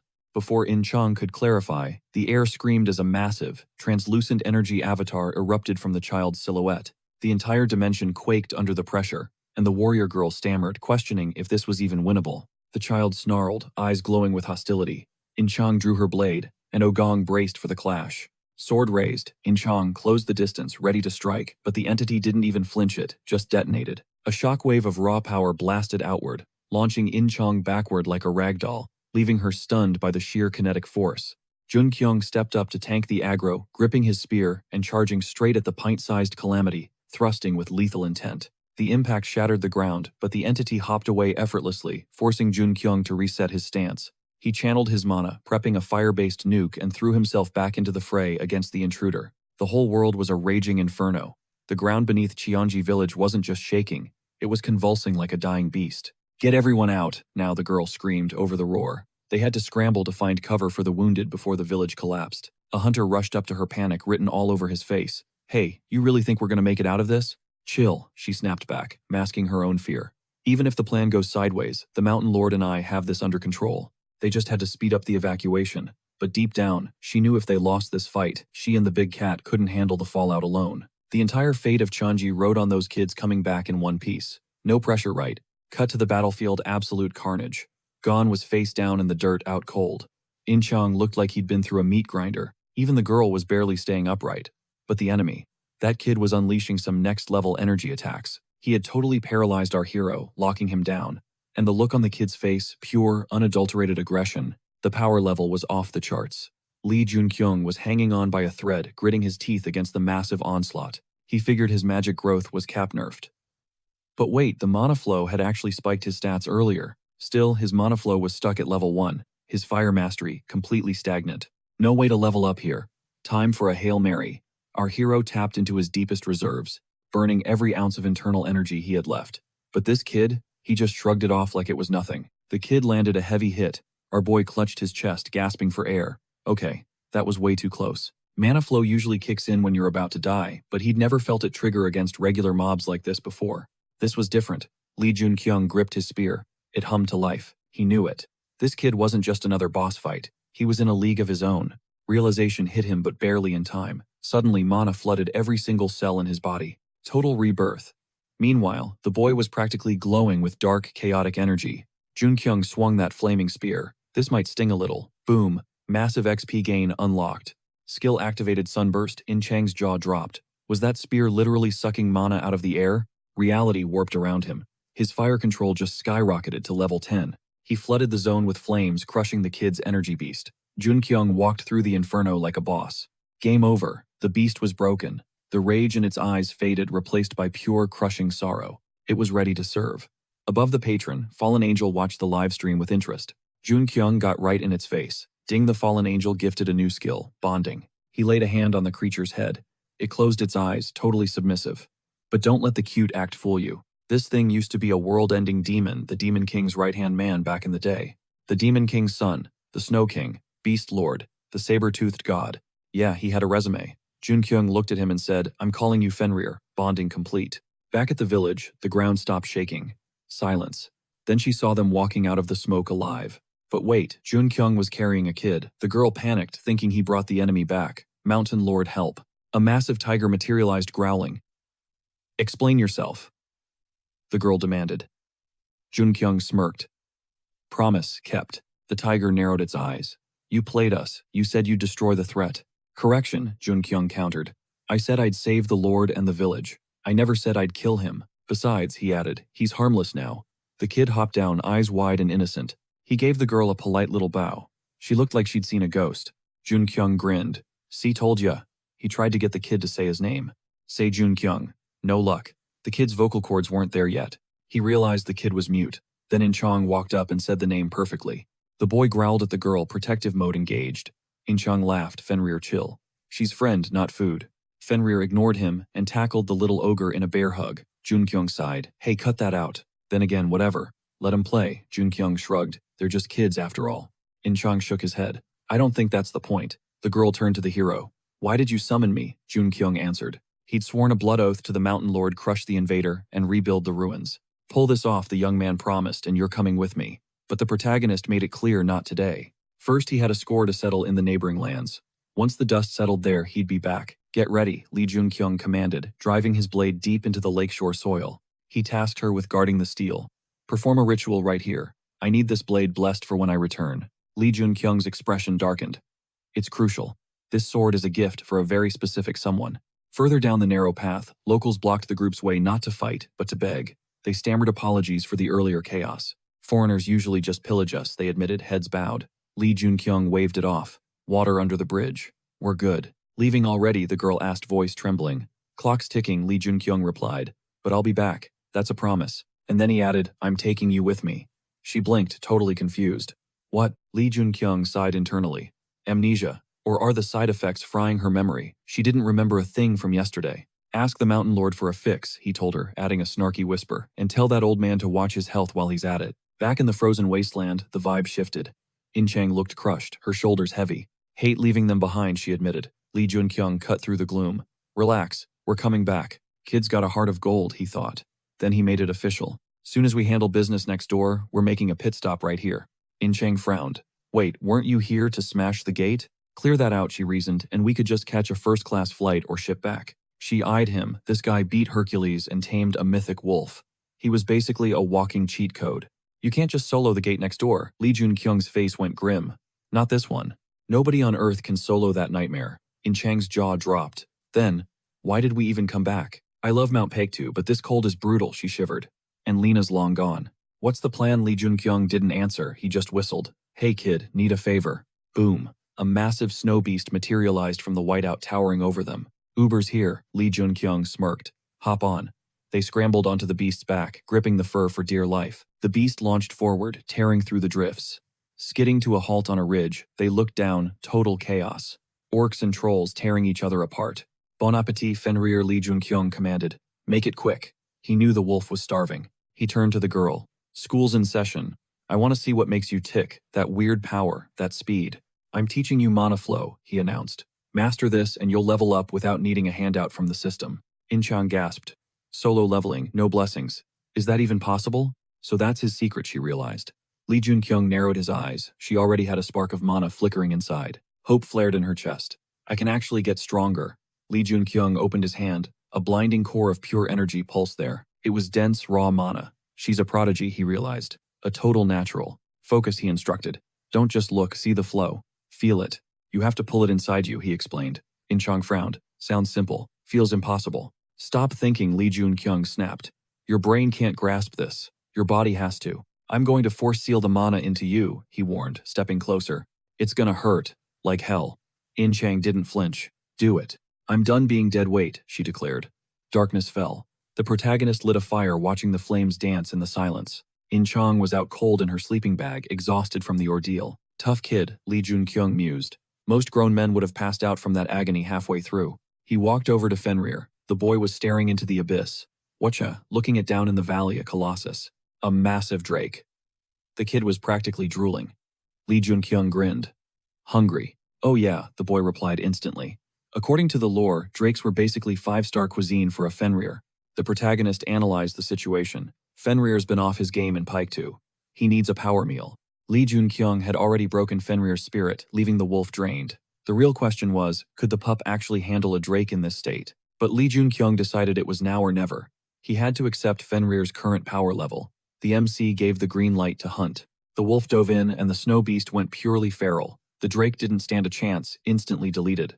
Lee Junkyung started second-guessing, the idea that Fenrir had gotten weaker. Taking down a drake that massive wasn't exactly a walk in the park. Moving deeper into the wasteland, the squad stumbled upon a gruesome scene. Frozen corpses littered the shoreline of the icy lake, a graveyard of the lost. The girl asked if this carnage was the disaster Lee Junkyung had warned about. Is this how the entire world ends? Just ice and death? Lee Junkyung kept it real. Things could be way worse. But right now, their job was damage control, saving as many lives as possible. The young man added that heavy hitters from guilds like Asgard were out there. Hunters and heroes were already making moves, doing whatever it took to survive and protect their own. Lee Junkyung promised to go all out, so she needed to chill with the worrying. In Chang admitted that hearing that actually helped. She steeled herself ready to do her part. Lee Junkyung noted that the ice was solid, meaning they could sprint across the frozen surface without cracking it. Once they crossed that river, they'd be right on top of their target. In Chang asked where exactly they were headed. Lee Junkyung revealed the destination, Guangdong Province. They had a VIP to locate. The girl looked at the frozen hellscape and asked if anyone could actually survive there. Lee Junkyung didn't hesitate, he was certain. But internally, the young man realized he was barely containing the black marble with a constant stream of mana. The dark energy was fighting back, pulsing stronger by the second. Was he hitting his ceiling? How much longer could he keep this chaotic power on a leash before it snapped? Lee Junkyung scanned the opposite bank and signaled to rush across the ice. The young man dropped the bad news. No more riding Fenrir. They couldn't risk drawing heat with a giant wolf mount. It wasn't worth the attention. In Chang noticed the temperature spiking. It was warmer here, and the monster presence had vanished. Lee Junkyung realized that was the clue they were on the right track. Suddenly, Fenrir growled, alerting them to a silhouette, looming in the fog. An armed figure. In Chang gasped, realizing they weren't alone. The young man told her to keep her weapon ready. Lee Junkyung explained, the logic. You don't just randomly bump into people out here. This felt wrong. As they closed the distance, the duo realized they were staring down an armed giant. In Chang didn't freeze. She unleashed a flurry of steel showing exactly what she was made of, and dropped the titan before he could react. But In Chang noted something was off. He had appeared on the horizon looking like a soldier, but up close, the giant attacked like a starving animal. Lee Junkyung theorized that this guy was a rogue, an exile. Giants kicked out of their clans for being weak or sick, usually, end up feral like this. That explained why he went down so easily compared to a prime warrior. In Chang shuddered, saying she didn't even want to imagine what a full squad of healthy giants would look like. The duo stared into the white void. The young man grimaced. There wasn't just one, and they weren't getting a break. Giants mounted on monsters, massive ice drakes were thundering toward our heroes. In Chang couldn't believe her eyes. Cavalry riding literal dragons of the north. One of the titans boomed a question. Who are you? Lee Junkyung glanced at Fenrir and sighed. Does this dog seriously want to eat a drake right now? Suddenly, a massive net cast a shadow over them. In Chang spotted the trap instantly. She flared her sword aura, ready to slice the net to ribbons. Lee Junkyung told In Chang to stand down. He didn't sense any killing intent. The group was instantly scooped up by a colossal giant. You're coming with us, he rumbled. The Titan cavalry turned around, continuing their patrol with their new captives. Lee Junkyung, In Chang, and Fenrir ended up in a cage, hauled by the giant like luggage. The Titan asked if they were locals. Lee Junkyung replied they were travelers from way beyond the borders. The giants muttered that since they were caught with the special one, they were safe for now. Lee Junkyung noted that these guys were nothing like the horror stories. The records painted them as mindless beasts, but these warriors were sharp, intelligent. The young man asked if they were being taken to Utgard. The giant flinched in surprise. How did this tiny outsider know about their hidden city? He confirmed the route, repeating that they didn't hurt strangers without cause. The giant introduced himself as Shachi, a proud warrior of the ice giant tribe. The protagonist introduced himself in return. A brief scuffle broke out nearby, and Shachi effortlessly wrecked his enemies with elite skill. Dusting off his hands, Shachi said he had a few questions. Depending on the answers, he'd let them walk. Shachi emphasized that they had free will here. He wasn't going to force them, provided they played their cards right. No matter the decision, Lee Junkyung was certain of one thing: they were making it to that finish line, and way faster than expected. They were basically speedrunning straight into the heart of the action. Welcome to Utgard, Shachi bellowed as the massive gates groaned open. He swooped into the city atop his giant snow goose. The crowd erupted, their champion was back. But In Chang wasn't soaking in the festive vibes. Are we in a time warp, she muttered. This place feels straight out of the Dark Ages. The cheers died down as the locals spotted the cage. Confusion spread. Why drag these strangers in chains? What was their crime? Then they clocked Fenrir. Whispers flew through the mob. Shachi didn't just bag a prisoner, he captured a werewolf. That is legendary loot. Shachi barked orders to clear a path to the chief. Junkyung stayed cool, signaling the team to play it chill. Don't sweat it, he signaled. Even Fenrir was calm. Until suddenly the vibe shifted. The wolf's hackles rose. He sensed a massive energy spike upstairs. Enemy, he growled, eyes locked on the ceiling. Shachi hauled the cage toward the guards, announcing his presence. They stepped aside, clearing the lane to the throne room. And there he was, the king looming on his throne. More uninvited guests, he rumbled. Junkyung's mind raced. Was this the guy? Fenrir sensed. They must have thrown down before the wolf got exiled to Mount Paektu. Shachi dropped to a knee, playing the loyal soldier. Chief, I've brought the werewolf and his crew. And get this, the beast wants to stick with them. The chief blinked. Humans taming a werewolf. Yeah, right. Shachi doubled down on the claim. The chief waved a hand, ordering the warrior to leave the guests. But Shachi stood his ground. I gave them my word, Shachi stated firmly. Warrior's honor. You cannot touch them. They leave here in one piece. Don't make me break my oath, chief. Back in the cell, In-chong rattled the bars. Locked tight, she sighed. But let's be real. I could snap these like twigs. Junkyung cut in. Do that and you trigger a war with every giant in the city. Confidence is key, but we are deep in enemy territory. In-chong frowned. Aren't we already in deep trouble? I don't trust that chief, she whispered.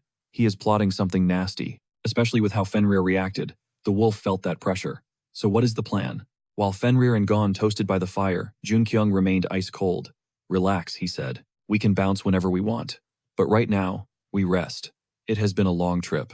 He suggested laying low, but in his head, he saw the worst-case scenario, the city in flames, giants going berserk. The Demon King's archives were clear, the war with the giants was absolute hell. But Junkyung was puzzled. Sure, their king was a monster in combat, but one-on-one giants are weaker than humans. So how did they almost wipe humanity off the map? Suddenly the door creaked open. A girl stepped in with a tray. Tea and cookies, she offered softly. Junkyung probed. Does the chief treat all prisoners this nicely? She shook her head. No. Junkyung raised an eyebrow. So what makes us special? She froze, eyes darting nervously. She was terrified to speak. That is when Junkyung clocked it a surveillance bug. He had missed it earlier. A magical necklace hanging right there, broadcasting everything. If he had been solo, he might have missed it. But he quietly deployed a barrier to jam the feed. Audio and video cut. Your name is Su-in, right? He asked. You can talk now. The bug is dead. But keep it down. Su-in relaxed. I have been here a year, she whispered. Others. Much longer. Junkyung did the math. Utgard was discovered over a year ago. So why the VIP treatment for us? It is your power, Su-in admitted. Giants respect strength, and one of you is different. Utgard almost fell recently, she continued.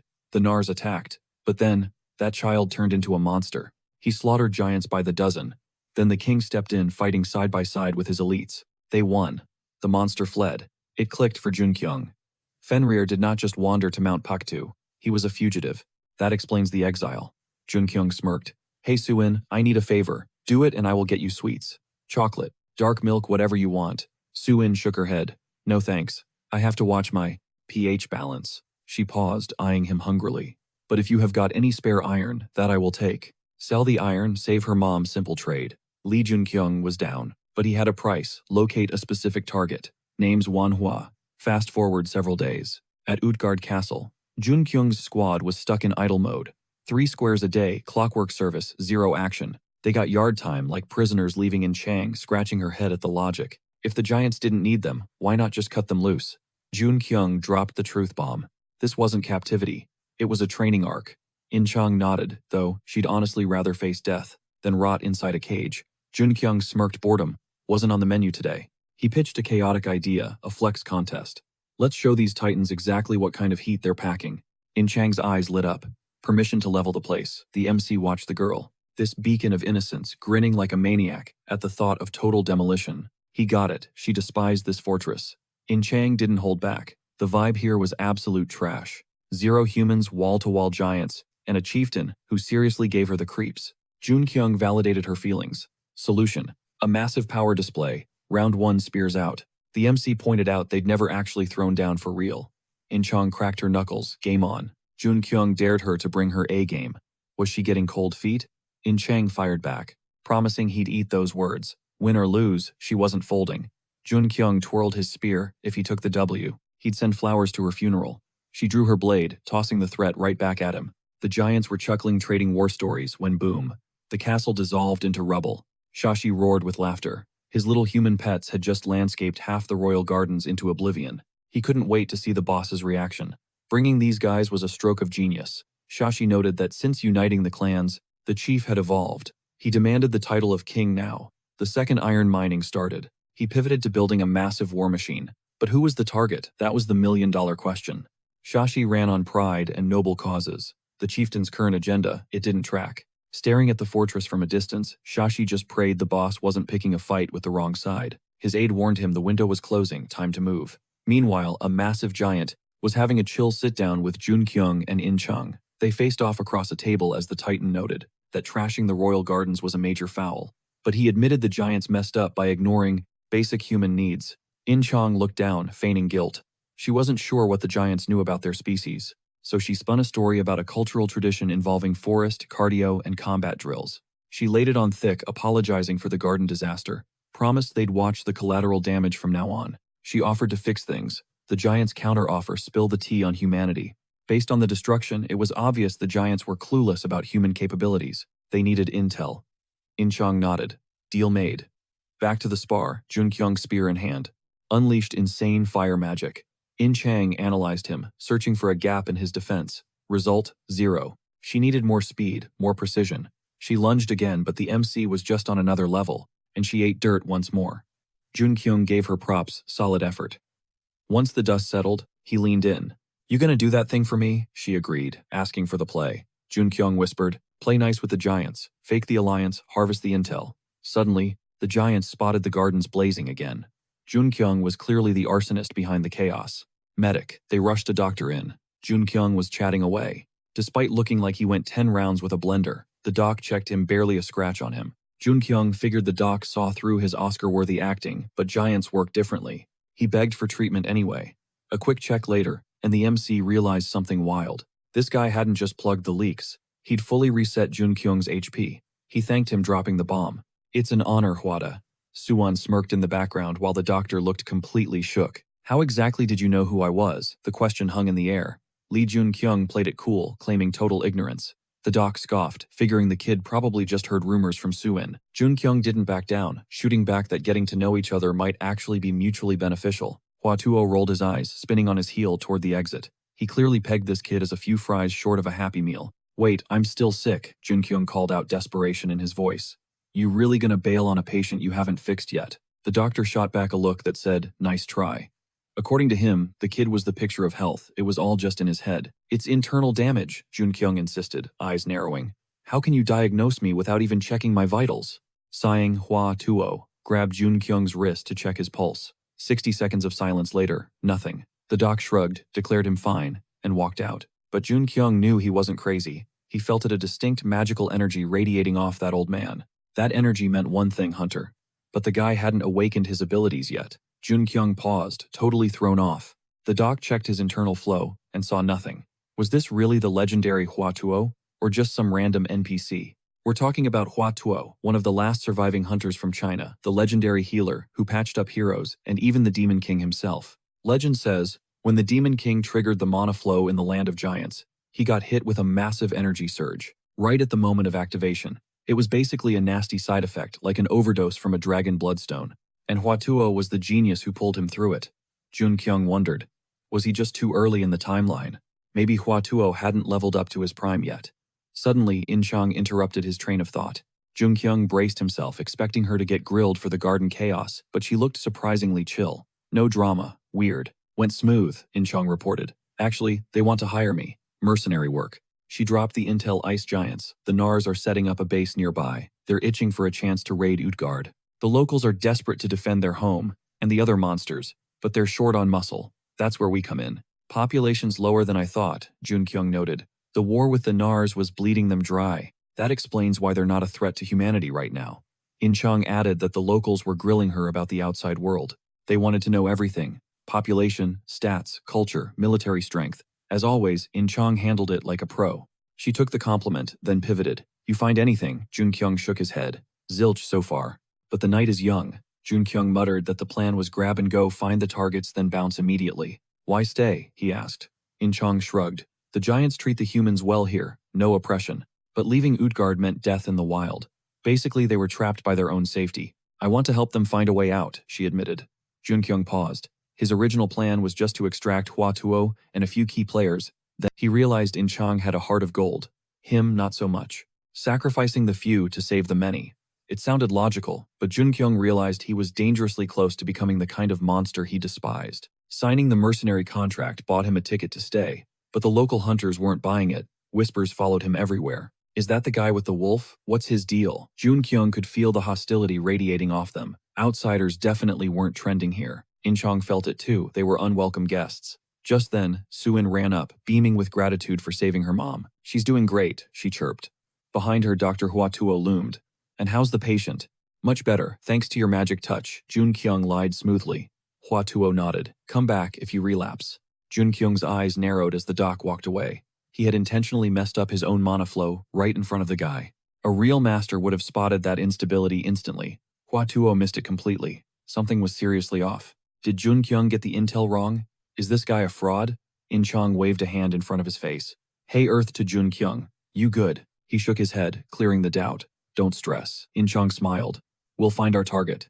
Time to gather intel, Junkyung decided. He cornered a hunter. So give me the numbers. The hunter squinted. You really want to know? How many giants we got? Maybe 1,000. Another guy scoffed. Try tens of thousands, idiot. Junkyung pressed on. And the Nars. The local explained that Utgard used to be crawling with giants way more than now. But internal drama started, fights broke out, and one of the chiefs took his crew and split. Those defectors became the Nars. Junkyung raised an eyebrow. What about the ones who stayed? Civil war killed most of them, the man grunted. The rest got wiped out by some weird plague. They couldn't handle the environment. Junkyung nodded, then dropped the real question. Any other strangers passed through here recently? Aside from him, the answer was a solid yes. But Lee Junkyung had one burning question. Was this mysterious stranger actually the Demon King in disguise? The diary dropped some major clues he'd trekked through China before hitting the City of Giants. If Junkyung played his cards right, he might just find the guy's trail. But the intel was cold. According to the locals, those outsiders had already bounced, and nobody had actually laid eyes on them. Of course, that was just the Giants' side of the story. They claimed they'd spotted intruders who vanished into thin air, but something didn't add up. Lee Junkyung knew he had to dig deeper. He figured he could leverage some outside world intel to get the Giants to spill their secrets. It was a classic information broker move, dropping knowledge about the chaos outside to gain their trust. And it paid off big time. The meeting was a goldmine. There was definitely a healer in the mix, someone powerful enough to halt the infection spreading through the Giants and gain VIP access to the castle. All signs pointed to Huada. As Lee Junkyung pieced this together, he ran straight into Shachi. The giant clocked him immediately. Is this the crazy human who torched the castle gardens? Surprisingly, Shachi didn't attack. He thanked him. A rare reaction considering most races like dwarves absolutely despised humans. Shachi mentioned he was heading out on patrol. The Nars were ramping up their raids and things were getting hairy. He hit Junkyung with an offer. You want in on this action? Lee Junkyung didn't hesitate. He rolled out with Shachi to intercept the Nars, but they ran into a nightmare scenario. Standing in their path was none other than Shrim, the warlord of the Nars tribe. The tension spiked as the two warriors dismounted for a face-off. They locked eyes, the air crackling with hostility. Junkyung's instinct screamed danger. A giant named Shrim wasn't a coincidence. This guy was radiating pure, dark, demonic energy. It was obvious Shrim was in a completely different weight class compared to Shachi. We're talking King of Giants levels of power here. Junkyung realized he needed to understand their conversation fast. The alien dialect was gibberish until the fallen angel buff kicked in, downloading the giant language straight into his brain. Now fluent, he heard Shrim demanding to know why Shachi was still clinging to his stubborn ways. Shachi clapped back instantly, refusing to take orders from a traitor. That clearly struck a nerve with Shrim. You're really gonna keep bowing to that idiot? King Shrim scoffed. Look how low your tribe has fallen. It's pathetic. He accused Shachi of disgracing the warrior code, insisting his side weren't traitors. They just refused to be slaves to Utgard. Shachi snapped, shouting for him to shut his mouth. He was done listening to the propaganda. A massive axe materialized in Shachi's grip. Shrim smirked, ready to throw hands. Fine, let's settle this the hard way. Then Shrim's gaze drifted to the human on the sidelines. A thought crossed his mind. Is the Special One actually taking orders from a human? Interesting. Instead of engaging, Shrim decided to bounce. We'll finish this later, he teased. And next time bring the Special One and your little human pet. As he left, Shachi's aide asked if they should give chase. Shachi shut that down immediately. Shrim was a monster. Engaging now would just be a suicide mission for his squad. Orders were to avoid unnecessary skirmishes anyway. The warriors looked bummed, but Junkyung knew Shachi made the right call. Giants might live for the fight, but the power gap here was astronomical. You don't pick fights you can't win. Plus, the vibes between the two leaders were heavy, like ex-best friends or estranged brothers. Suddenly, Jun Kyung spotted another figure. The giants ignored the guy, but he stood out like a sore thumb. What was a human doing out here in the kill zone? Jun Kyung pointed him out, and Shachi clarified, "He's one of us, another mercenary on Utgard's payroll." Shachi hollered at the guy, asking if he was still hunting for those herbs. The stranger just gave a silent nod. "Nars are swarming the area," Shachi warned. "Too risky to be solo. You want an escort back." The guy agreed to tag along but eyed Jun Kyung suspiciously. "Who's the new guy?" Shachi did the intros. "That's Lee Jun Kyung, our newest hire." Then he dropped the bomb. "And this here is Hwada. He's a doctor." Bingo. Target acquired. Later, Lee Jun Kyung regrouped with In Chang looking visibly hyped. In Chang had news too. She'd been grinding out in the field when a Nar squad tried to jump her, but they scattered before she could finish them. Jun Kyung's day was way more intense. He told her about the standoff with the enemy leader, a guy with power that was off the charts. In Chang noted he looked wiped out, then dropped another bombshell about her attackers. There was a human running with the Nars, a Chinese guy who casually parried her sword and covered the retreat, and he was wielding a spear. But not just any spear, a long, weirdly shaped one. Jun Kyung's mind raced. A Chinese hunter skilled enough to block In Chang. Could there be another survivor from the outside? In Chang saw the look on his face. "What's up?" He wanted to confront this mystery spearman but knew it was risky. "I need backup," he said. "You down to ride?" She nodded. "Game on." Realizing the language barrier was a total wall, Lee Jun Kyung pulled a clutch move. He tossed Merlin's necklace to the girl. He told her that bling wasn't just for show, it was a universal translator. Just then, chaos erupted as a wounded man was rushed to the doctor. The doc Hwada didn't flinch. He told the guy to hang tight while he scanned him with his aura channeling raw energy into the wound. Hwada declared the guy would bounce back in no time. Jun Kyung realized the rumors were true in these parts. Hwada isn't just a name, it's the title for a medical god. Now he saw why the title was earned, but the clinic was packed like a sardine can. Jun Kyung stepped up to the busy healer. Hwada tried to brush him off. "Can't you see I'm swamped?" But the MC shut him down by dropping a loot bag full of rare herbs. "Use these however you want," Jun Kyung offered.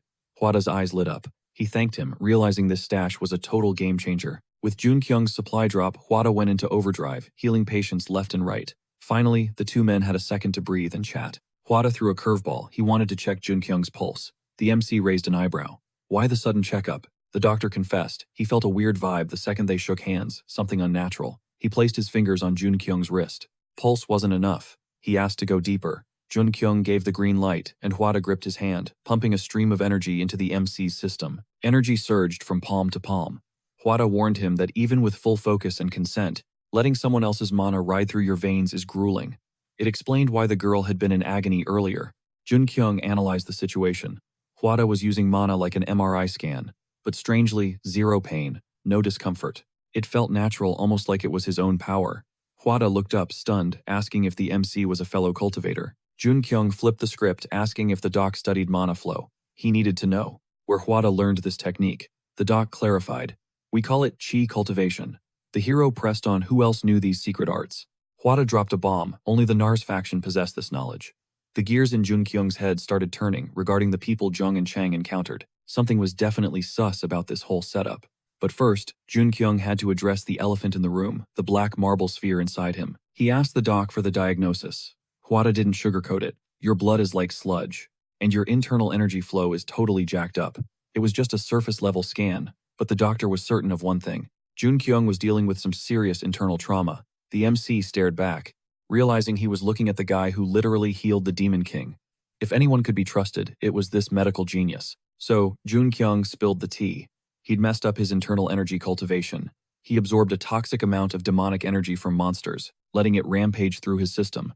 That dark power clashed with other energies inside him, condensing into volatile black spheres. These things were radiating raw power, putting his body through absolute torture. Jun Kyung admitted he was clueless about what they were. Trying to cultivate his energy the normal way was totally useless against this anomaly. Hwada got serious and asked for a full examination, no half measures this time. Jun Kyung went shirtless and hopped onto the medical table. As Hwada worked, he was impressed. The kid was tanking pain that should have felt like his insides were being shredded. The diagnosis came back weird. Usually parasitic spheres like these vampire a person's life force until they drop dead. But Jun Kyung's spheres were built different. Instead of draining him, they were actually turbocharging his mana flow. Jun Kyung asked for the bottom line. Hwada broke it down. The spheres aren't trying to kill you directly. The agony is coming from the forceful rewiring of your internal energy circuits. But Huada dropped a warning. This is high-stakes gambling. Those spheres are leveling up alongside you. If those dark cores ever overpower your own will, it's game over. They'll hijack your mind, turning you into a psychopath obsessed with total destruction. The only reason he wasn't crazy yet was his insane mental grit holding it back. Junkyung connected the dots. Was this the same madness that plagued the Nars out in the ice? It made sense. The Nars faction were basically mana-addicted psychos, driven by bloodlust and twisted cultivation methods. The MC was processing this intel download, trying to fit the puzzle pieces together. But one thing was clear, the black spheres weren't a death sentence. They were a power-up waiting to be mastered. The protagonist smirked internally, getting stronger. By dancing with death, that's just Tuesday for him. He realized the Demon King must have cracked the code on mana flow through this exact type of cultivation. If Jun Kyung plays his cards right, he can use chi techniques to optimize his own power in the future. But something still bugged him. He turned to the doctor, pointing out that none of these patients looked like battle-hardened warriors. Why is everyone dropping like flies? Huata didn't sugarcoat it. This land, it's overdosing on raw energy. Hunters backed by high-tier patrons can vibe with it, turn that pressure into power, but only if they're conditioned. But average civilians, their bodies crash under the voltage. That's the sickness. Explains the body count. Since the gate cracked open zones totally hostile to human biology started popping up globally. Huata dropped a little lore before China went full gate mode. He was grinding through med school in Europe. He rushed back to the motherland the second the news broke, hoping to be useful out in the field. Society wrote these places off as unfixable hellscapes, pure monster turf. But Huata pivoted, grilling Lee Jun-kyung on why he trekked all this way. Isn't a rescue squad supposed to be tailing you? Lee Jun-kyung scanned his memory of the original plot. Zero mentions of backup. He kept it real. No cavalry coming. Then he dropped the mic. The rescue team is standing right in front of you. Huata scoffed, unimpressed. So Lee Jun-kyung broke it down, explaining it was just a two-man operation. Aside from Fenrir, there were two others who'd actually clapped the giants. One wasn't even human, just a pile of bones. Huata shot back. Does the species even matter? The real mission was a total evac saving everyone. Could they pull that off? Jun-kyung admitted he couldn't solo carry this raid. He pressed the doc for intel on the defectors siding with the Nars. Maybe we can use them. Huata laughed in his face. Ridiculous. You don't know who you're dealing with. Jun-kyung didn't flinch, firing back that ignorance was exactly why he needed the info. The hunter count in Utgard was critical level low. That implied the majority had already flipped to the Nars' roster. Huata confirmed it, noting that on his last herb run he saw the mass exodus from Utgard. Jun-kyung's gears turned who had the charisma to lead that pack. No name popped up. But he needed those hunters. To survive the incoming apocalypse, he had to level up, fast. Jun-kyung doubled down on his request. Teach me key cultivation. If he could unlock that skill tree, he'd be inching closer to Demon King tier power. Cut to Jun-kyung and the squad scouting Utgard from a distance. Same old snow-buried cityscape. But the scenery wasn't the point. Huata had just finalized a massive barrier around their zone. Total lockdown, zero mana leakage.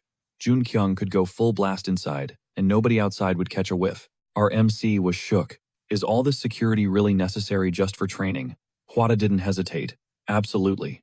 Rewiring your internal circuits demands sucking in external energy, and during that process, you trigger power surges the giants will definitely ping. The doc added that hoarding mana in one spot isn't exactly a walk in the park. First step, a barrier that lets mana circulate. Then Jun-kyung dropped a bombshell. I can already feel it.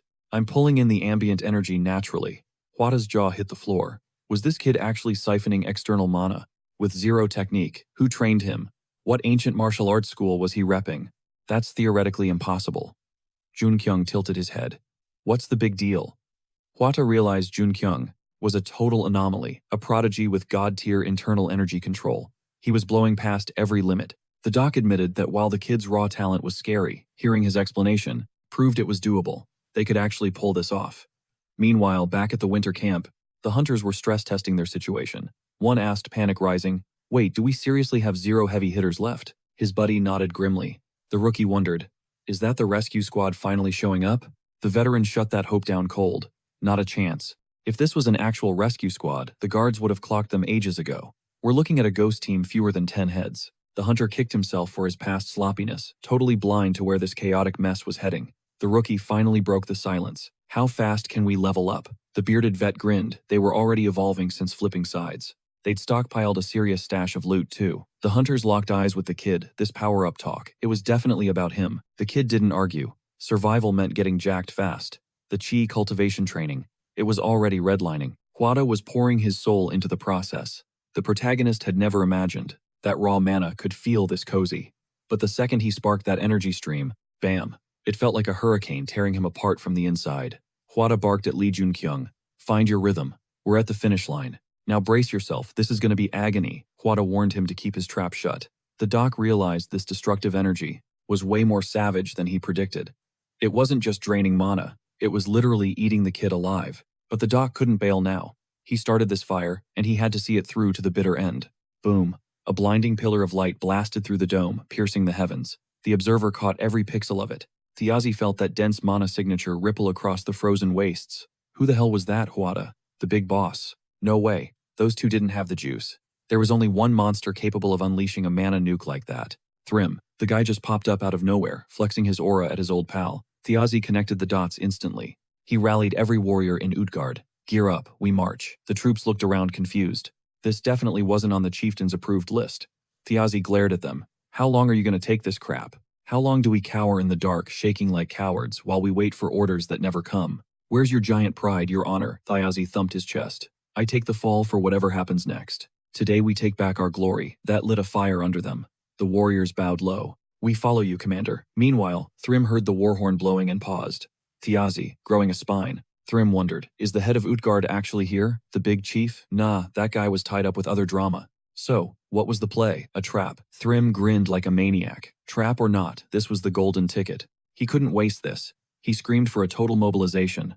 "Listen up, boys. Today, Utgard falls." The enemy army marched on the barrier-protected zone.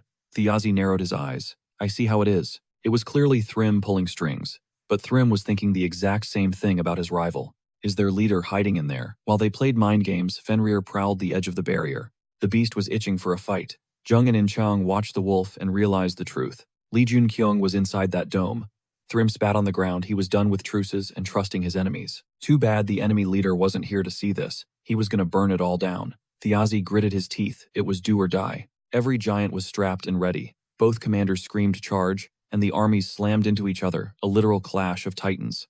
Inside the chaos, Lee Junkyung snapped awake, leaping to his feet. Finally, Huada rasped, "The kid's back." But the old doc noticed something else. It wasn't just consciousness, the kid was radiating insane technique and raw power. Lee Junkyung scrambled over to the old man, just as Huada collapsed. He frantically checked for a pulse. Still beating. "We're good." But the cost, Huada had burned his own life force, sacrificing his youth to save him. A glowing energy-packed apple materialized in the hero's hand. "Not on my watch, Doc. You're not checking out yet. The Demon King used to have elixirs for this, but they were fresh out. The only Hail Mary left, the Apple of Eden. A.K.A. the elixir of Asgard. Lee had swiped it from Odin for a rainy day, and folks, it was pouring. I'm gonna siphon every drop of juice this thing has." Following Huada's old lessons, he slammed the apple onto the doctor's chest. "Drink it up, old man." A massive mana surge flooded the doctor's body. Meanwhile, outside, Jung and In Chang were in the thick of it. In Chang analyzed the battlefield. Thiazi was tough, sure, but he lacked that knockout power. A giant loomed over her. "Well, look who it is. Little lady still got some kick, huh?" In Chang stared him down. This hunter, he was definitely hitting harder than the average giant. Suddenly, Gonza, her pet ogre, came barreling in. The beast went full kaiju mode, exploding to his natural size, dwarfing the enemy. The bad guy's jaw dropped. He was staring at a legit monster. In Chang cracked her knuckles. "I've got the human. Gonza, keep the rest off our backs." The ogre smirked, promising to grant her every dark desire if she cooperated. The girl didn't flinch, drawing her sword, and announced she was ready to start this twisted little game. Her opponent flashed a satisfied grin, clearly digging her vibe. Meanwhile, amidst the chaos, Shrim had to give credit where it's due. Shachi wasn't the weakling he used to be. Shachi scoffed. "You haven't changed a bit." He added that he'd been grinding non-stop since their last clash.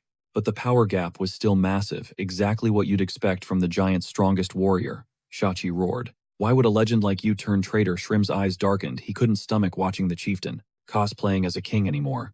He dropped a bombshell. The chieftain had obliterated everything Shrim held dear. "It was," the chief Shrim growled, "who murdered my friend and your father, Ovaldi." Shachi froze, completely paralyzed by the truth. Shrim doubled down. That scumbag Loki killed him. Meanwhile, Lee Junkyung shifted his gaze to the battered Huatu. The dock was stabilizing, but something was off. The Apple of Eden was supposed to be a god-tier artifact, way stronger than any elixir. Yet it looked drained, barely hanging on with zero mana flow. Lee Junkyung realized the truth. "I think I did that." He must have vacuumed up the apple's energy while gathering mana. That explained the insane power surging through his veins. Right now, the kid felt unstoppable, like he could take Hercules in a one-on-one and win. The hero was baffled by the aura swirling around him. Suddenly, an armed Young and Chang closed the distance, getting right in his face. The girl beamed, asking if he was good, clearly hyped to see him. The fallen angel, however, just sneered. The disrespect caught the hero off guard. His rival scoffed. He's just a human, signaling that this was their moment to strike. A battle cry rang out, but then boom. Hunmu's skeleton form materialized on the battlefield, awaiting his master's command. Hunmu bowed, declaring total loyalty. At his current level, he was ready to absolutely wreck those giants. Li Junqiang noticed the upgrade immediately. Take Huatu to safety, the young man ordered, his voice steady. Hunmu flashed a skeletal grin. Consider it done, master. The protagonist knew the doctor was safe, so he locked in on the fight. Just then, Shrim lunged, winding up a finishing blow for Shachi. But Li Junqiang, he was faster. He blitzed in and smashed a fist right into the giant Shrim's jaw. The impact was deafening. Shachi stared, wondering who the hell Li Junqiang actually was. The kid had leveled up insanely since they last crossed paths. Around them, the Titan clash raged on, blood spilling everywhere with Ganza tearing through the battlefield. Li Junqiang unleashed Fenrir, telling the beast to go wild. A massive ice monster manifested behind him as the hero shouted, "Let's negotiate." The enemy mercenaries hesitated, lowering their weapons. You could see the gears turning. Was this their way out? The protagonist narrowed his eyes. He wouldn't sleep on them. These guys were heroes in their own right. Li Junqiang cut to the chase. Who exactly are you people? One merc stepped forward. I am Yubi. The name didn't ring a bell, but with skills like that, he had to be in the Demon King's database. Li Junqiang pressed him. Why betray humanity? Because you aren't hunters, Yubi snapped, screaming. I didn't betray anyone. It was destiny. For the greater good, Li Junqiang didn't buy it. He launched an attack, shouting, "That's total garbage. What kind of greater good justifies stabbing your own people in the back?" The mercenary spat back. We have a deal with Shrim. We take down King Utgard, and they help us rebuild China. Li Junqiang scoffed. You could have cut that deal with King Utgard himself. He lunged, spear tip, aiming for the kill. Yubi gritted his teeth. He'd never align with Utgard. Not after the king wiped out countless lives with that plague. Working with a monster like that was suicide. Li Junqiang realized he was talking about the classified incident, the one that happened right after Wanho died. That explained the ghost town in Utgard and the mass hunter betrayal. But the young man caught a contradiction. Yubi preached about saving China while actively screwing over humanity. Yubi screamed again. I told you it's not betrayal. The protagonist shook his head. Too many questions. First beat them into submission, then get the answers. Back in the giants' duel, Shrim dropped more truth. Your father caught the chieftain scheming. Loki intends to terraform these lands into a new Jotunheim. Shachi blinked. What are you talking about? He wants to cleanse the realm, Shrim hissed. Total genocide of every living creature that isn't a giant. And Ovaldi died trying to stop him. Shachi clenched his jaw, furious. Why the hell are you only telling me this now? Thrym snapped, launching a savage assault on his opponent. Why hide this? He roared, attacking again.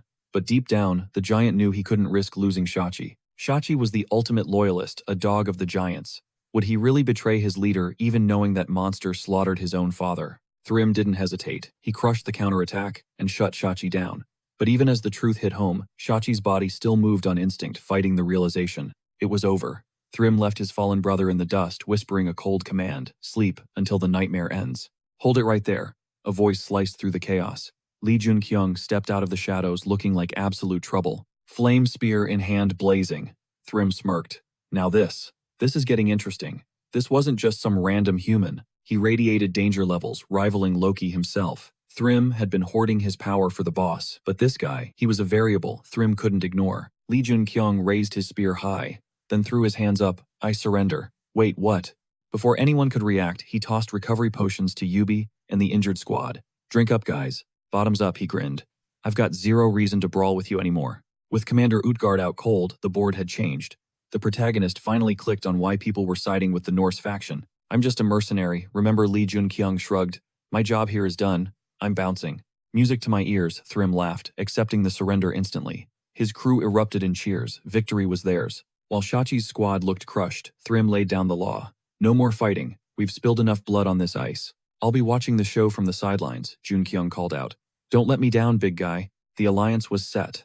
Giants and humans turned their gaze toward the real target, King Loki in Utgard. The protagonist was confused, but the fallen angel was absolutely vibing with rage. Not happy at all. Probably triggered by the name Loki. When Thrym asked why he was backing off, Junqiang kept it real. Mercenary rule number 1, I follow the cash. You got the coin, I got the skills. Maybe we can work something out. Chang whispered. You serious right now? Junkyung just winked, reminding her of the game plan from day one. We ain't picking sides, remember. We hit our targets before we even stepped foot in China. The hunters here can save the civilians. We get paid, they get saved. Win-win, right? She nodded, getting the picture. Meanwhile, the Norse invasion was cutting through the defenses like butter. The giant warriors were unstoppable. With full stamina reserves, the Norse faction breached the city walls without breaking a sweat. Dr. Wanhua finally woke up. You good, Doc? Junkyung asked casually.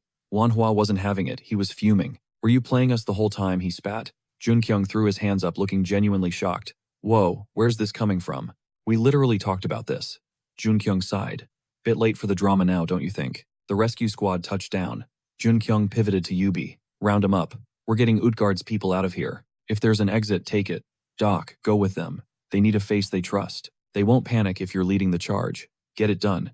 Wanhua realized the guy actually cared. I still don't get your angle, the doctor grumbled, but I'm in. Cool. I'm back to being a hired gun. Then Junkyung grinned. The doctor paused. And you, holding up. Never better, he flexed. Eating good, sleeping like a baby, and look at these gains. I'm in my prime. As Wanhua led the evacuation, he threw back a warning. Watch your back. The king is a monster. Ignoring the danger, Thrym kicked open the doors to the throne room. There sat the king. You filthy traitor, he sneered. How dare you step foot in my castle? Your turn's over, Utgard Loki, Thrym roared. You should have finished me when you had the chance. Big mistake. Junkyung watched from the back. Even facing 100 enemies, the giant was ice cold. No fear. But the king, his aura was suffocating. There were definitely hidden mechanics they didn't know about yet. Thrym stepped forward. Regret it yet, not handling me like you handled Evaldi. I know Evaldi turned you, Loki scoffed. That hit a nerve. Thrym bristled, ready to tear the king apart, right there. Cute Loki smirked. Suddenly the ground rumbled. The massive crypt in the center of the room cracked open boom. A red giant rose from the depths, eyes glowing with pure mindless rage. And he wasn't alone. Crypts everywhere burst open. One by one, identical red titans leaped out, until an entire army stood between them and Loki. Lee Junkyung analyzed them instantly. Soulless, mindless drones, just like the ones he farmed earlier. He cracked a dark smile. The fear was gone. This was his playground now. But Thrym, he was screaming, you scumbag, is this how you treat your own kind? Lee Junkyung knew the official story. A mysterious plague had wiped out most of the giants. But looking at the monsters in front of him, he realized that was a total lie. These things were on a completely different tier. In this frozen wasteland, their power was off the charts. Mindless hollow shells, driven only by a berserker frenzy. They were absolute puppets for the king. The final pieces of the puzzle clicked into place for Junkyung. The king didn't just rule. He butchered his own subjects to build this zombie legion. Loki needed weapons that wouldn't ask questions. And these giants were the answer.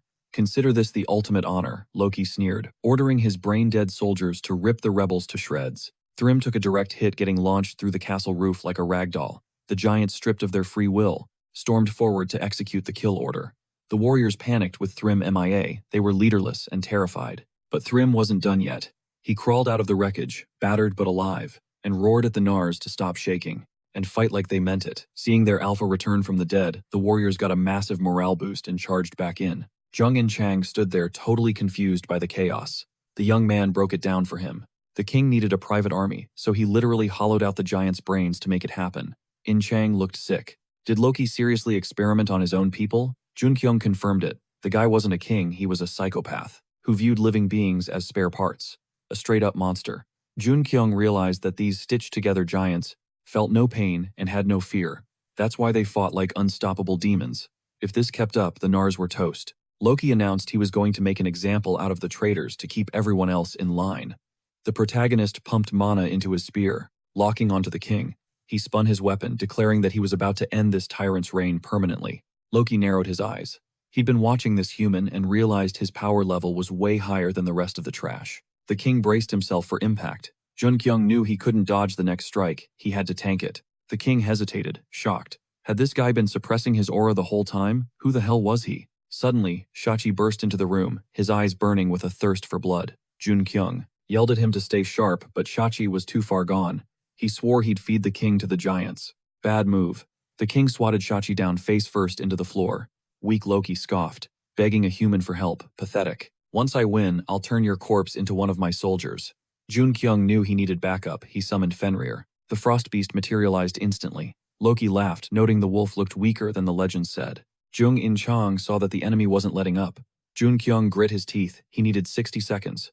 Thrym let out a war cry and tackled Loki. Jun Kyung knew the giant couldn't hold the monster alone. He shouted for Jung In-chang to step up. The girl promised to stall the enemy even if it took an hour.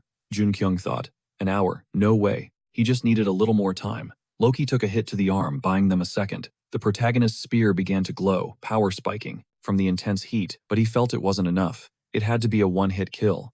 The spear hit critical mass, trembling as if it were about to shatter.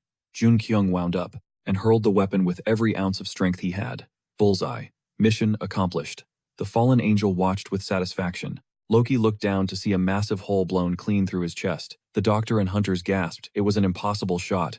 The sun, hidden for ages during the eternal winter, finally pierced the clouds over Utgard, bathed in that blinding holy light. Loki disintegrated. The king and his fortress of nightmares burned to ash, erased from history. With the mind control broken, the Nars wiped out the remaining giants.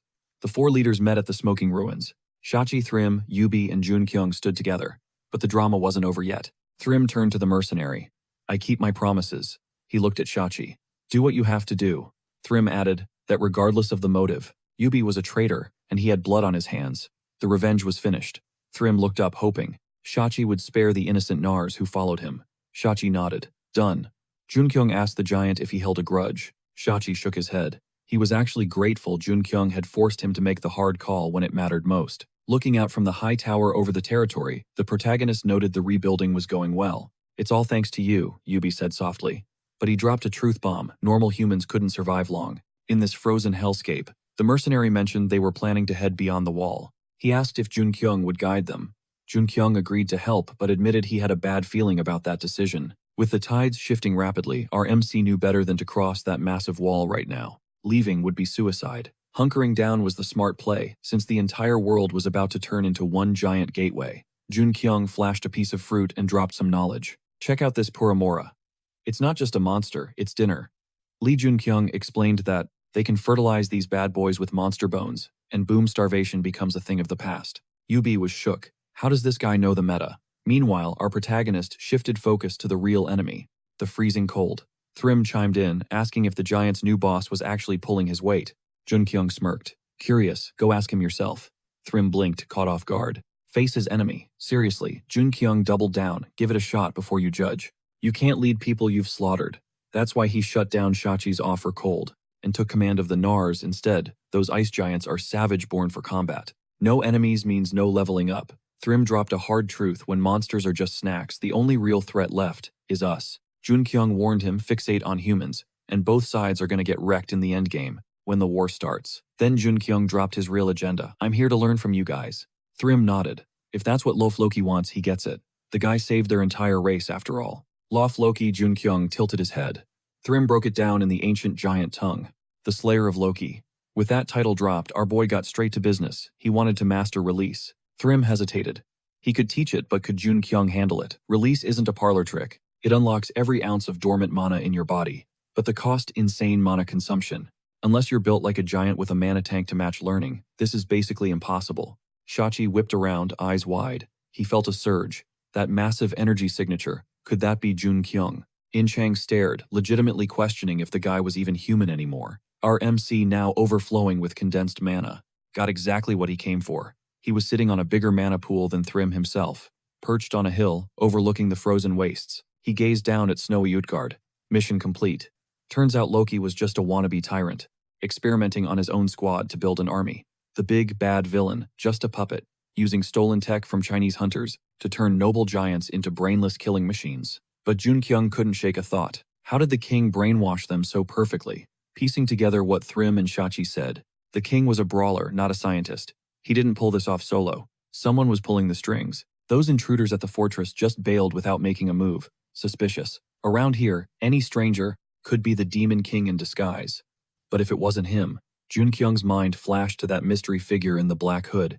Who was he really? And what's his endgame? Suddenly, Jung and Chang cut in. The locals were throwing a festival. We gotta go. Before he could protest, she grabbed Jun Kyung's hand and dragged him toward the lights. Everyone's waiting. They hit the town square and looked around. This was the reality of life out here. Sure, it wasn't paradise, but survival is messy. Sometimes you just gotta be thankful you're breathing. In Chang called it beautiful. With the festival right by the gate, Jun Kyung felt a spark of hope. He let his friends enjoy the moment, then climbed up a makeshift stage on the hill. The crowd murmured. "Who's that? Is that him? The guy who wrecked the giant king?" Loaf Loki Jun Kyung didn't speak. He just opened the floodgates, letting his mana level skyrocket. Flames erupted around him. The whole town swarmed the square to witness the legend of Loaf Loki. Even Thrym had to admit this guy was built different. Jun Kyung raised a hand and blasted concentrated energy into the sky. The locals gasped. "A sun! Up there, since when can a human pull off miracles like that?" The magic condensed, locking into a core fueled by the dragon bloodstone. He'd created a dragon heart. Weak, sure, but insane for a human. Yubi whispered. "You ready to bounce?" He nodded. He'd already infused heat into every support pillar outside the city, copying that infusion technique he snagged from watching Park Ji-hyun. But he didn't stop there. He layered on Merlin's necklace magic. As long as those pillars stand, the holy fire won't consume them. The eternal flame was locked in, blazing steady. Yubi hesitated, questioning if bailing now was the right play. The guilt was eating him alive. He hadn't settled his debts yet. But Lee Jun Kyung cut the pity party short, promising their paths would cross again. With zero hesitation, our main character swan-dived off the observation tower, landing perfectly right in front of In Chang. To her, he wasn't just a warrior. He was the guy who literally raised the sun. He'd finally made it. And he made one thing clear: the people were safe now. He'd rigged the place to stay toasty long after he bounced. Even Lee Jun Kyung had to admit this girl had a heart of gold. Jun Kyung pivoted back to Fenrir with a silent command. A split second later, the air crackled. A massive ice beast materialized out of thin air, looming over the squad. Jun Kyung smirked, hoping the next time they met, Yubi would be on his level. Yubi watched them go, fully believing in that reunion. Twilight faded into ink-black darkness as the crew pushed forward. They were forced to camp out in the freezing tundra. Fenrir and Gons passed out instantly, snug in their gear. Meanwhile, Jun Kyung and In Chang vibed by the crackling campfire. In Chang let out a breath, admitting the pressure was real. But honestly, the trip hadn't been a total nightmare. Still, the guy confessed that after a trek that brutal, he wasn't exactly itching for round two. In Chang cracked a smile, noting she hadn't seen his playful side in ages. Gons dragged himself out of his sleeping bag, chiming in that he actually dug the adventure. Jun Kyung switched to business mode, asking about her cultivation grind. He'd warned her it would be a nightmare difficulty. In Chang nodded she'd finally unlocked a clue about the mana flow. The MC got serious. She needed to speedrun this process. There was barely any time left on the clock. Even right now, the dragon's heart was vibrating near his own, charging up automatically against his will. It was flooding his system with raw magic, power leveling him while he sat there. Everyone was getting buffed without even trying, a massive red flag that the endgame was approaching. Jun Kyung realized the scaling was off. Everyone was getting too strong too fast. Even the mobs were evolving. The whole world was shifting gears. That mana spike in China, just the tutorial for what was coming. In Chang's gaze snapped to the mountain peak. Mount Paktu wasn't just smoking, it was an inferno. Frenzied monsters seized the moment, swarming the burning village like locusts. Civilians scrambled for their lives, while the hunters locked and loaded. The beast didn't stand a chance, getting absolutely shredded by the defense squad. But that was just the opening act. The hunters confirmed the civilians were clear of the kill zone. Just as they prepped to move down Mount Paktusan, a colossal giant stomped into view. And something was seriously wrong with this guy. He was leaking an insane amount of mana. The hunters realized this wasn't a skirmish anymore, it was a suicide mission. Out of nowhere, Fenrir, the legendary snow beast, teleported in to face the giant. The hunters stared, realizing backup had arrived. Lee Jun Kyung stepped out of the shadows with his crew, casually asking if everyone was still breathing. The lead hunter was practically crying with relief. Jun Kyung cut to the chase. Where are the Mountain King and the Bear Woman? He couldn't track their energy signatures. A local pointed up the chief had headed to Heavenly Lake to try and seal the king. Jun Kyung turned to In Chang, ordering her and the doctor to lock down this area while he handled the big leagues. Meanwhile, the Bear Woman stood her ground at the rendezvous point. The Mountain King wasn't just angry, he was livid. The tiger let out a bone-shaking roar, acting erratic. The girl couldn't take it anymore, her heart was breaking. That beast was basically her dad. She was an orphan. There was no way she could raise a hand against him. But the monster didn't care about family bonding. He was out for blood. Defeated, she offered herself up as the sacrifice. Tossing her blade into the snow, she whispered that she was done, fighting totally drained.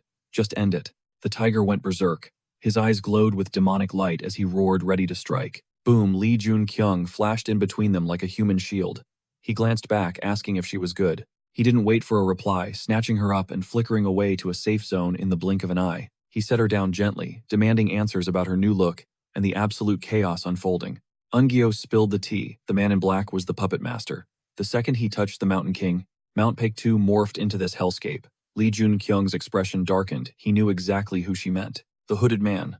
Eun-gyo mentioned he'd been MIA for days since the incident. She was convinced the king's corruption was all his doing. Jun-kyung proposed they calm the beast down first, ask questions later. Eun-gyo shook her head. It was hopeless. They'd thrown the kitchen sink at him, seals, spells, everything. They even tried a full exorcism to drain the demonic energy, but the Mountain King was just too OP to be stopped. So, no other options, Jun-kyung asked the void. The system's response was cold and immediate. Destroy him. Our MC powered up his fire spear, the flames roaring to life. Eun-gyo, get to safety. Now. He grit his teeth. I might have another play here. Jun-kyung opted for some extreme shock therapy. He launched himself at the Mountain King, his spear dancing as he fired off precise stinging bursts of flame. Eun-gyo watched jaw on the floor. Was this really him? How did he level up this hard in just a few days? The guy had evolved like he'd spent years in a time chamber. But the Mountain King, he was a tank shrugging off the therapy and staying on the offensive. Jun-kyung didn't flinch, raining blows on the colossal beast. The tension snapped. Eun-gyo's resolve, she couldn't stay silent and let out a desperate scream. Mid-combat, Jun-kyung shouted at the beast, "Relax, I'm not gonna kill you and I'm not doing anything shady." He was betting it all on the dragon's heart, that dragon bloodstone was the ultimate battery pack. It was a fusion reactor combining the Mountain King's raw strength with the ancient spiritual energy pulsing through Mount Paektu. And it was more than just power. With that stone, you could literally feel the magic vibrating in the air. Our hero's plan, absorb it all. Even the toxicity causing the king's berserker rage. He was turning himself into a human filter. But then the vibe shifted. Jun-kyung realized he messed up. His spear started darkening, twisting into a cursed weapon right in his hands. It wasn't just taking the madness. It was sucking the king's life force dry. Jun-kyung forced himself to focus. Reversal first, I have to give the energy back. Snap. Purification sequence initiated. Seeing the opening, our MC floored, the gas accelerating the process before it was too late. The massive tiger collapsed, pinned by exhaustion. Jun-kyung exhaled, thinking, did I pull it off? But Eun-gyo shrieked and sprinted toward the fallen guardian. Tears streaming down her face, she threw herself at the beast. I'll fix you, just hang on, please, just a little longer. Don't you dare close your eyes, look at me, she pleaded, shaking him. Seconds ticked by. Silence.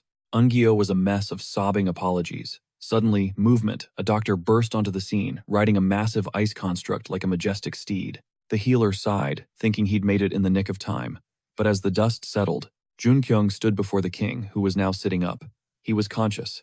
The madness was gone, sanity restored. But the victory was hollow. The king's aura was fading fast. The damage wasn't just physical. His very essence was unraveling. It was over. Jun-kyung's mind raced.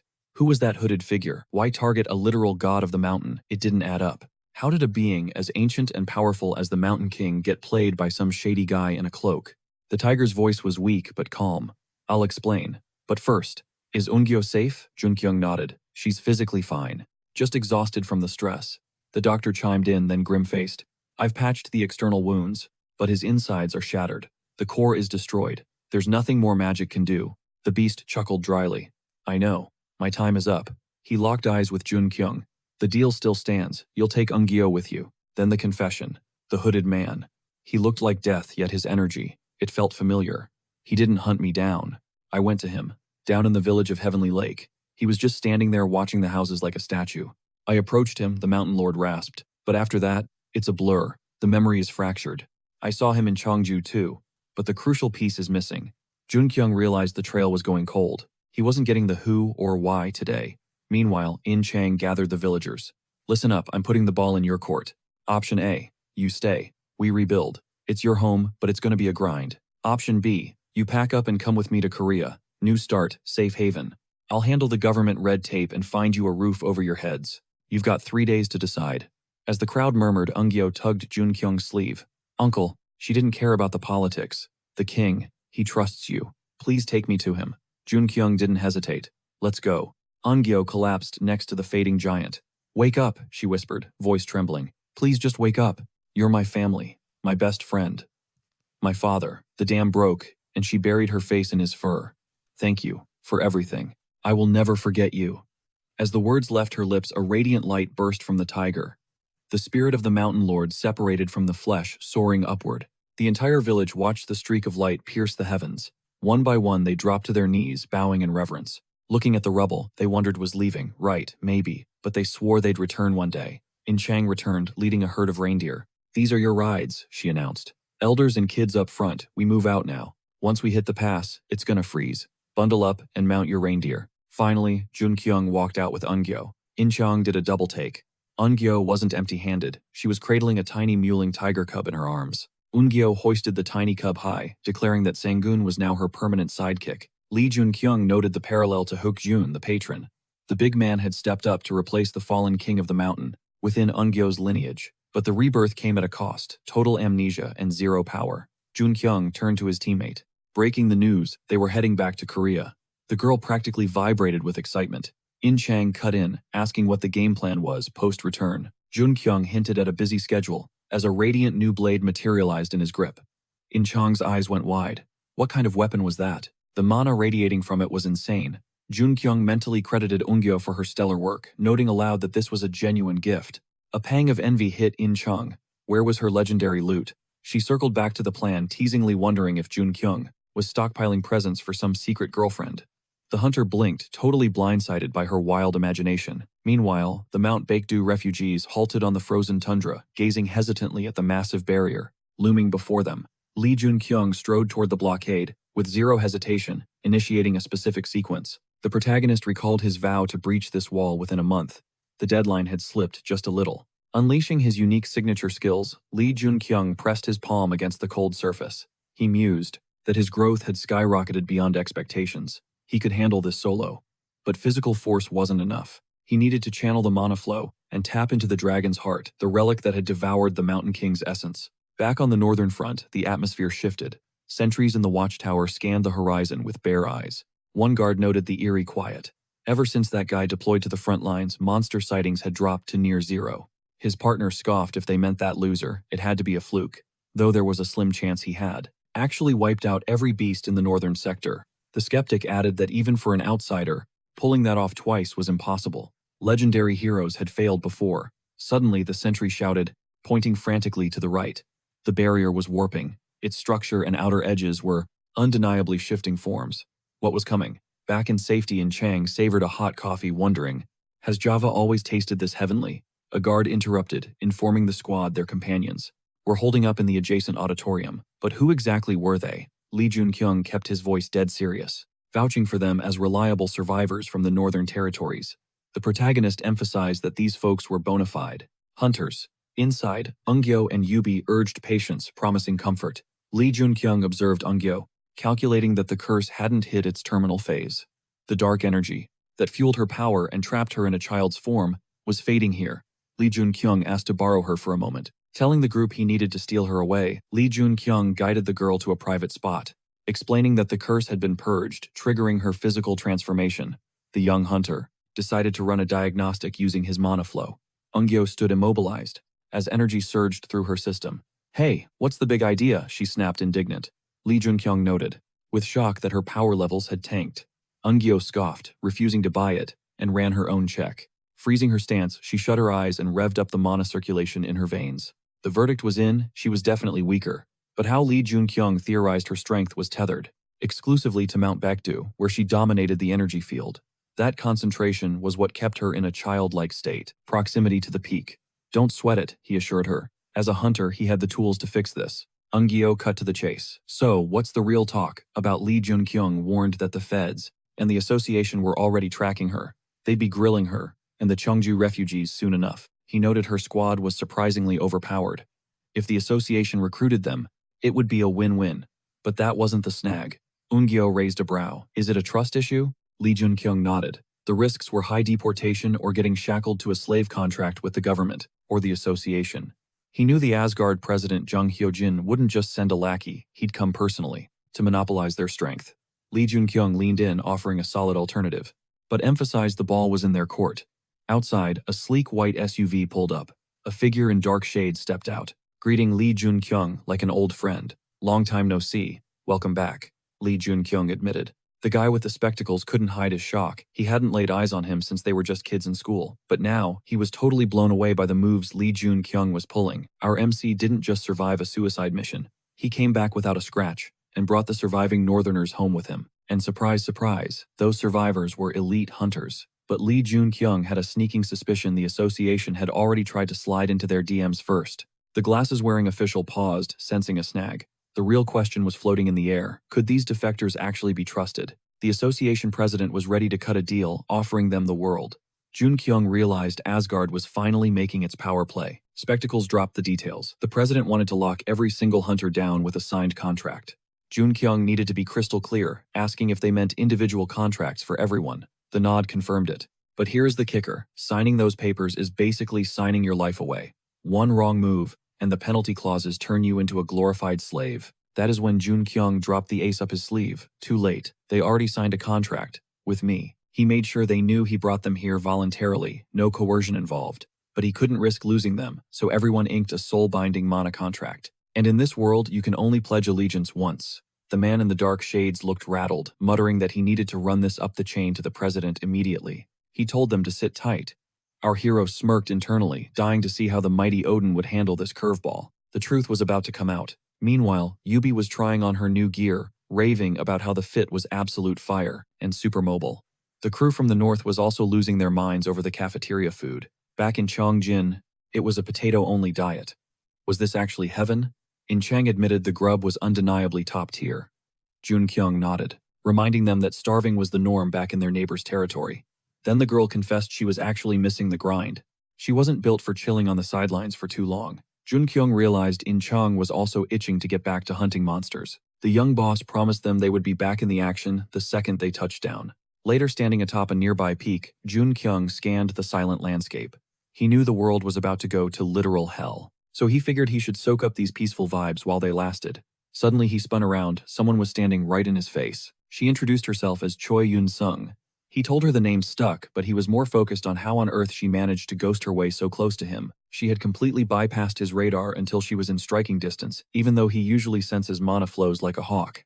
If she had been an assassin, he would be a corpse right now. Choi Yun-sung shrugged it off as her special talent. Jun Kyung cut to the chase. Why are you here? She admitted she was curious about his endgame.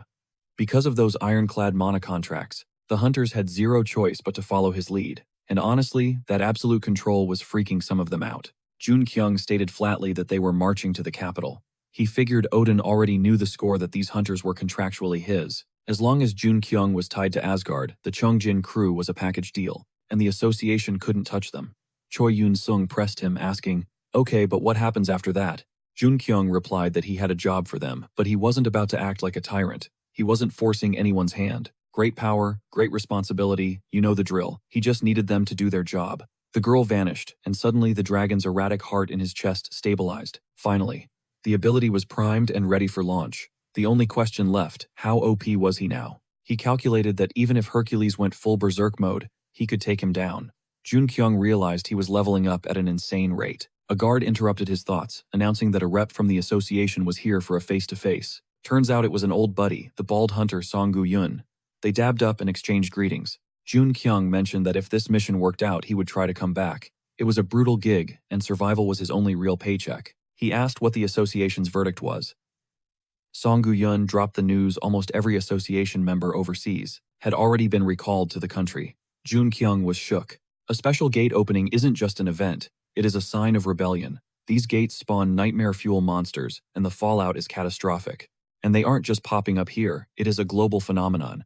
Hunters everywhere are retreating to defend their homelands. Even Odin, totally in the dark about what these gates truly meant, had summoned all the heroes. Song Gu-yun added that the emergency meeting dragged on for days. Naturally, Jun Kyung's name came up. The bald hunter noted they were expecting him to return, but nobody expected him to bring back a literal jackpot. Jun Kyung thought to himself that the Chongjin hunters were definitely worth their weight in gold. The size of the army he now commanded was staggering. But the bald man pointed out the snag: this treasure didn't belong to the state, it belonged to Lee Jun Kyung. Song Gu-yun broke it down. A mana contract is designed to force total servitude. Jun Kyung had imported a massive amount of firepower, and now every single one of them answers only to him, the head of the High League Guild. The kid was painting a giant target on his back. The whole world was about to see him as public enemy #1, mostly because mana contracts and the guild system were like oil and water, total opposites. But Lee Jun Kyung just brushed off the danger. "I'm good," he claimed with zero hesitation. "I've got Asgard watching my six." The guys locked in a tight bro hug. Song Gi-young let out a breath he'd been holding, just grateful his homie had made it back in one piece. Our main character dropped the bomb on the Northerners. This was the end of the road for their little excursion. The hunters nodded down for one last ride. They went full goblin mode, eating, sleeping, and doing absolutely zero. but Jun Kyung warned them to soak it up, cause things were about to get crazy hectic. Chill while you can, he advised. Sung Hyun pointed at the mystery girl confused. Who's she? The other hunters whispered back in awe, a straight-up goddess. Wait, did he fly all the way to China just for her? In Chong cracked up, dismissing it. Nah, that's a joke. He didn't hit up Tianjin just to scout Eungyo. Jung In-chang smirked, claiming Jun Kyung was already drowning in ladies, implying Eungyo was just his latest secret stash. Then she froze, realizing what she just said. Wait, did he actually have a roster overseas? How many romantic rivals was she actually fighting? Lee Jun Kyung looked at her totally clueless about her mental spiral. Meanwhile, Song Gi-young looked like he could literally hear the gears grinding in her head. Suddenly, the crew from Mount Pektu found themselves smack in the middle of the concrete jungle. Jaws dropped. Eyes popped. Total sensory overload. Jun Kyung figured their brains had just short-circuited. He turned to Eungyo. Handle your people, he ordered. But she was just as frozen. Jun Kyung realized Eungyo was buffering just as hard as the rest of them. It made sense. She was a mountain girl, born and raised. This modern metropolis was probably alien technology to her. He tagged Jung In-chang to guide the Tianjin squad. Then he turned to the beast. Fenrir, he warned. Obey In-chang. No beefing with anyone. Suddenly, both Lee Jun Kyung and Fenrir froze. They felt a massive presence, the association president radiating from the penthouse. Jun Kyung narrowed his eyes. Time for a lesson, he said. You've got stuff to learn, Fenrir. No growling at the suits, keep the fangs hidden. You need to be chill, prudent. Fenrir nodded, vowing to play nice. Upstairs, the president welcomed them, scanning the crowd. You brought quite the entourage, Jun Kyung. He did the math over 100 hunters, plus 2 absolute heavy hitters at the hero level. Impressive. But there are 3 anomalies here, the president mused. Jun Kyung figured he was clocking Eungyo and Wanghwa as the heroes. So were the anomalies Fenrir and Songun. Wait, why 3? The president smirked. You Jun Kyung, you're number 3. We need a debrief on this trip, the president said.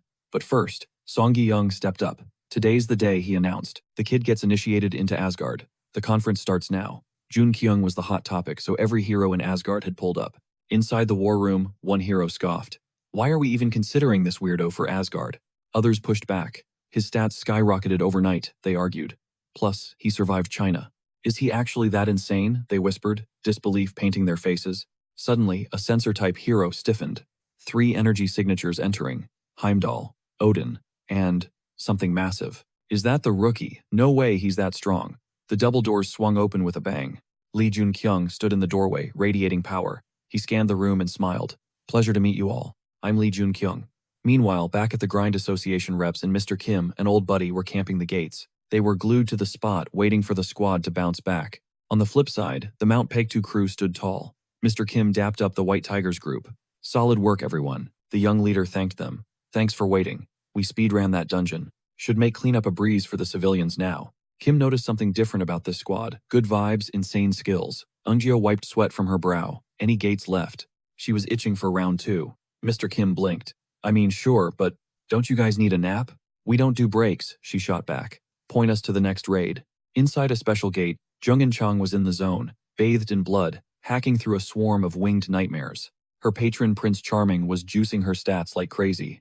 Gonza, the ogre, was throwing hands, smashing skulls, while Hyunmoo picked off targets like a sniper. The doctor unleashed hell-shredding monsters with pure magic boosted by the great doctor of the East. Lee Jun Kyung spun his spear, a blur of steel taking on an entire mob solo. In Chang grinned. They were crushing it because they were elites, and their patrons were watching them like it was the Super Bowl. The protagonist nodded. S-rank monsters, please.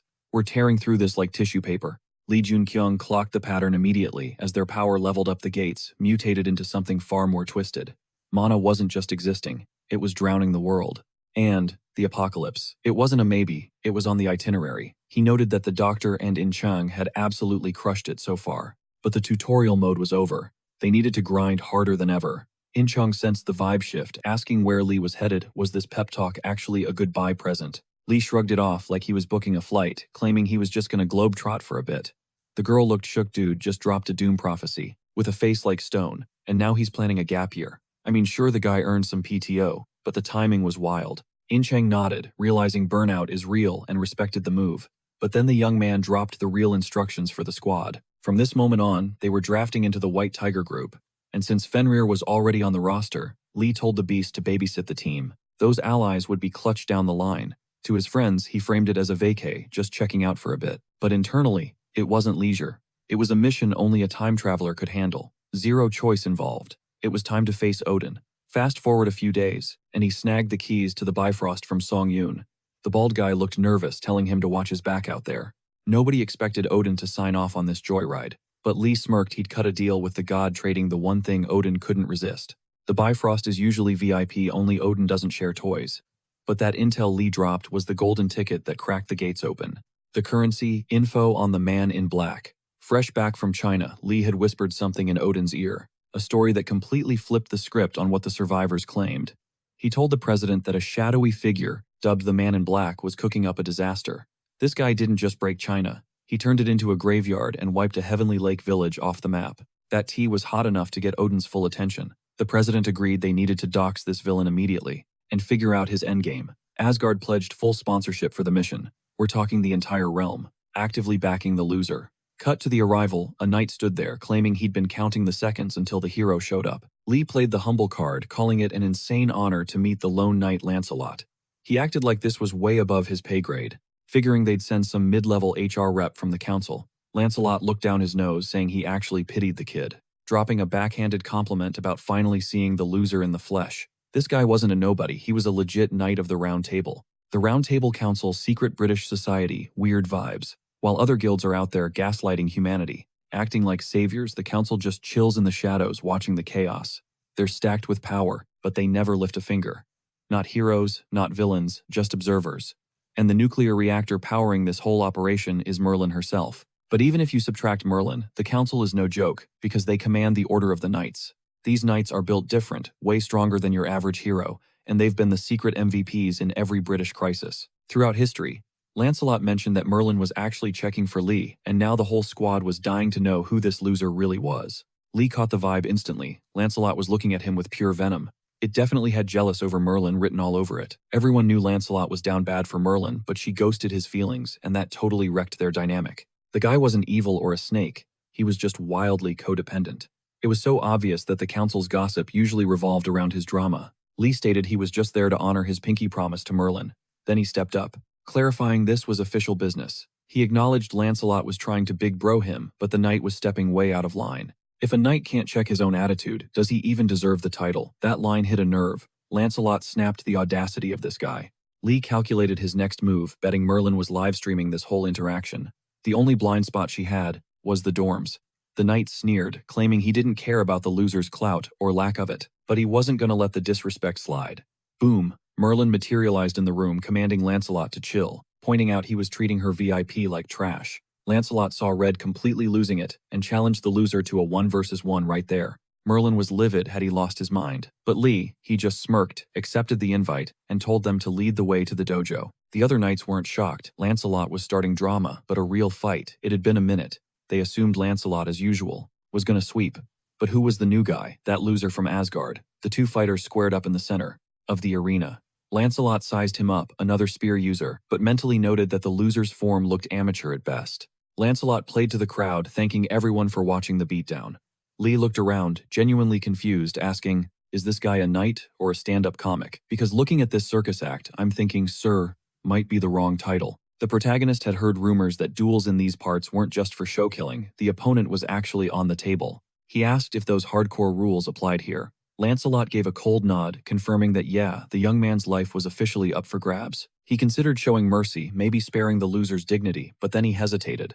Why bother? Lee Jun-kyung read the room instantly. Judging by the trash talk, this guy was drowning in his own ego. A total narcissist. A fraud wearing armor. Sir Lancelot, please. The knight spat a curse and launched himself like a missile at his opponent. Lee Jun-kyung recalled the lore, Lancelot, the lone wolf, who ends fights in a single breath. Okay, the rumors weren't hype. The strike was heavy, ignoring the guy's trash personality. A legit battlefield beast. Clang spears smashed head-on. The shockwave of raw energy was absolutely massive. The gallery gasped.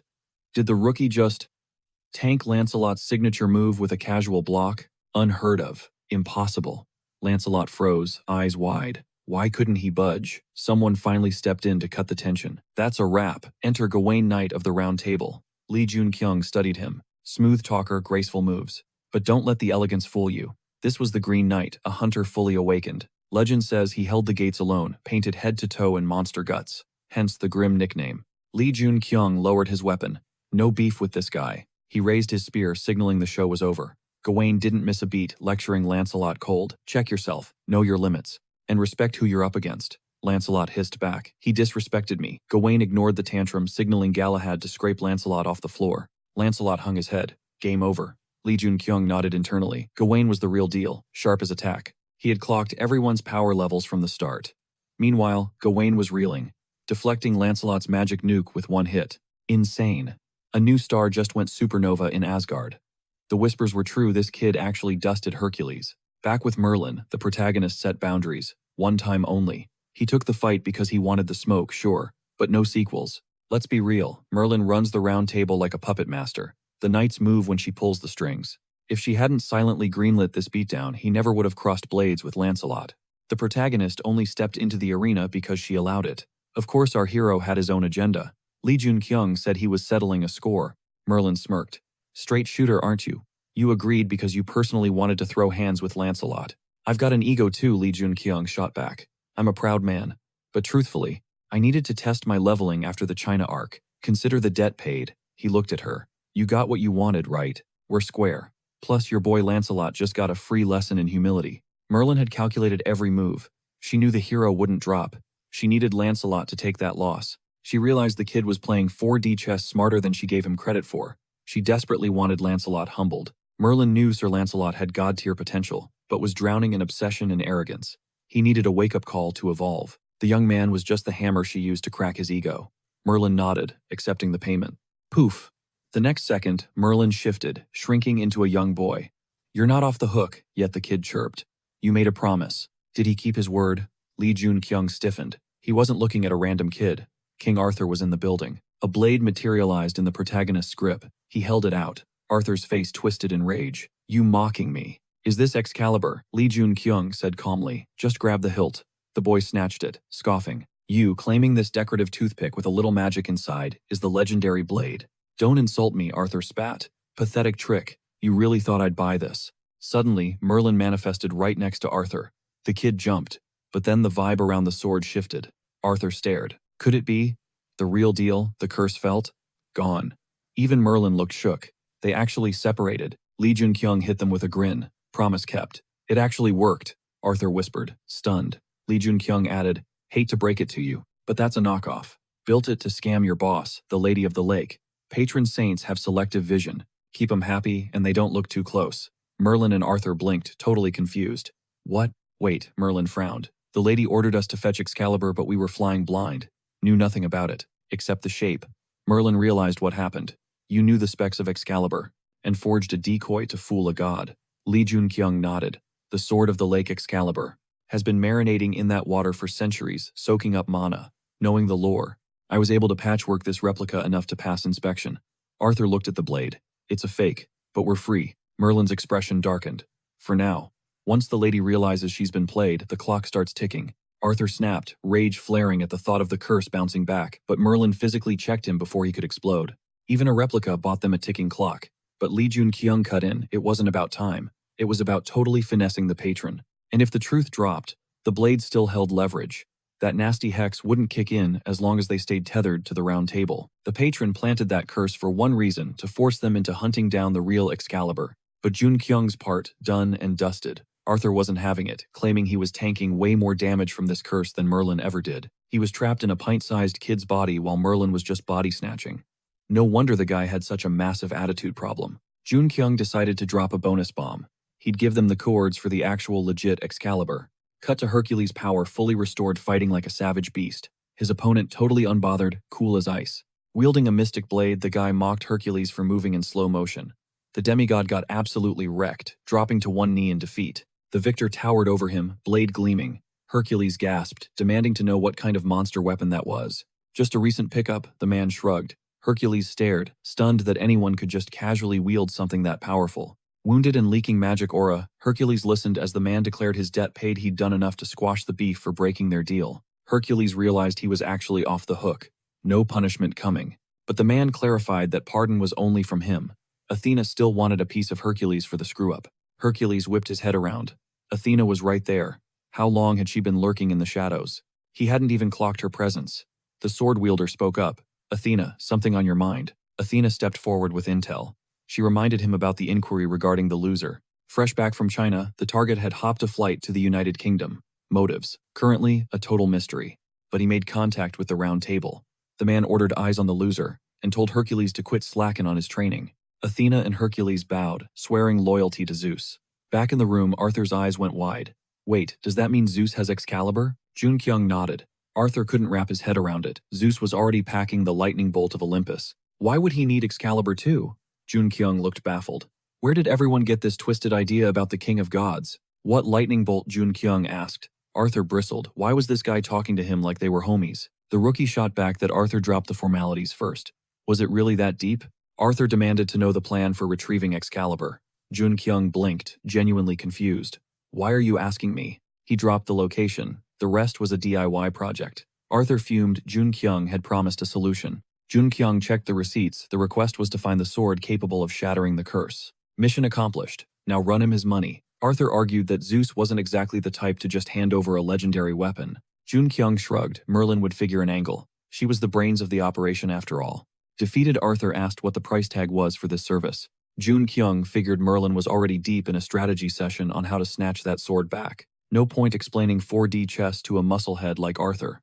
The rookie said he'd save the details for when Merlin got back. Right on cue, Merlin materialized in the doorway, announcing they were ready to talk business. Jun Kyung laid it out cold. He wanted Merlin and Arthur alive. He needed their absolute trust, which meant following his every command, if they wanted to make it out in one piece. Done deal. Call it even. Arthur blinked, looking totally lost. Hold on. One debt, but you're demanding 2 favors. The math ain't mathing. The rookie smirked. Unless you're eager to die today, that would be a total waste. Merlin nodded slowly, but his eyes demanded answers. Jun Kyung's voice dropped an octave. Something massive is coming. A mutated gate and twisted mana. Don't tell me you two didn't feel that shift in the atmosphere. That's why you rallied the round table, isn't it? Merlin sighed. Spot on. The magical density across Great Britain is spiking like crazy, all because of that gate. Jun Kyung cut in grim. And trust me, that's just the first wave. More are coming. Merlin raised a brow. Is this the catastrophic event you warned us about? But why the condition for us to survive? The hunter shook his head. The real event isn't the arrival. It's when every single special gate vanishes. We need to prep for that fallout. Cut to a desolate wasteland. Arthur cracked his knuckles. My private training ground. Even the council is in the dark about this spot. He dropped into a stance. Let's dance. You feel different, kid? Stronger. Since we last threw down. Jun Kyung gripped his weapon. He wasn't the same rookie anymore. The hunter. Locked eyes with the king. Have you ever fought the lightning? User Arthur froze. You. Just gonna ask that. Straight up. Do you have a death wish? Jun Kyung didn't flinch. I just want the truth. Arthur's eyes narrowed. Yes. Good enough for me, Jun Kyung roared, launching a preemptive strike. He lunged, driving his spear straight for the kill. Too slow. Arthur sidestepped effortlessly. This isn't just sparring, Jun Kyung realized. It's a reality check. I need to go all out. His spear ignited. Roaring flames blessed by the fire monarch himself engulfed the steel. Not bad, Arthur admitted, impressed. Jun Kyung gritted his teeth.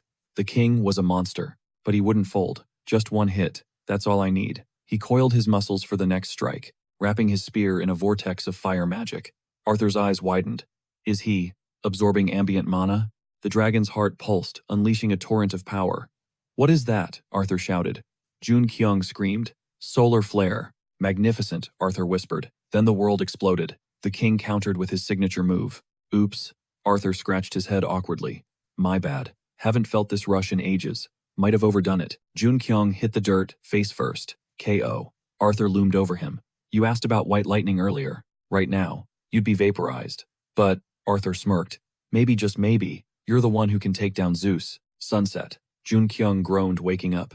His body screamed for rest. I'm alive. Must be Merlin's healing magic. He flexed his hands. Healed. Sure, he got crushed, but a grin crept onto his face. I landed one. I actually touched him. His spear had grazed the head of the round table. Proof undeniable he was leveling up. Is Master Jun Kyung here? Gawain's voice boomed. Merlin told me you'd returned. To save Great Britain from doom, I hear. He bowed slightly. And again, apologies for my subordinate's disrespect earlier. You're a righteous man. Reliable. Jun Kyung waved it off. Water under the bridge, Sir Gawain. But you didn't come all this way just to chat, did you? Gawain's eyes twinkled. I heard about your brawl with Arthur yesterday. Fighting the king. That's a dream I can never chase. So, Gawain gripped his hilt. Fight me in his place, Jun Kyung smiled. You're on. I've been wanting to measure your strength anyway. Is this an English thing? Jun Kyung sighed. They're all battle junkies. Since arriving at the council, he'd thrown hands with Galahad, Lancelot, and now Gawain. Realizing the pattern, Gawain chuckled, dropping the formalities.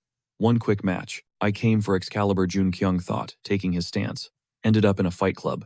Later, Merlin tossed him a shimmering necklace. A little boost for your stats. Keep it close, you're gonna need it. First the support from China, now this. Jun Kyung nodded. Thanks, Merlin. I owe you. If you find the time Merlin started, could you visit the Nile? The Nile. Jun Kyung's mind flashed back to Iniba, the troublemaker. Why bring him up now? He remembered last year after the brutal injury. During the Great Warrior Battle. Iniba had found him offering sanctuary in the Nile. Rumor was the kid got grounded for it. I see you remember him, Merlin smiled. That desperate kid. He begged me to get you two in a room. On the banks of the Nile. His travel ban is lifted. Jun Kyung paused. The round table stays neutral, which means they'll spread the warning about the apocalypse. My work here is finished, he realized. But I've got one loose end. He glanced at Merlin. I'll think about it.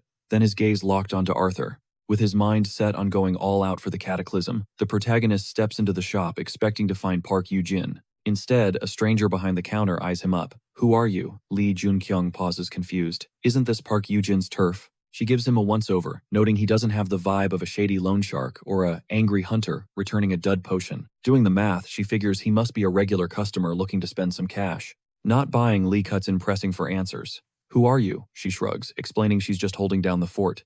Apparently, Yoo-jin explicitly asked her to cover the shift so she wouldn't have to be there. The young hero clarifies, I'm here because her older brother sent me. Recognition flashes in the girl's eyes. Yoo-jin had actually briefed her about him. Then she drops the bombshell. Yoo-jin joined Olympus. Lee's blood runs cold. The timeline. It's shifted again. That move wasn't supposed to happen yet. Why the rush? A heavy realization hits him. This butterfly effect is all his fault. History isn't just changing, it's spiraling. Lee whips out his phone and dials the one person he needs right now. Jung-in Chang picks up sounding way too chill while lounging on a beach somewhere. What's the emergency? Gear up, Lee orders, cutting straight to the chase. I need you here. Now. Song Guyan has the details. Get the whole squad to Egypt except the White Tigers.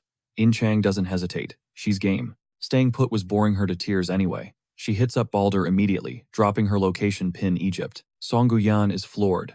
Egypt Y In Chang keeps it vague but serious. Just got business to handle. Is this cataclysm stuff? Guyan presses. In Chang's voice drops. Might be something way worse. Heimdall chimes in with a warning. Warping there unannounced is messy.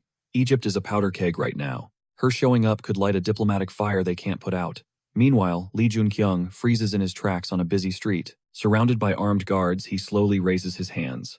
A local officer barks, "Why is the dark horse in our territory? What do you know?" The officer realizes the language barrier is a wall and signals for backup.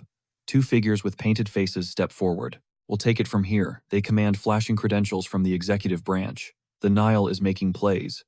A young man steps out of the crowd. He introduces himself as the liaison for the Korean Association's Egyptian chapter. "I'm Yoon Kyung-tae," he says, eyes wide. Meeting the hero of Asgard, huge honor. He leans in closer. "HQ already flagged us. They said to expect you touching down today." Lee figures. In Chang pulled strings fast. The squad wasn't kidding about speed. "I've heard the rumors," Lee says, keeping his voice low. "Egypt's unstable. Give me the real scoop." Yoon Kyung-tae nods grimly. "The Nile controls everything," Yoon explains. "But it's split into three distinct factions. Memphis runs the politics. Hermopolis locks down the money. And Heliopolis, they watch the hunters and the association. It's a constant power struggle. Everyone's trying to snatch a piece of the other's pie. Chaos is the baseline here. Heliopolis used to be the top dog holding all the cards. But then, the Horus incident happened, and they took a massive hit." A memory clicks for Lee. Ineb said he was Heliopolis. But what went down? Yoon shakes his head. "Nobody knows the full story. Even our best intel can't crack what really happened. We just know it went down during a gate raid. Ended in total tragedy." Lee recalls Ineb's haunting words. It was the red ore. He looks Yoon in the eye. "I need to meet a specific hunter first," Lee insists. Name's Ineb. Egyptian captain, heroic rank. Later at the airport, Lee links up with In Chang. "Been a minute," he says, a rare smile breaking through. "Too long," she agrees, gesturing behind her. "But I brought the whole cavalry, Ogre Gonza, Fenrir, and even Dr. Wanhua." A red-haired guy smirks, stepping up. "What, no hello for me?" It's Balder, one of Asgard's heavy hitters. He stretches, looking around. "Haven't had a vacation in ages," notes Odin's right hand. Lee frowns. "Why are you here, Balder?" Balder feigns shock. "Showing your claws already, don't be a buzzkill." "Just kidding," Balder laughs. "Association president sent me." said the Dark Horse might need some backup to crush this overseas mission. With those special gates popping up back home, we'll wrap this up in record time. So chill out. I'm actually hyped to team up with you. Lee Jun-kyung could feel it in his bones. This trip was destined to be a total disaster. Yoon Kyung-tae dropped the bad news. Their meeting with Anubis, the hunter from the Nile, was dead in the water. Apparently some serious drama had gone down inside the Nile Guild. Jun-kyung racked his brain. What exactly went wrong? Tae explained that Egypt was on lockdown, recalling all its hunters, just like every other nation. And the timing was brutal. Seth, the second in command of Heliopolis, had just returned. With Horus's reputation shattered by the recent incident, Seth was poised to snatch the throne. Our MC didn't bother hiding his anxiety. Tae twisted the knife further. Seth wasn't just a commander. He was currently the strongest hunter in the Nile. Jun-kyung did the math. If the Nile was the shadow power running Egypt, and Seth was their apex predator. The underdog flashed back to his duel with Arthur. He'd gone all out, pushed his limits, and all he managed was a single scratch on the guy's cheek. If Seth sat at the top of Egypt's food chain, just how much more overpowered was he compared to Arthur? Jun-kyung told Mr. Tae to keep spamming those meeting requests to Anubis. They needed a way in no matter what. Meanwhile, the scene shifted to a tangent-level sit-down Heimdall versus Odin. Odin played it cool, noting he hadn't pressed for details yet, but he was in the dark about Heimdall's connection to the Dark Horse and the secrets they were burying. Odin admitted the rookie continued to spark his curiosity, but the kid refused to give a straight answer. The association president couldn't wrap his head around why Sung-hyun was treating this rookie with kid gloves. Odin found the level of trust Heimdall placed in the guy totally bizarre. It was like they had decades of history together. Odin needed to know, what was this underdog actually chasing? His motives were a complete black box. Heimdall finally dropped a hint.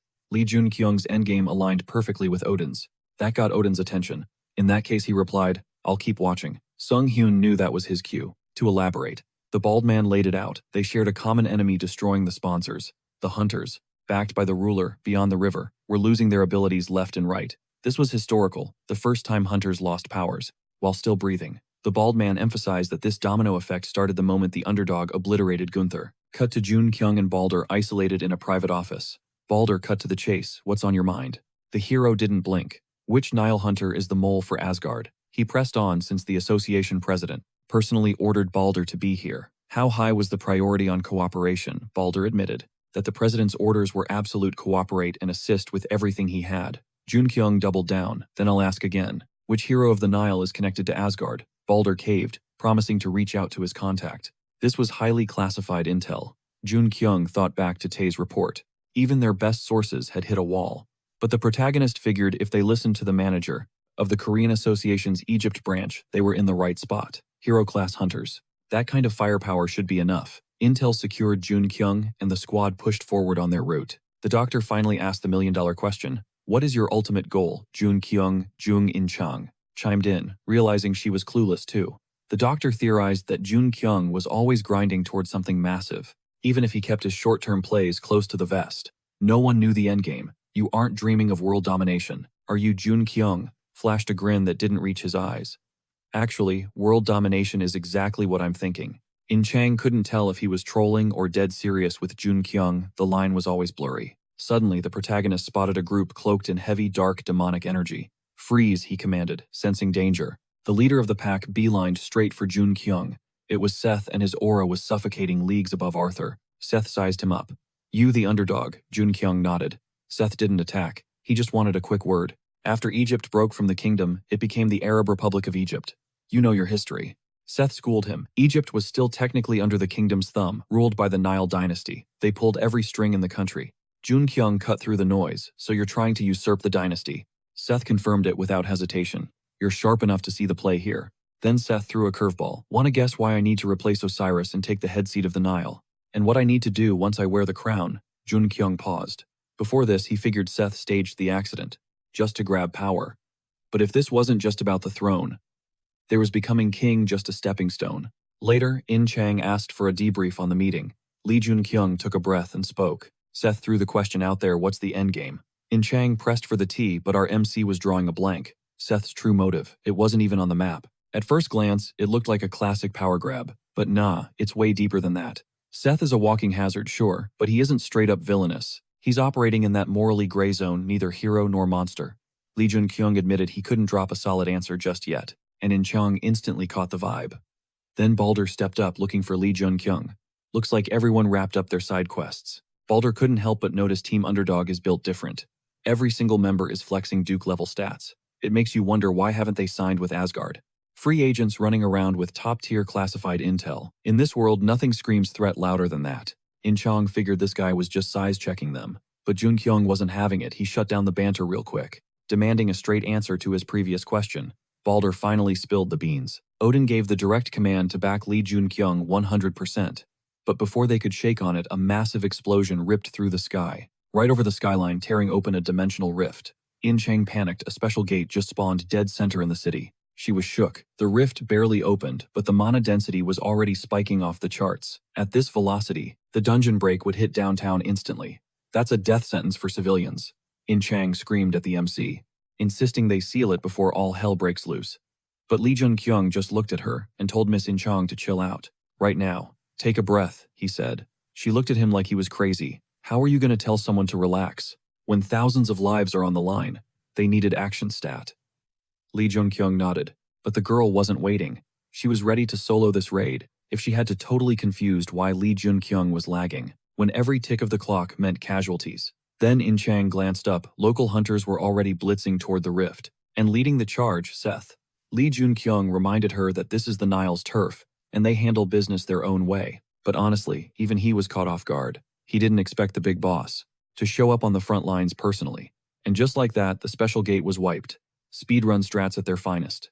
It was clear the guildmaster wasn't outsourcing this one. Even with a high-tier dungeon break, they zeroed the threat with zero collateral damage.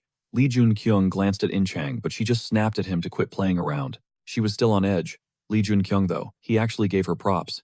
He knew she only acted that frantic because she's got a hero's heart. Suddenly, a weird noise cut through the air nearby. In Chang sensed trouble and sprinted toward the commotion. When they arrived, the scene was ugly. Local hunters cornering a terrified civilian. She stepped up, demanding to know what the heck they were doing. The hunter scoffed, offended. You really talking to us with that attitude? Lee Jun-kyung slid into the frame, asking for a status report. The thugs froze, realizing they were staring down the underdog himself. Wait, is he speaking fluent Arabic? Our MC mentally thanked Merlin's necklace for the auto-translate feature. It's a lifesaver. He pressed them. Why are you guys manhandling a civilian? One local hunter stepped up, spitting back that this was none of a foreigner's business. Lee Jun-kyung wasn't budging. I see you assaulting someone. I can't exactly scroll past that. He demanded details, warning them he's about to report this mess to the association. It didn't matter what the excuse was. Hunters don't get a pass to beat up normies. The local guy laughed, explaining that in Egypt, the power dynamic is a whole different beast. The gap between awakened and regular humans isn't just physical, it's legal. Hunters here can discipline civilians whenever they want, zero consequences. But before he could finish his power trip, Seth materialized on the rooftop next door. Egypt has laws, he stated coldly. The bullies turned pale the second they clocked him. Seth announced that Nile hunters have the authority to police their own kind. And the penalty: instant elimination. In a flash, the corrupt hunters were wiped from existence. In Chang watched, horrified, asking if Seth is actually one of the good guys. I mean, sure, he saved the civilian, but nuking them, isn't that a bit extreme? Lee Jun-kyung realized Seth's play. He was going to intervene regardless of the Nile's politics, and Seth knew it. But instead of letting the MC handle it, Seth executed his own men. It was ruthless. In Chang pressed again. Are you sure we can trust him? The MC admitted he's clueless. Suddenly, Anubis stepped out from the shadows, saying, It's been a minute. Our hero immediately clocked the girl beside him. Who's the plus one? Anubis introduced her as Lamia. Codename, Bastet. The MC had hoped for a private one-on-one sit-down with Anubis, but just as he predicted, eyes from both the Nile and Asgard were locked on them. Anubis cut to the chase. Why did you call me out here? The MC shrugged, claiming no special reason. Then, with a smirk, he announced he was initiating a specific mode, establishing a private frequency only Anub could hear. The rule's verbal responses had to be positive to keep up appearances. Anub was shook. Magic. From this guy, out loud, the protagonist casually mentioned wanting to see Lee Jun-kyung, who immediately clocked it. You're looking thin, man. They feeding you okay? But on the psychic channel, the real question hit. I'm here for the red ore. Is it linked to Hercules' power? Anub played along aloud, claiming the Nile feeds him just fine. Lee Jun-kyung brought up their past city-saving gig. Mentally, is the Horus disaster tied to that ore? Anub confirmed the intel silently, while audibly complaining he's just a picky eater. Lee Jun-kyung pivoted to Numek, the warrior who had his back in the big fight. Is he living good? The mental frequency buzzed again. Did the ore mess up Horus the same way it broke Hercules? Out loud, a noob just chirped that Numek was chill. Got it, Lee Jun-kyung nodded. Balder was standing there totally lost. So you like Numek, huh?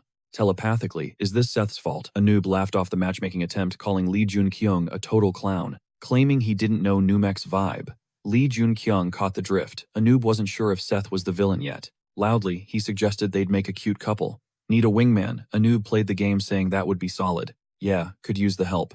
Lee Jun-kyung grinned, locking in a date code for a tactical meetup. Balder was spiraling. Did Lee Jun-kyung really drag them here just to play Cupid? Using Asgardian resources for dating advice, Odin was gonna flip his lid. Lee Jun-kyung just smirked. Is Odin really that rigid? He assured Balder. The All-Father would be hyped with the results later. Trust the process. The protagonist declared his Egyptian business wrapped up. We bounce in 3 days.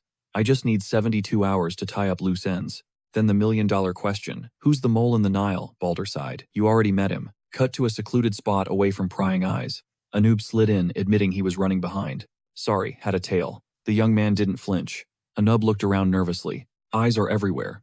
Lee Jun-kyung stayed cool. Pay attention to the vibe shift. Don't sweat it. Barriers up. He'd popped a protective dome like it was nothing. Space distortion active. We're invisible. Anub was floored. You actually wield magic. But he hesitated.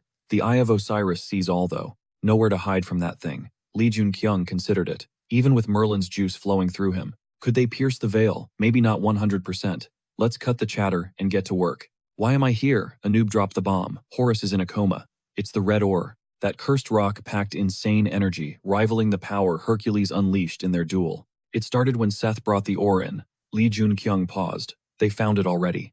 The timeline was shifting. That artifact turns monsters into absolute units. Stat boosts are off the charts. They'd run tests trying to harness the juice. Success rates spiked, amplifying power like crazy. But there was a catch. Zero control. It's unstable. A noob explained. They had to shut it all down. Lee Jun-kyung mused. Madness is poison. Even the hunters couldn't crack the code. Hercules was the outlier, the only beast capable of surfing that wave of insanity without drowning. Horus volunteered, a noob revealed. The heir to the throne, treating himself like a lab rat, used his own body. Lee Jun-kyung frowned. Same scenario, a noob nodded. They tried to stop him, but Horus was dead set on taking the risk. Why chase that kind of power? Lee Jun-kyung asked. Seth came the reply. Even though Horus was next in line, Seth was making a power play. Constant beef between Osiris and Seth. Horus needed an edge to check Seth's strength. The protagonist analyzed the board. Is Seth running the Nile really that dangerous? From his point of view, Seth didn't seem like a villain. Just an outcast hungry for the crown. Just typical royal drama. If it was just a throne war, that's simple. Wrong, Unub corrected. Horus is a saint. He actually planned to give the throne to Seth. Out of nowhere, Seth's voice cut through the air, demanding to know who he'd visited first. He was closing in on them fast. Jun-kyung figured Seth had been tailing Anubis, but this didn't add up. Merlin's barrier should have been bulletproof. Jun-kyung called it out. Seth had been lurking there the whole time. Seth dropped a fake apology for eavesdropping, claiming he just had a quick question. Seth admitted he knew Horus tried to dump the throne on him. But that didn't matter. He was dead set on mastering this chaotic power. He needs control, but for what endgame Anubis spilled the tea? Horus claimed someone else was pulling Anubis's strings. Seth's eyes narrowed as he asked how many people knew about that. Anubis kept it 100, just him. Seth wasn't buying it. Anubis clarified he dropped that info way before the red ore experiments even started. Maybe Horus leaked it to someone else, but who knows? Jun-kyung noticed Seth had been totally chill up until this second. But now, the guy was radiating pure anxiety. It looked like Horus was actually onto something. Jun-kyung decided it was time to split, telling Anubis to bounce. As for helping Horus, he said he'd sleep on it. No promises though, better not to get their hopes up. Seth chimed in, basically ordering Anubis to get lost. The kid agreed to obey the command. Jun-kyung realized that once Anubis locked onto a decision, there was no stopping him. Seth turned back, saying they needed to have a little chat. He confessed he'd been keeping tabs on Jun-kyung. Jun-kyung shot back that he knew he was being watched, but didn't expect Seth to be breathing down his neck. Then he dropped the big question, is Asgard backing you? Flashback to Balder's warning about meeting a spy. Since Seth is gunning for the throne, him teaming up with Asgard makes total sense. Seth smirked, admitting Jun-kyung wasn't completely off the mark. But he wasn't exactly right either. Seth clarified he wasn't some spy, it was just a mutual partnership. Jun-kyung called out the shocking confession. But the real question remained, who is the mastermind behind Seth? Who's the puppet master in the shadows? Seth laughed, agreeing the rumors were true. Jun-kyung really did have nerves of steel. Jun-kyung analyzed Seth's stance, the way he gripped his blade screamed Asgard. But there was still a missing piece to this puzzle. That meant someone was powerful enough to control the leader of a massive organization. Jun Kyung realized his odds of winning this were basically zero. He'd have to gamble his life on this one. Seth grinned, saying things were finally getting fun. He added that snagging the red ore wasn't an accident. The clash was inevitable. Both fighters drew their weapons. Jun Kyung knew he only stood a chance thanks to the skills from the Knights of the Round Table. He triggered a skill, barely dodging Seth's strike. Seth paused, admitting his eyes hadn't deceived him. Jun Kyung was actually the real deal. And the red ore finding him, that wasn't luck. That mysterious man set it up on purpose. Seth said now Jun Kyung should understand his first move as the future king. Jun Kyung called him out. Seth was nothing but a cheap knockoff. It was pathetic to see him try to act like he was on the same level. A hunter famous for terrorizing others versus one trying to redeem his shame. No comparison. The moment our hero looked at Seth, he saw the aura of a straight-up demonic king. Jun Kyung accused him of wanting the Nile and the crown just to become a total dictator. Seth busted out laughing, confirming he was absolutely right. Later, Jun Kyung couldn't stop wondering if Asgard knew about Seth's shadow boss. If Asgard didn't know, they never would have let him roam free like this. Or maybe they're banking on Jun Kyung keeping his mouth shut. In Chong walked in asking why Jun Kyung was still up. She insisted that Seth gave off majorly bad vibes. She didn't buy his good guy act. It might just be a gut feeling, but she trusted it. His public face and his real personality were like Jekyll and Hyde. The whole thing felt like a performance. Jun Kyung only caught on to that last night. This girl's intuition was seriously next level. Baldur was still confused about Jun Kyung's moves. Our protagonist played dumb, pretending not to get it. Then, Baldur dropped the bomb, the liberator of Asgard he mentioned earlier. That was Seth. That morning, Seth abruptly cut off all intel sharing with Asgard. The reason the outer god. What was Jun Kyung planning? He told them he was crashing the Nile's debate. At the venue, the welcoming committee was hyping them up, saying it was an honor to meet Asgard's heroes. Jun Kyung played the part perfectly. He smiled, saying he was glad to be back. Today, he was officially rolling up as Asgard's representative. The host noted they'd been expecting them. Jun Kyung thought to himself that dropping Odin's name was a galaxy brain move. So far, the plan was flawless. Jun Kyung had successfully infiltrated the heart of the Nile. Seth materialized up ahead. Lee Jun Kyung froze, trying to read the guy what was up with that twisted look on his face. The clock was ticking, and he needed to execute the plan now. Jun Kyung whipped around to Bastet. "Where's Horus hiding?" "I'm going in. I'm gonna cure him," the rookie declared. Suddenly, Ineb stepped out of the shadows, locking eyes with Bastet to beg a favor. "You're Horus's right hand. Let the Dark Horse work his magic." Bastet didn't hesitate. She gave the nod and kicked into high gear. Ineb trailed her, praying this gamble wouldn't blow up in their faces. Jun Kyung and Baldur sprinted to keep up. Baldur's mind raced. If they didn't pull this off, they were all dead meat. If push came to shove, he'd have to play his ace card and force a truce between Asgard and the Nile. In Chang whispered to Bastet, "What are the odds they spot us?" Bastet didn't sugarcoat it. "They already know we're here. The real question is, can the Dark Horse actually pull off a miracle?" Jun Kyung scoffed. Little late to be asking that now. He couldn't promise a win, but he was going all in. No guarantees in this game. But if he choked, there'd be no stopping Seth's rampage. Suddenly, government suits blocked the path. Halt. They couldn't believe these kids were crazy enough to storm the heart of the Nile. Bastet stepped up, eyes cold. "Clear the way. Now. I really don't want to hurt you, so don't make me get violent." One hunter stepped forward confused.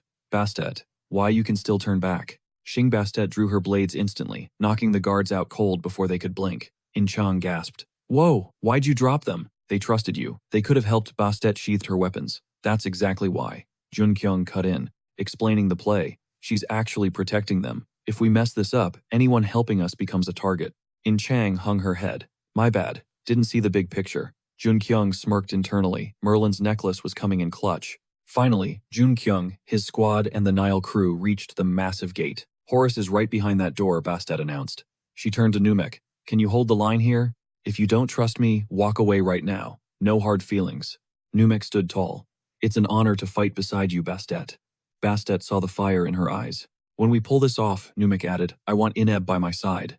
Ineb grinned. "Then we definitely won't fail." In Chang clenched her fist. Failure isn't an option. Our MC couldn't agree more. They pushed through the tunnel, squinting as light flooded the exit. A woman stood next to a sarcophagus, aura radiating. "I knew you'd come for my son." Ineb bowed low. "Lady Isis." Jun Kyung's eyes widened. He knew that name. Osiris was the big boss of the Nile, and Isis was his queen, the mother of Horus, and easily top 3 strongest in the entire region. "Don't take another step," Isis commanded. The air around her crackled with energy, lighting up the cavern. Jun Kyung sensed the shift immediately. A barrier. Just walking up to her wasn't going to fly. There was a monster lurking in the Nile. Isis softened slightly. My son speaks highly of you, Ineb. He said you'd find the one person who could save him. She pierced Ineb with a look. Do you truly believe this is the man to save my boy? With my life, Ineb replied, without flinching. Isis turned her gaze to our protagonist. And you, are you actually capable of this? The honest answer, no. I can't promise a miracle, Junkyung admitted, but I'm gonna fight like hell to save him.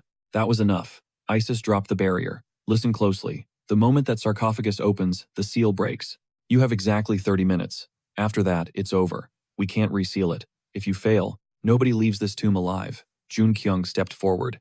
Good thing I don't plan on dying today. Meanwhile, Seth sensed the shift.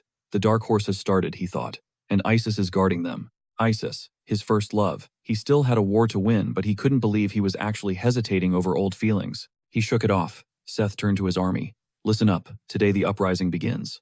Today the throne of the Nile becomes mine. He locked eyes with Anubis. Rally the jackals. March on Horus's location. Anubis tilted his head. And your orders, sir? The rebel smirked darkly.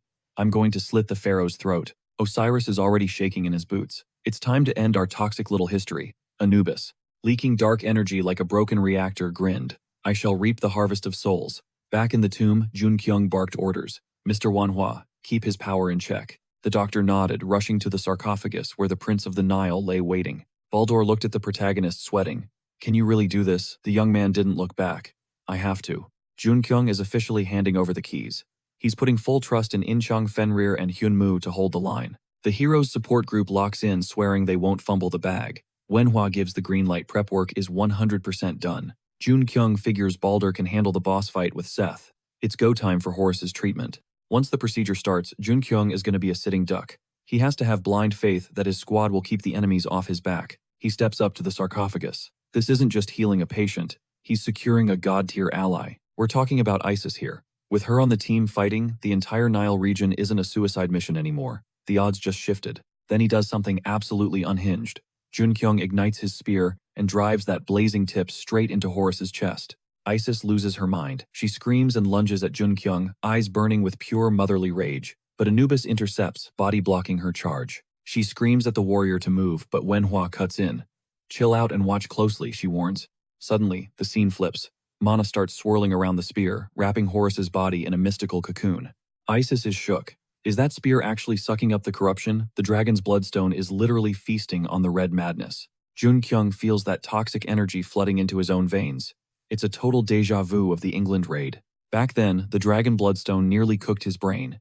It was a bad trip he barely survived. But he's leveled up since then. Using the dragon's heart, he's tanking the madness like a pro. The heart drains the toxicity from the stone. Those bloody bandages on Horus, they're turning white again. He's being cleansed. The corruption courses through every inch of Junkyung. But just healing Horus isn't enough. To clap Seth, he needs to take this to the next level. He flips the energy flow, deciding to devour every single drop of that madness for himself. It's evolution time. He's growing a dragon's heart. His body convulses, shaking from the raw power surging inside. Wenhua is floored. Junkyung is completely absorbing that red magic. Inchang watches her teammates sweating bullets. Isis finally clicks. The curse that was eating her son alive is flowing straight into the dark horse. Horus is safe. Meanwhile, Nephthys is down for the count, screaming in agony as her systems crash. In-E rushes in with a potion, forcing the brew down her throat. Nephthys reboots instantly. I'm good, she gasps. She asks about Bastet, but the situation is grim. Anubis has Bastet by the throat, choking her out with dark demonic energy. Isis screams for him to stop the rampage. Anubis just tosses Bastet aside like a rag doll and locks eyes with Isis. Bastet hits the dirt totally motionless. That's when the jackals step up, pledging absolute loyalty to their dark master. Harvest them, Anubis commands. Isis yells out orders: protect Horus and the Dark Horse at all costs. In-A and Nephthys acknowledge the mission. In-Chang and Wenhua brace themselves. It's about to get messy. Wenhua rushes to stabilize Bastet, while the admin NPCs charge at Seth. Huge mistake. Seth obliterates them with a curse. Pathetic, he scoffs. You don't even recognize your new king standing right in front of you. He calls out his brother, claiming he's the only one with the main character energy to rule the Nile. Cut to Asgard. Odin's turf. Everything here runs on ancient, unbreakable laws. Odin kicks off the council meeting. The T-Seth has officially gone rogue and started a rebellion. Even if the Nile floods, they gotta keep it under control. Odin says today's agenda is strictly about the river crisis. Baldur patches in via video link. We're engaging Seth now. The war is on. Odin gives the green light. Back on the field, Seth and Balder are staring each other down. The tension is palpable. Didn't expect to see you here, Seth admits. Feelings mutual. Balder shoots back. Seth smirks. So Asgard is finally making a move. He powers up his sword. Time for a warm-up before the main event. He admits Balder is strong, and they clash. Meanwhile, Anubis's jackals are closing in on the squad, blades drawn. In-chung grips her massive two-hander. She is absolutely not here to play games. Whoosh, her strikes are so fast the jackals get launched into the air. Manhwa doubles back to assist. The doc realizes every single enemy is a hero-class hunter. But In-chung, she's shredding them like paper. She's cracked. Save the applause, In-chung grunts, eyeing the horde. Focus on the kill. Isis unleashes hell, torching attackers and scattering them like bowling pins. It's brutal efficiency. Anubis steps through the chaos. Clear out, he orders his minions. She's mine. He smirks at the goddess. You really think you can hold that barrier up while 1v1? Ingmi, Isis realizes with horror. She can't. Mid-brawl with Anubis's goons, the squad spots a glitch. The barrier is down. It's go time. They flood in thinking it's an easy win, but Yuan knows better. Big mistake. They aren't rushing into a breach. They're sprinting straight into a meat grinder, because Fenrir is waiting. Boom, a massive snow beast materializes out of nowhere, catching those jackals completely off guard.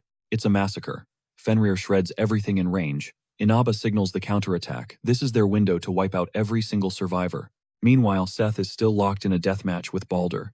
He calls him out. Balder is still holding back, hiding his real strength. Impressive restraint, Seth taunts. But ultimately, a total waste of time. He's only doing this for his brother. But the talking stops now. Seth flips the switch. Dark, demonic energy erupts, coating his entire body. Balder's internal alarm bells go off. He was just trying to stall, but one slip up against this. He's dead. But then Odin chimes in. The All-Father wants blood. Asgard's command is absolute.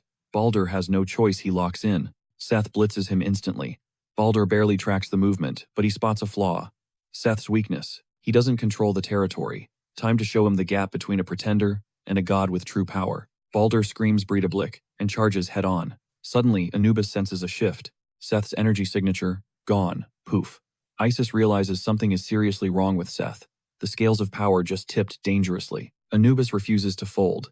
He can't believe Seth actually got taken out. But he spots Isis looking shaken and capitalizes instantly. He claims he doesn't want to destroy her. As he unleashes the veil of truth, dark energy floods the zone, hitting Isis hard. It drains her instantly. Anubis traps her in a demonic cube, mocking her for dropping her guard. Locked inside, Isis is paralyzed, helpless. Anubis declares she's not just a prisoner. She's his new battery. Yuan sees this and snaps, rushing the barrier to save her. He hammers the cube with everything he's got, but nothing works. It's impenetrable. It feels like hitting a sponge. It just absorbs the impact.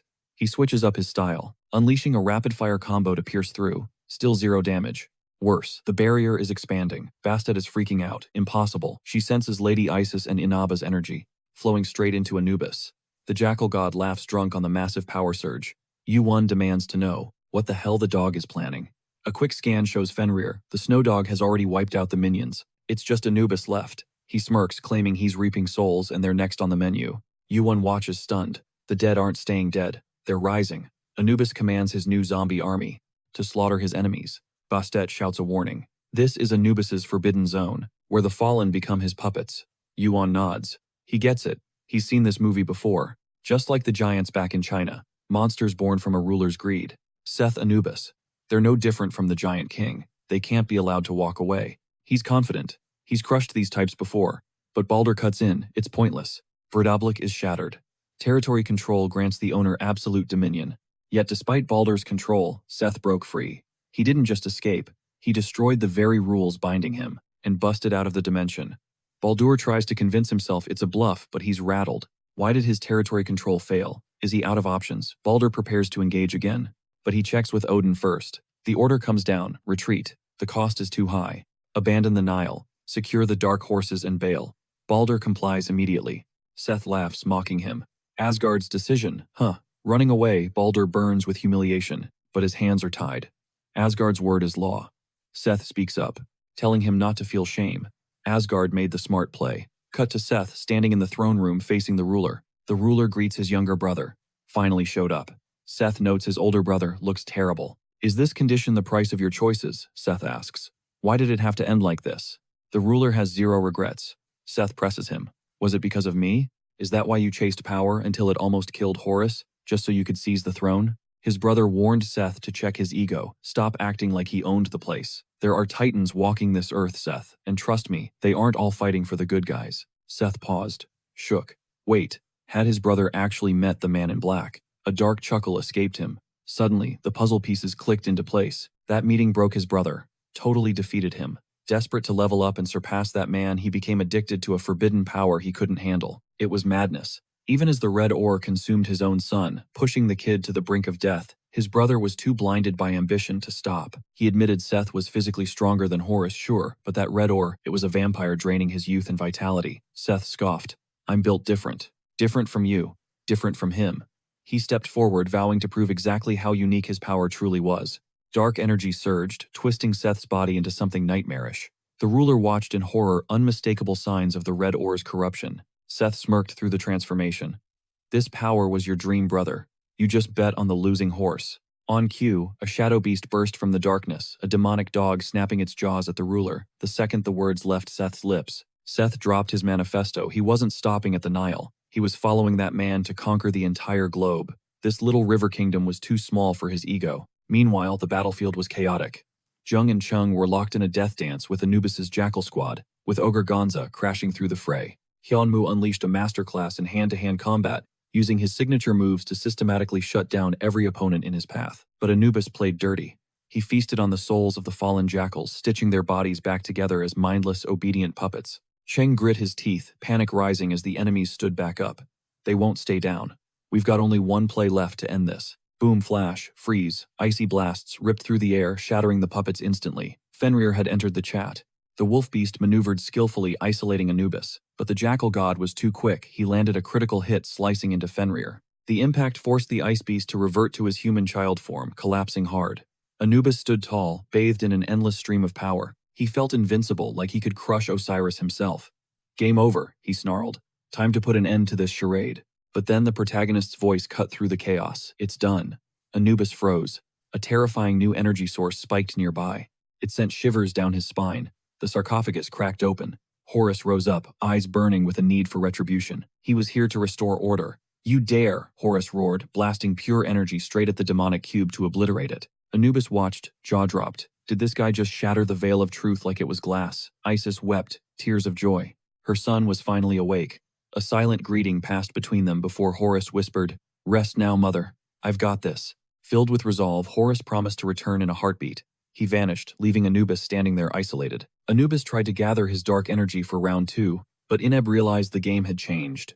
The veil was gone. That meant Anubis lost his remote control over the dead. The real showdown began. Horus versus Anubis, no holding back. God-tier abilities clashed, sparks flying. But it wasn't even close. Moments later, the rebel lay broken in the dirt, deactivated. He blinked, shocked he was still breathing. Horus looked down coldly. "It isn't my place to take your life, rebel." Horus turned to Lee Jun-kyung. "This work for you." The protagonist nodded, satisfied. "Yeah, that's perfect." Hyunmu, puzzled, asked the master why he spared him. Lee Jun-kyung shrugged. "You looked lonely," the young man added. "Figured I'd make you my brother."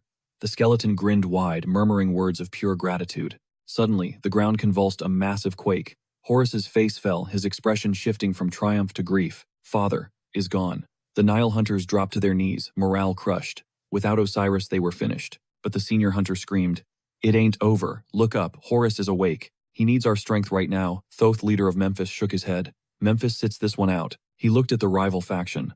"What's the plan?" Hermopolis Sekhmet didn't hesitate.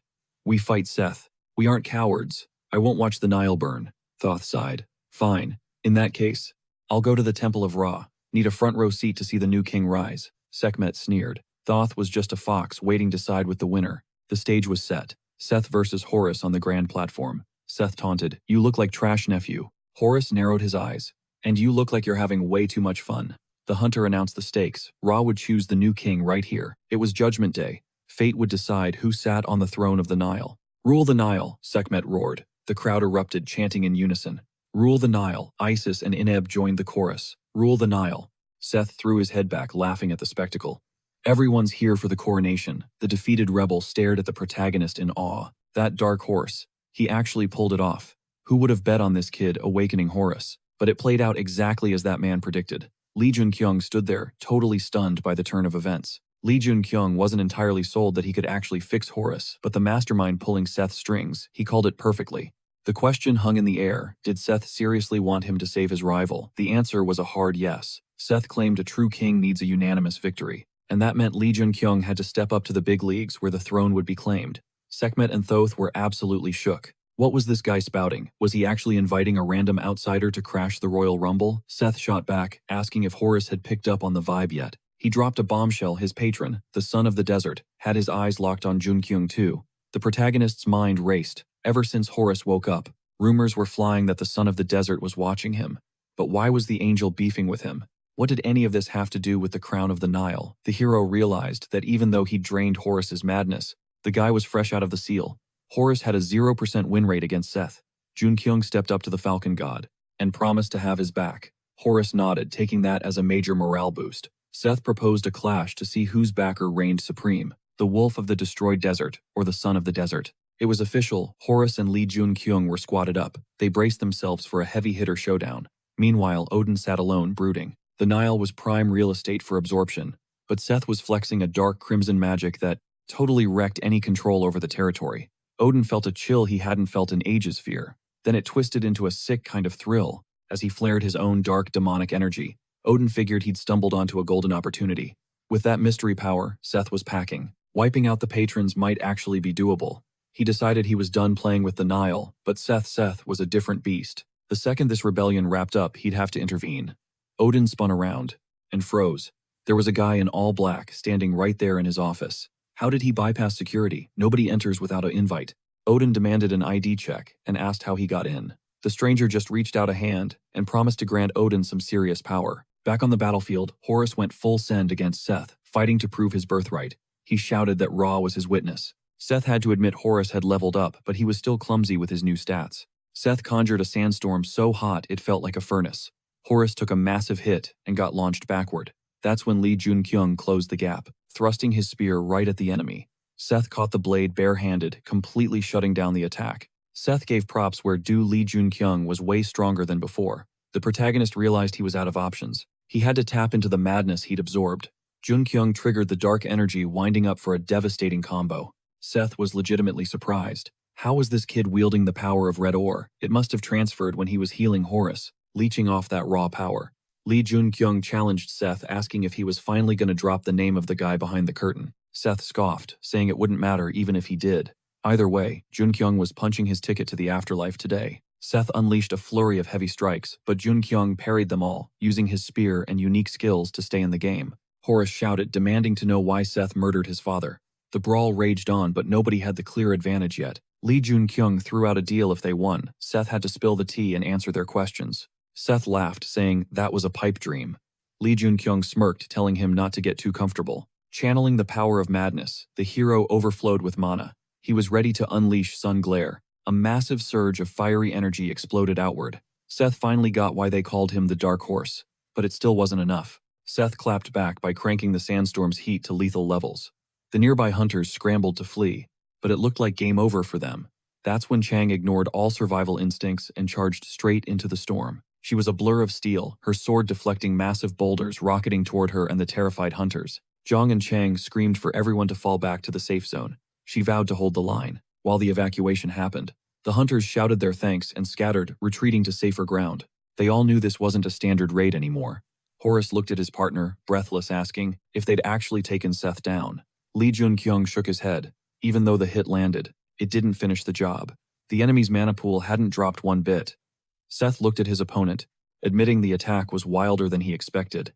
He didn't think the Dark Horse could pierce his sandstorm defense. Now the hero understood why Baldur took the L against Seth. Seth was stunned that this kid was forcing him to unleash his true power. Sekhmet watched in horror, realizing the Dark Horse had zero chance. What kind of nightmare mana was Seth holding?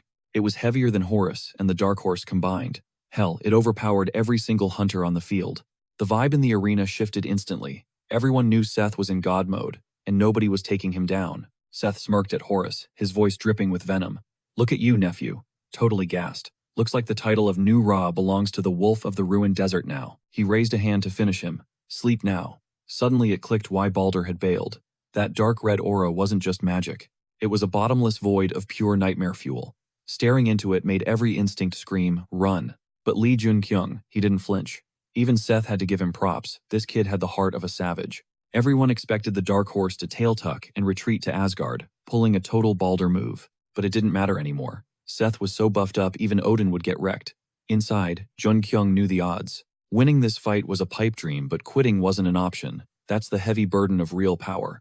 Boom. The clouds split open. A massive beam of golden light slammed down, illuminating the battlefield. The patron of the desert sun had entered the chat. Isis gasped. That's Ra's true light. Impossible, right? But there it was, wrapping around both Lee Jun-kyung and Horus, like a protective shield. Jun-kyung's eyes snapped open. The pain vanished. His wounds stitched themselves up and his mana reserves overflowed instantly. The desert sun wasn't picking favorites, it was backing both hunters. Jun-kyung smirked in disbelief. A double buff, seriously. Even the fallen angel stayed quiet watching the spectacle. The crowd went wild. Since when does Ra's light hit two players at the same time? Seth's confidence cracked. Was this Ra's Hail Mary play? Then the impossible happened. Wings burst from Lee Jun-kyung's back. His dragon heart, usually his weak spot, started pumping overdrive thanks to the desert sun's juice. He shot into the sky like a rocket. The world looked different now. He could literally see the mana currents drifting in the air. It was a light bulb moment. He didn't just have to use his own tank. He could siphon energy straight from the atmosphere. Time to go big. He prepped the Demon King's signature move, triggering the decisive blow. The mana flow whipped into a frenzy. His dragon heart inhaled the ambient magic like a vacuum. The activation sequence roared to life. But even with the divine assist, Seth's power level was still higher. Jun-kyung needed more juice. He had to drain every drop of mana around him. System alert skill acquired King of Fire. This was huge. He wasn't just following a path anymore. He was blazing his own trail. A warrior with no patron leveling up on his own terms.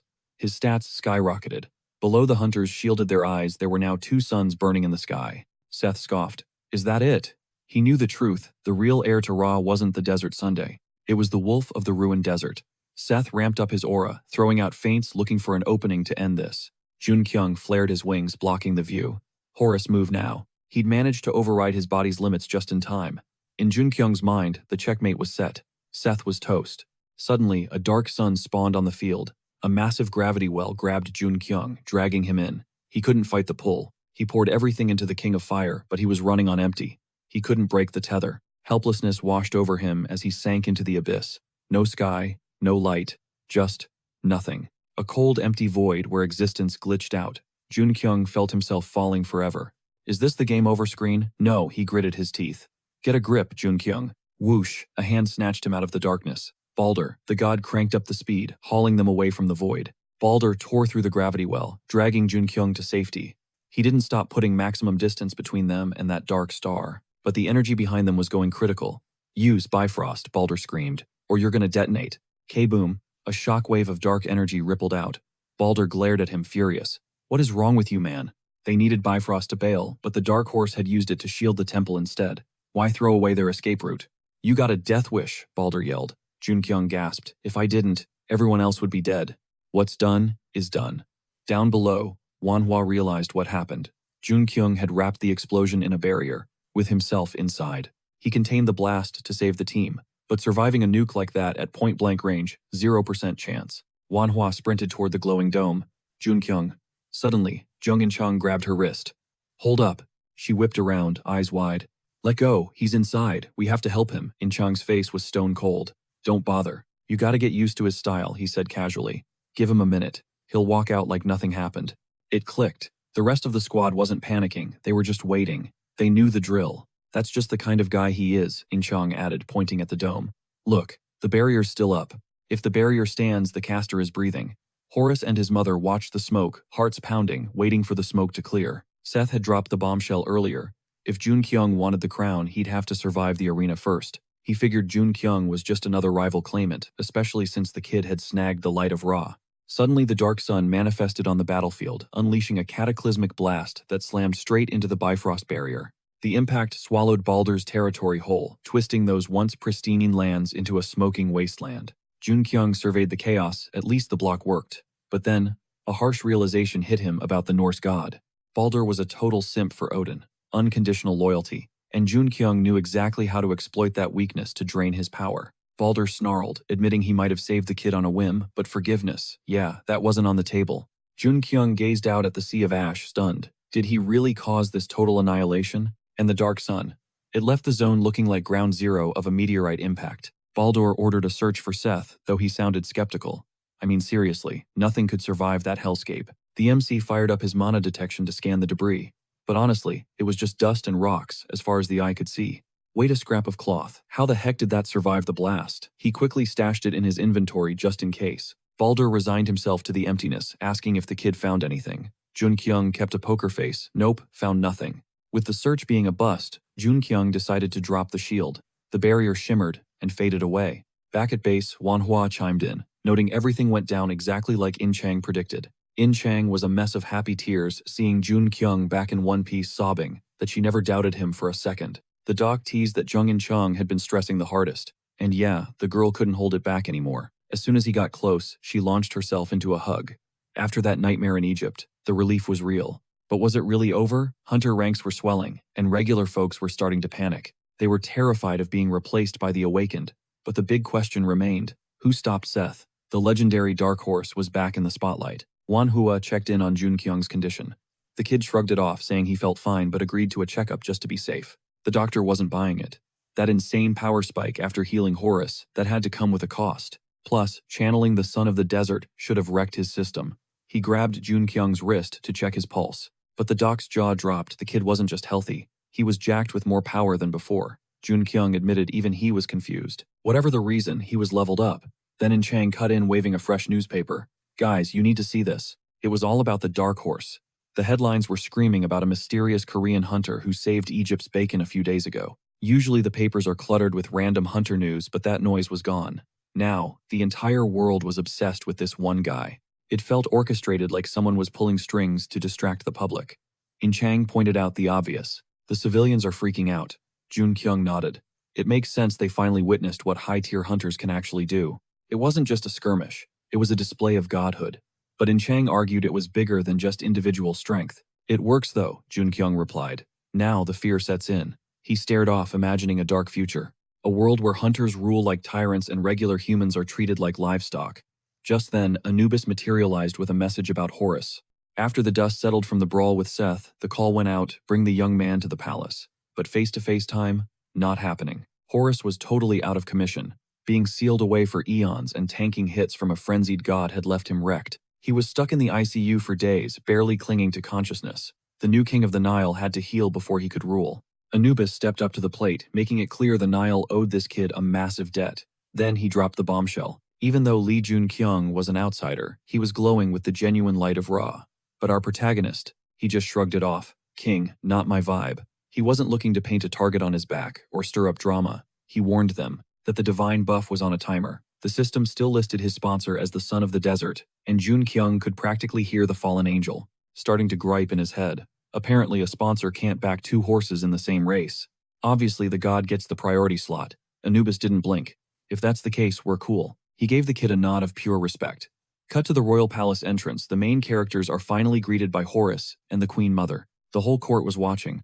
Horus bowed his head, an apology for the late welcome. This kid hadn't just saved his life. He pulled the entire Nile back from the brink of apocalypse. Horus didn't mince words. Lee Jun-kyung is the official savior of Egypt, and Egypt pays its debts. Blank check time. They would give him anything. Horus looked him dead in the eye, telling the savior to name his price. What does he crave? Lee Jun-kyung silenced the room. I want a system update. For everyone. He told them he knew the legends, how the Nile used to respect the little guy. But the reality check. The Egypt he walked through was a dumpster fire. Hunters treating civilians like NPCs to be farmed and discarded.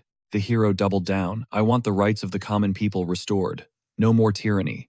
Horus nodded grimly, explaining the corruption rot started when his father fell, and he got boxed up. Consider it done. We're hitting the reset button. Truth is, they would have said yes to anything because Lee Jun-kyung wasn't just a guest, he was basically a co-king, Horus proclaimed. That stranger or not, this man carried the light of Ra. It was a fact as undeniable as the sun itself. That light's gonna fade soon, Jun-kyung reminded him. Horus just smirked. I know, but that doesn't delete history. You were the one chosen by the light. You were the Dark Horse. Even when the battery dies, the spark remains. They were soul-bound, now connected forever by that divine residue. Horus laid it out. Lee Jun-kyung walked in a stranger, but he leaves as the hidden king, the shadow ruler. He must accept the title of Amun, Together, Amun and Ra, they would pilot the Nile into a new golden age, the Amun-Ra system. Horus declared that, as Amun commanded, the river's flow would change, zero tolerance for the hierarchy. The gap between hunters and humans was officially closed, the purge laws allowing hunters to kill at will abolished. Instantly, the entire court lowered their gaze, swearing loyalty to Ra's new decree. High on the dais, Horus and Lee Jun-kyung looked down at their reshaping world. The hero couldn't help but think, are any of these so-called rulers actually sane? The giant king was a nutjob, Seth was a psycho. Then Horus broke the silence, admitting that now that the crowd was gone, he could finally breathe. Man, I'm calm now, he sighed. Real talk, I hate this king stuff. Horus glanced over. You mad? I'm such an open book. Jun-kyung shook his head. Nah, it's fine. Horus leaned back, looking relieved, then dropped a curveball. I'm thinking of scrapping the whole monarchy. Jun-kyung blinked. Whoa. Why go that hard? Horus explained the logic the world had shifted. Hunters aren't immortal. Giving one guy absolute keys to the kingdom is too risky. Jun-kyung analyzed him right now. Horus is one of the good ones. But power is a drug. If he breaks bad later, he could be an even worse nightmare than Seth. Smart move, the protagonist agreed. Then Horus whispered the kicker, Seth is still alive. He looked at Jun-kyung. You up for a manhunt? I can't leave Egypt, Horus admitted. But you can. Lee Jun-kyung smirked. He wasn't just interested in Seth. He wanted the puppet master, and promised to ping Horus the second he found the trail. Cut to International Airport. The plane touches down. The press pack was already swarming like sharks, smelling blood. As he stepped out, the questions barrage started. What's the next move? How much cash is flowing to Egypt? Are you sending aid? The reporters got nothing. Stone-cold silence. Fame is a beast, even for a top-tier hunter. Then the real welcome committee showed up, the Korean heavy hitters. The man gunning for the next presidency of the association, head of the Major League Guild. Song Gu-yang stood at the gate. The doors slid open, and the hero of Egypt, the Dark Horse, stepped back onto home turf. The cameras were flashing like crazy as Song Gu-yang linked up with his old buddy. The headlines were already screaming about the Korean Hunters Association bailing out Egypt, but behind the scenes, Lee Jun-kyung was clocking the weird vibes. Balder had dipped back to Korea way too fast. Suddenly, the puzzle pieces clicked. Song Gu-yang dropped the bomb. Odin was the only one missing. The bald legend confirmed it. Asgard is in a full-blown state of emergency. With Odin's massive influence gone, that creates a power vacuum. You can't just patch up with duct tape. It was a crisis waiting to happen. Jun-kyung's mind was racing. Why now? The current disaster isn't even over yet. If this went down later, fine, but right now, it's a massive red flag. Where the hell did he vanish to? Song Gu-yang shut down the kidnapping theory instantly. You don't just jump Odin. He was last seen in his own turf Asgard, so he ghosted them on purpose. Jun-kyung tried to figure out Odin's endgame. If he bounced on his own, what's the play? Song tried to play it cool, claiming it wasn't an apocalypse-level threat just yet. It wouldn't be a walk in the park, but they'd survive. Jun-kyung let out a breath, but the reality hit. They just lost their heavy hitter. They needed to wrap this up and get back to home base fast. But the young hunter felt it in his gut. This wasn't random. Odin's disappearance had his fingerprints all over it. If he hadn't been involved, history would have written a different story. That thought twisted in his stomach. Suddenly a hunter chimed in, mourning the tragedy in Egypt. But then came the pitch. Takamagahara was sending their top-tier heroes for reconstruction. Jun-kyung saw right through the PR talk. They didn't want to rebuild. They wanted to occupy. Takamagahara, Japan's shadow organization, was finally stepping into the light. He'd only heard rumors before.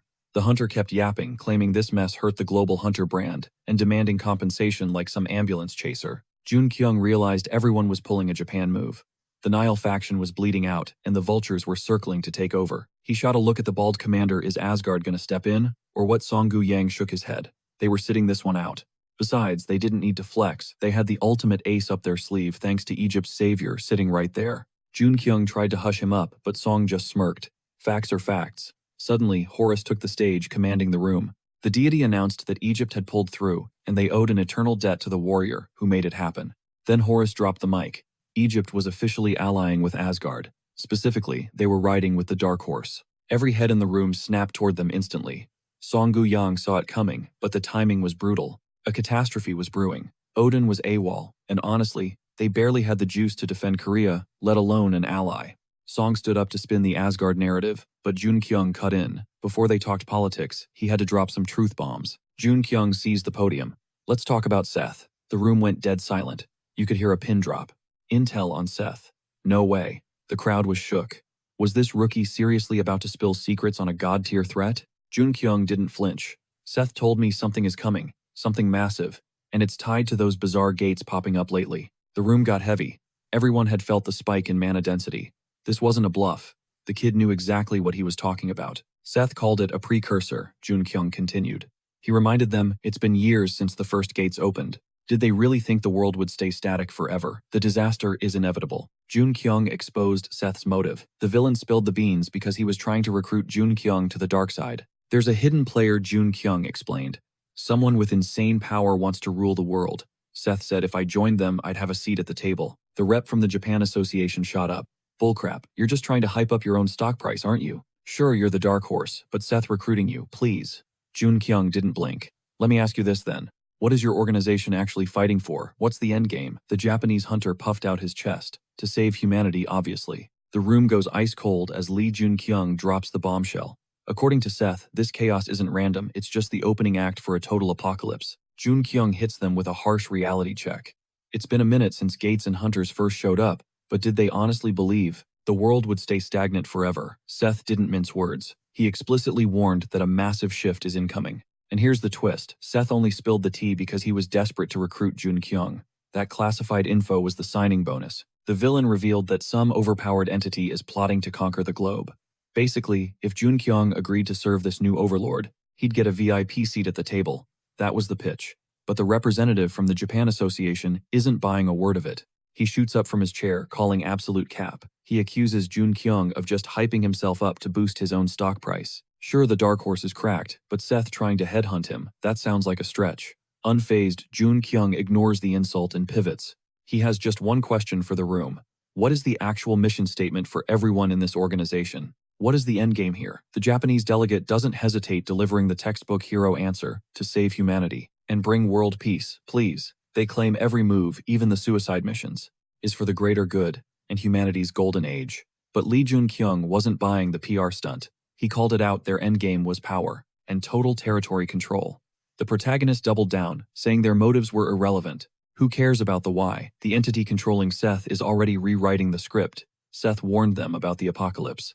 Isn't that the headline here? Sure, the Egypt crisis is major, but if the enemy's goal is global domination, their little safety theories are worthless. Once the dust settled, Sung-hyun pressed Lee Jun-kyung for his angle. Why leak the intel about the catastrophe? Now that the secret is out, the timeline is chaotic. Sung-hyun knows these aren't just random NPCs. These elites can flip the geopolitical board. They have the juice to radically alter reality, the protagonist replied, with absolute conviction.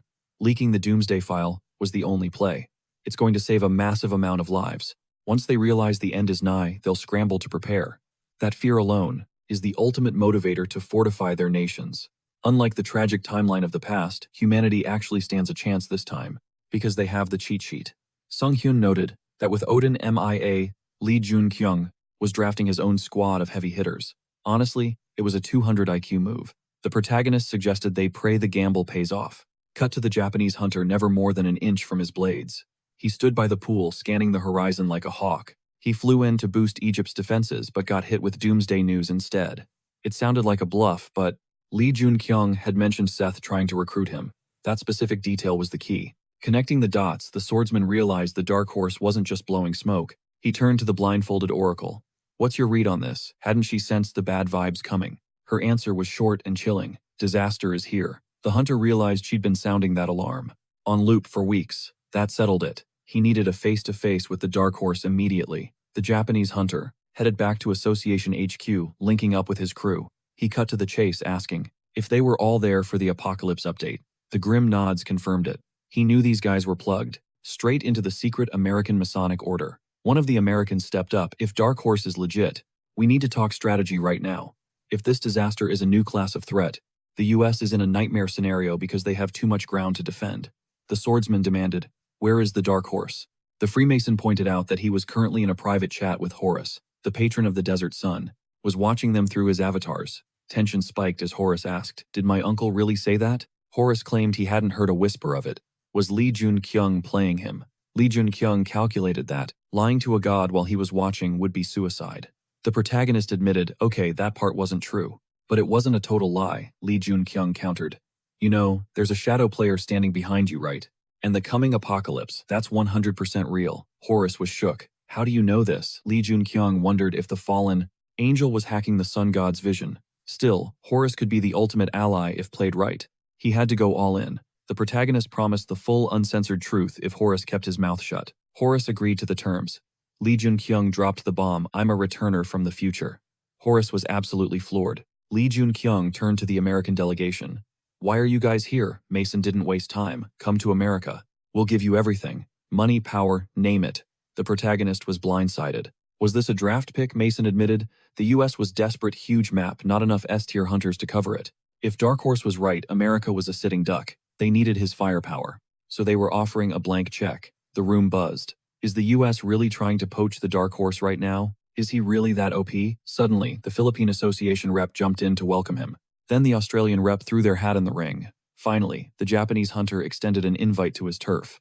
Lee Jun-kyung felt the pressure. The Japanese hunter Yashin was flexing some serious magical aura. Yashin vowed, "I'll do whatever you want, within reason." Suddenly, the entire building began to shudder. Earthquake, no. The dungeon gates had just shattered. It was an immediate code red: rescue the victims. Now, the monsters breached containment and started a rampage.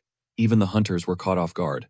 Zero warning signs. No tremors, no mana spikes. So why did the gate just implode on itself like that? Goris scanned the radar, dead silent. No active rifts for miles. Then Mason, the American, dropped the bombshell. The gate didn't just fail. It detonated, the split second it spawned. Lee Jun-kyung grit his teeth.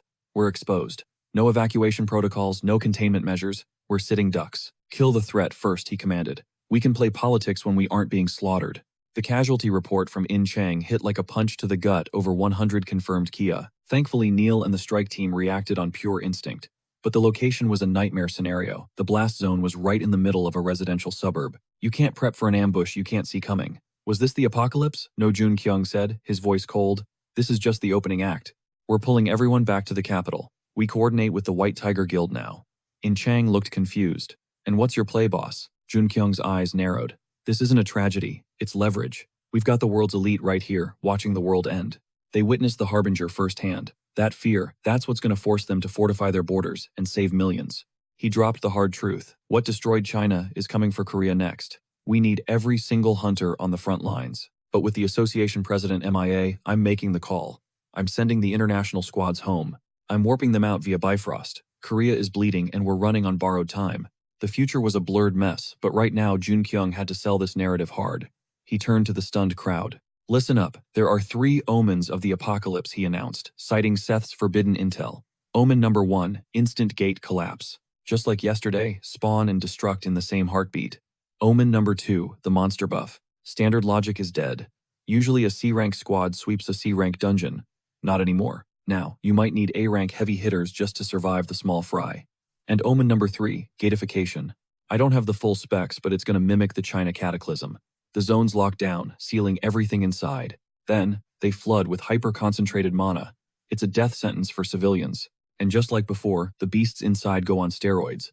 A hunter raised a trembling hand. "Is there an abort button, a way to stop it?" Jun-kyung looked him in the eye. "I don't know. Honest to God, I have no clue."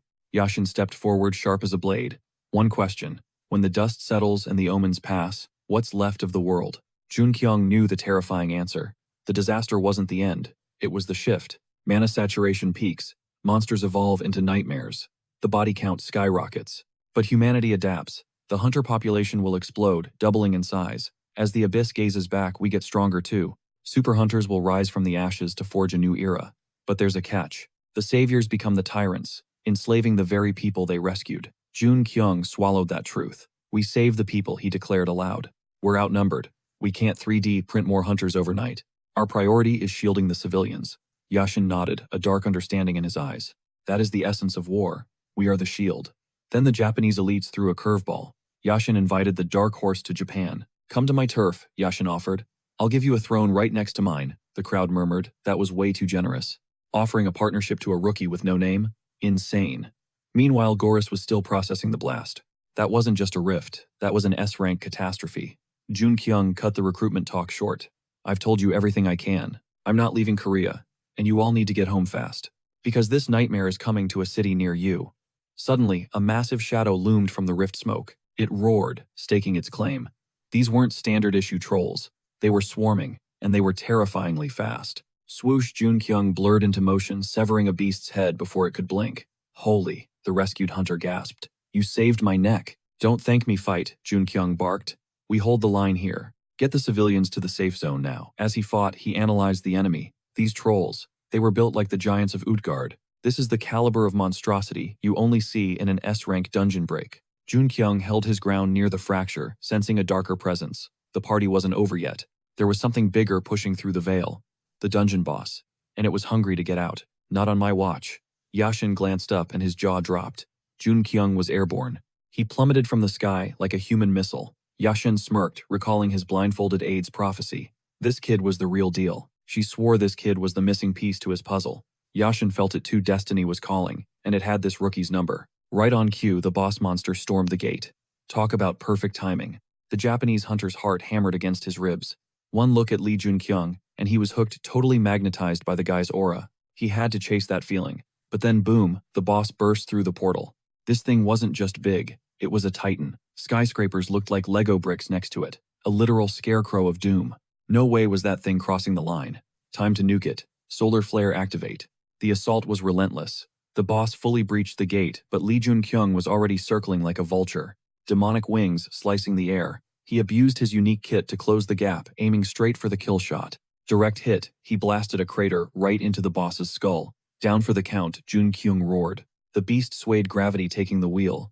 But Jun Kyung's gut dropped. If that mountain of meat tipped over now, it'd be game over for the civilians down below.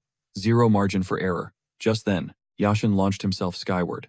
With surgical precision, his blade danced, dicing the falling titan into bite-sized chunks. The result, a grotesque confetti rain over the city instead of a crush hazard. Crisis averted. They stood inches apart, locking eyes in the aftermath. Jun Kyung had to admit that was S-tier swordsmanship. How did a beast like this stay off the radar in the future timeline? Suddenly, pain spiked through his skull. Equilibrium gone. He dropped like a stone but snapped out of it just in time to stick the landing. Yashin rushed over, checking on the Korean hunter. Out of nowhere, Yashin's assistant, the one navigating the chaos, blindfolded, materialized next to them. Yashin let out a breath he'd been holding. Relieved, Jun Kyung was in one piece, but Jun Kyung, total confusion. And the second she showed up, his head started throbbing again. Why was the fallen angel inside him obsessed with this woman? Even for S-rank gates, they cleared this map with insane speed. Because of this meetup, global heavy hitters converged on Cairo. Sung Hyun gave the kid a nod of approval. Horace didn't hold back the gratitude for Sung Hyun's clutch support, but suggested the rookies make an exit. Jun Kyung agreed it was time to bounce, though teaming up with Horace was a vibe. That rescue mission spiraled into a brawl with Seth, forcing him to level up mid-fight. Our MC realized trying to patch plot holes just creates new glitches. Crucially, the Desert Sun stopped the temporary buffs and gifted him permanent fire powers. Horace admitted the Nile Guild wants to keep the alliance, but they're struggling. Seth's betrayal and the gate collapse left them with critical damage. Still, he swore Egypt would grind back to top tier. Jun Kyung reassured him, survive this hell, and Egypt's golden age is guaranteed. Horace corrected him, Jun Kyung is that light. Wherever you go, know this, Egypt rides for you. Then Horace dropped a side quest request. Since Egypt was wrecked, he was stuck on cleanup duty. But since Jun Kyung was already hunting Seth, could he retrieve the Eye of Osiris if he caught the traitor? The kid wondered why Horace was so certain. It was like he knew Seth swiped the artifact. Then he felt a trace of Osiris's energy leaking off Horace. On the flight back, Sung Hyun warned that Seth and his backers were endgame level threats. Jun Kyung asked why they were flying economy, instead of instant traveling with Bifrost. Sung Hyun reminded him that Bifrost wasn't an infinite cheat code. They'd been spamming it since the UK arc. We burned that charge, saving lives in Egypt, Jun Kyung noted. The rift took a beating. The bald hunter agreed the save count was high. Now, they were on final approach to Korea. Jun Kyung shifted gears. Any leads on Odin ghosting us? Cold trail, the bald man sighed. Odin vanished from his own turf. Unprecedented. They prayed it wasn't a tragedy. But Jun Kyung knew with the apocalypse looming, losing Odin was a nightmare scenario. The guild leader asked if Seth's puppet master was that guy. Jun Kyung nodded. It had to be the man in black. A ghost in the system, zero data. Odin's disappearance, definitely his handiwork. The pilot didn't even get to drop the landing gear before the intercom screamed chaos. Incheon Airport was an inferno. And it wasn't just a fire. Wyverns were swarming the skies. Monsters. Real-life nightmares circling the tarmac. Lee Jun Kyung locked in instantly. This was the second stage of the apocalypse, and he wasn't waiting for the fasten seatbelt sign to turn off. He bailed mid-air, triggering his dive bomber skill like a human missile aimed straight at the chaos below. Impact. He drove his weapon into the first beast he saw, turning the monster into a pincushion before it knew what hit it. His passive Patron of the Desert Sun kicked in with a clutch buff right when he needed it. But Jun Kyung's mind was racing. Was the end of the world starting early? The battlefield was a mess. Giants everywhere.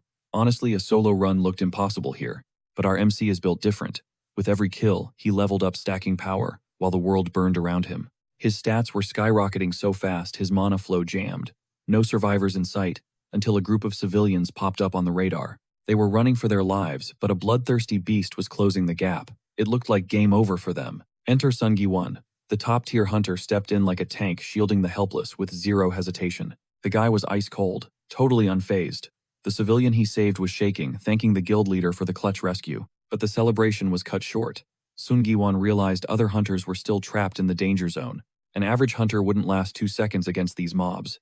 But if Sun Gi-won left the civilians to help his squad, these people were dead meat. The bald leader made his choice. He had to save his team. That's when Lee Jun-kyung dropped in. Talk about perfect timing.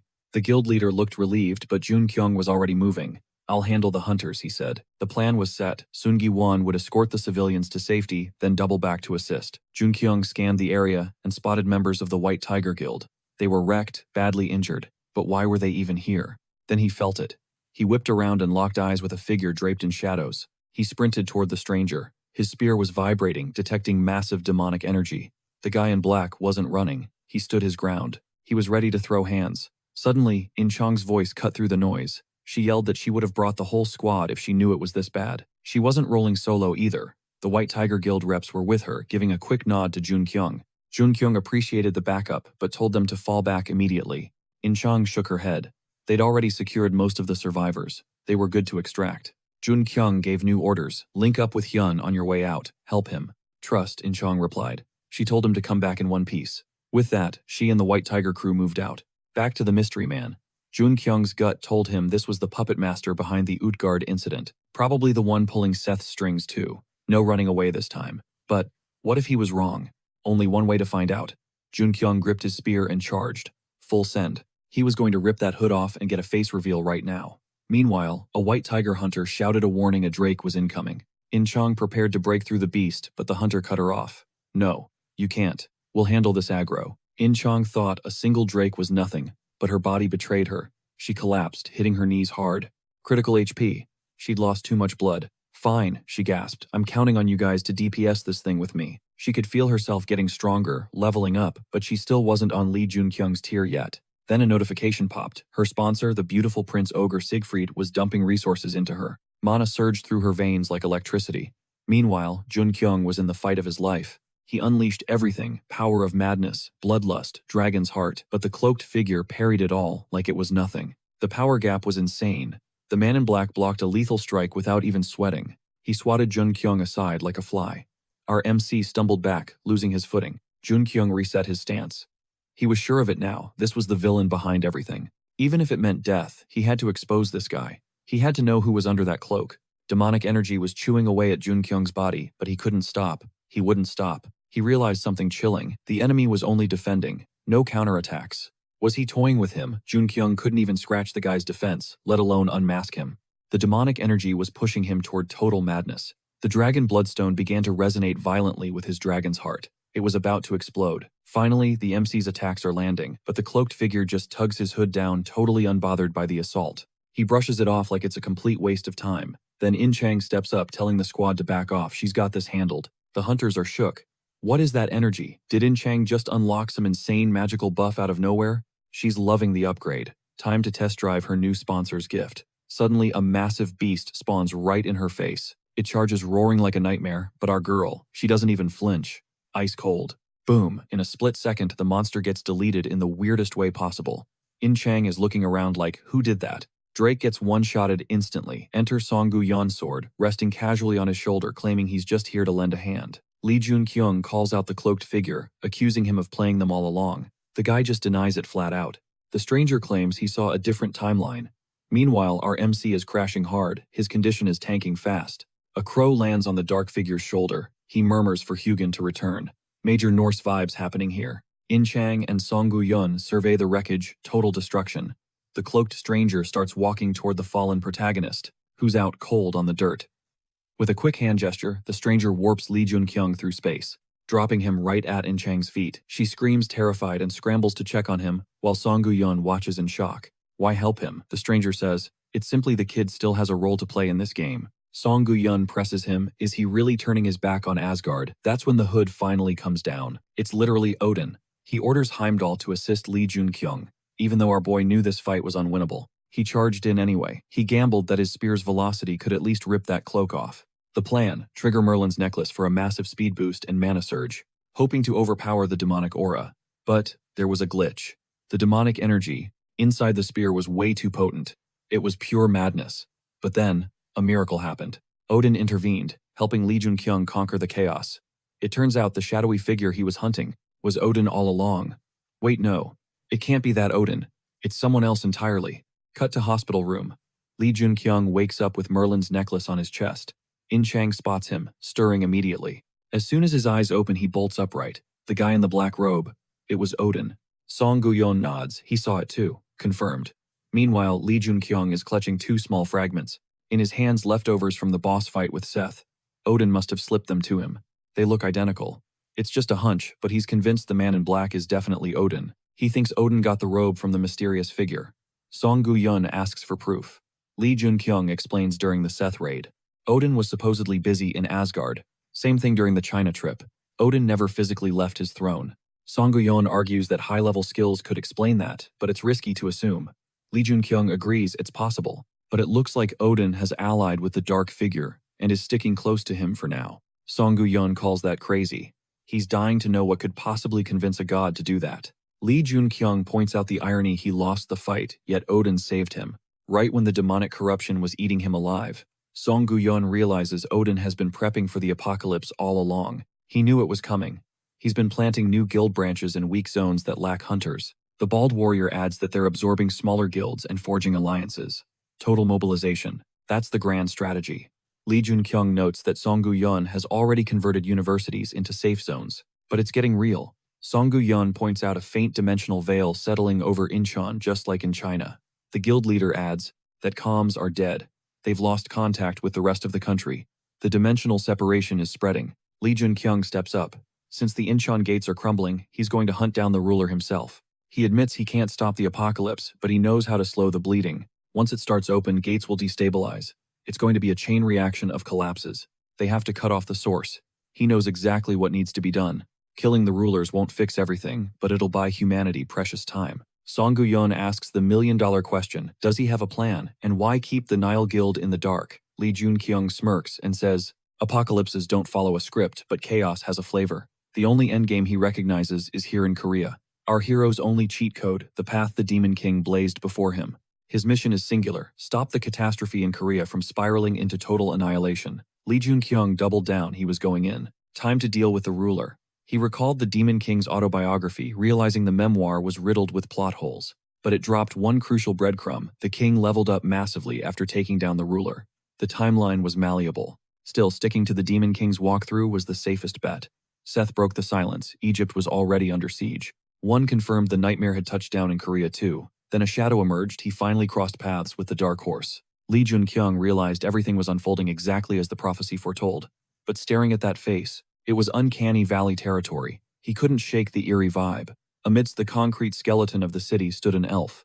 He claimed the dying children were flocking to him. A man draped in leaves and twigs knelt before the creature, begging for mercy. The elf just chuckled a cold, hollow sound. He sneered, calling this the inevitable fate of all hunters. Curious, he mused. They call this realm Earth. To him, this planet was just a landfill to bury their past mistakes and resurrect their fallen kingdom.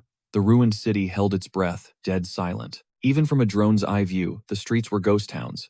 High up on the watchtower, the sentries scanned the horizon, eyes peeling back the gloom. Suddenly, one guard pointed movement. I think we've got survivors. Jung and Chong stepped off the bus, Gon perched on her shoulder like a loyal sidekick. We're back, they announced. The girl waved up at Lee Jun-kyung and Song Gu-yeon. From the rooftop of the adjacent building, the duo waved back.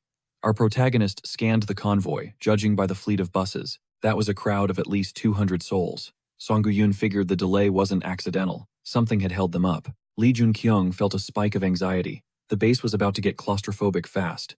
The guild leader waved it off. Everything was under control. They'd already speedrun the cleanup of the perimeter. The priority, now headhunt potential hunters from the survivor pool to beef up their squad. Lee Jun-kyung realized the search party must have snagged some critical intel. They needed a debrief stat. Jung and Chang turned to the crowd of hunters, laying out the grim reality. It's a war zone out there. Monster spawns had dipped slightly, but the aerial recon told a different story. It wasn't a retreat, it was a rally. The remaining beasts were converging on a single coordinate. Chang connected the dots. If the monsters are swarming one building, that means there's prey survivors still fighting for their lives. Our main character instantly pinpointed the ruler's location. Rulers are basically monster magnets. The logic was simple: defeat the ruler, stop the respawns, and humanity chalks up a W. Lee Junkyung knew this beat. It was exactly how the history books were written. Song Gu-yun dropped some good news. Comms with the outside world were back online. Miraculously, not every corner of the country was burning. But don't celebrate yet. Most regions were mirroring Incheon's nightmare. In the safe zones, hunters were rushing civvies to safety and prepping supply drops for the isolated pockets. But our protagonist knew the truth sooner or later. The entire nation, hell, the whole world would face this same doom. But telling the others now, devastating for morale. They needed hope, not prophecy. All for one. Costs be damned. Song Gu-yun added that while other countries were in worse shape, humanity wasn't folding. The potential they'd shown so far, absolute top tier. It was time to push forward. Step 1 to clutching victory: liberate Incheon, then march on Seoul. Lee Junkyung racked his brain. Neither the Demon King's book nor the textbooks named the ruler of this zone. The records just said humanity scraped out a win after a brutal, exhausting boss fight. Our hero decided to crush the Incheon ruler and shadow the Demon King's footsteps. High above the fallen angel kept a watchful eye on Lee Junkyung. The university base got a glow up. The surrounding zones were secured. Monster spawns dropped to 0. People started picking up the pieces of the shattered city. The survivors, they saved less than 10% of Incheon's population. But in that sea of despair, a spark of hope ignited. When the gates cracked open, mana flooded the world. The sponsors' gaze locked onto the survivors. Regular citizens started feeling the shift. They were awakening as hunters. The newbies were thrown into a crash course to verify their stats and classes. Post-training, the puzzle pieces clicked together. Lee Junkyung and Song Gu-yun locked in their next move: hunt down the ruler as soon as possible. The protagonist knew the ruler was scaling in power every second. But we were still in the early game of this apocalypse, so the boss shouldn't be at max level yet. Song Gu-yun sighed. If that's true, it's a massive lucky break. Lee Junkyung's mind drifted back to Odin. The god hadn't just spared him, he'd assisted him. But the question haunted him: why leave him alive? What was the catch? The protagonist shoved those distractions to the back burner. It was hunting season, and the ruler was the target. Lee Junkyung stood there, stunned. It was absolutely wild that an entire dense forest had spawned right in the center of the concrete jungle in less than a month. Zhang and Chang locked onto the vector. Radar picked up hyper-aggressive, fully armored beasts closing in fast. With zero hesitation, In Chang charged straight into the fray. Watching her slice through the mobs, our hero realized she'd seriously leveled up. She hadn't hit her level cap yet, but she was definitely on the fast track to becoming Siegfried 2.0. Suddenly, a massive botanical nightmare, a tree monster, rolled up on the squad, leaking mana like a broken reactor. Lee Junkyung decided to stop playing nice. It was time to unleash the raw glory of the Lord of Fire. Junkyung called a quick timeout to recharge before the main event. Song Gu-yuan gave a thumbs up to the plan. During the breather, the protagonist popped his HUD to run a diagnostic on his tactical specs. Everything was green across the board. His mind drifted back to the man in black, the puppeteer lurking in Seth's shadow. The same shadow that possibly loomed over Utgard, the king of giants, the guy who had practically speedrun Odin back in the day. Our hero had a gut feeling that this man in black had been lurking nearby the entire time, just out of sight. He couldn't shake the theory the man in black was the Demon King. And if that was true, did he have the same broken system interface? The Demon King's grimoire stated that hitting 100 stat points triggers a massive shift. Same goes for levels. But for our hero, leveling up wasn't just a stat boost, it was a totally different beast. It wasn't just growth, it was straight up evolution. Lee Junkyung did the math. He was mere moments away from hitting level 100.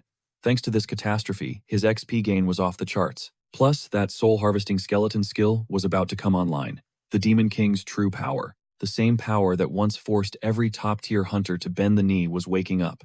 The other hunters looked up, terrified. The atmosphere was heavy, with suffocating mana. They were all thinking it. What kind of raid boss are we walking into? Lee Junkyung turned to the bald tank, hyping him up. You and the ruler, perfect matchup. Song Gu-yuan nodded, trusting the lead. Junkyung dropped the command. We move. Now. He made it clear if anyone wanted to bail, this was the exit ramp, because past this point, it's pure hell. Meanwhile, the guy calling himself the ruler was having the meal of his life. He couldn't recall the last time he feasted this hard. Turns out high-ranking hunters have a unique flavor profile. The ruler's assistant stood there, head bowed like a loyal NPC. The ruler wiped his mouth and ordered her to restock the pantry. Fresh meat had just entered his territory. Use whatever means necessary, he commanded Rubiel. The squad led by Jun Kyung and Songgu Yuan breached the hot zone. They'd seen S-rankers before, but this was an area of effect skill massive enough to cover the whole map. The protagonist smirked. Maybe getting to the ruler would be a speedrun after all. His growth buffs were spiking hard. Suddenly, a twisted tree monster blocked the path, thrashing its branches like a glitching boss mob. In Chang stepped up. I got this one. She closed the distance to the tree and froze. A man was strung up in the branches begging for help. It caught her completely off guard. Ambush Rubiel lunged from the Shadow's blade, aiming for the kill. In Chang barely managed to parry, blocking the strike at the last second. She realized instantly this wasn't a mindless beast. This was a duel. Lee Jun Kyung jumped in to peel for his teammate, flashing his unique skills. Rubiel was forced to disengage, leaping back to perch on a high branch. Jun Kyung narrowed his eyes. She was elite. He had calculated that strike to land, but she dodged it like it was nothing. Meanwhile, the hostage was cut loose and landed safely in Songgu Yuan's arms. In Chang glared up at the tree. She spat at her rival, using human shields. You coward, what's your play now that the bait is gone? In Chang knew this monster girl was a pro, so she challenged her to a fair 1v1. Rubiel looked like she was game, but then the leaves rustled. More hunters appeared tied to the branches, screaming for salvation. The squad watched in horror. It was a psychological torture chamber. Rubiel just smirked, flexing her absolute control over the situation. Lee Jun Kyung turned to his partner. We need to bail. Now. Songgu Yuan agreed and signaled the retreat. The hunters fell back. In Chang was screaming curses as they ran, while the ruler watched the whole show from the shadows. It actually fascinated him.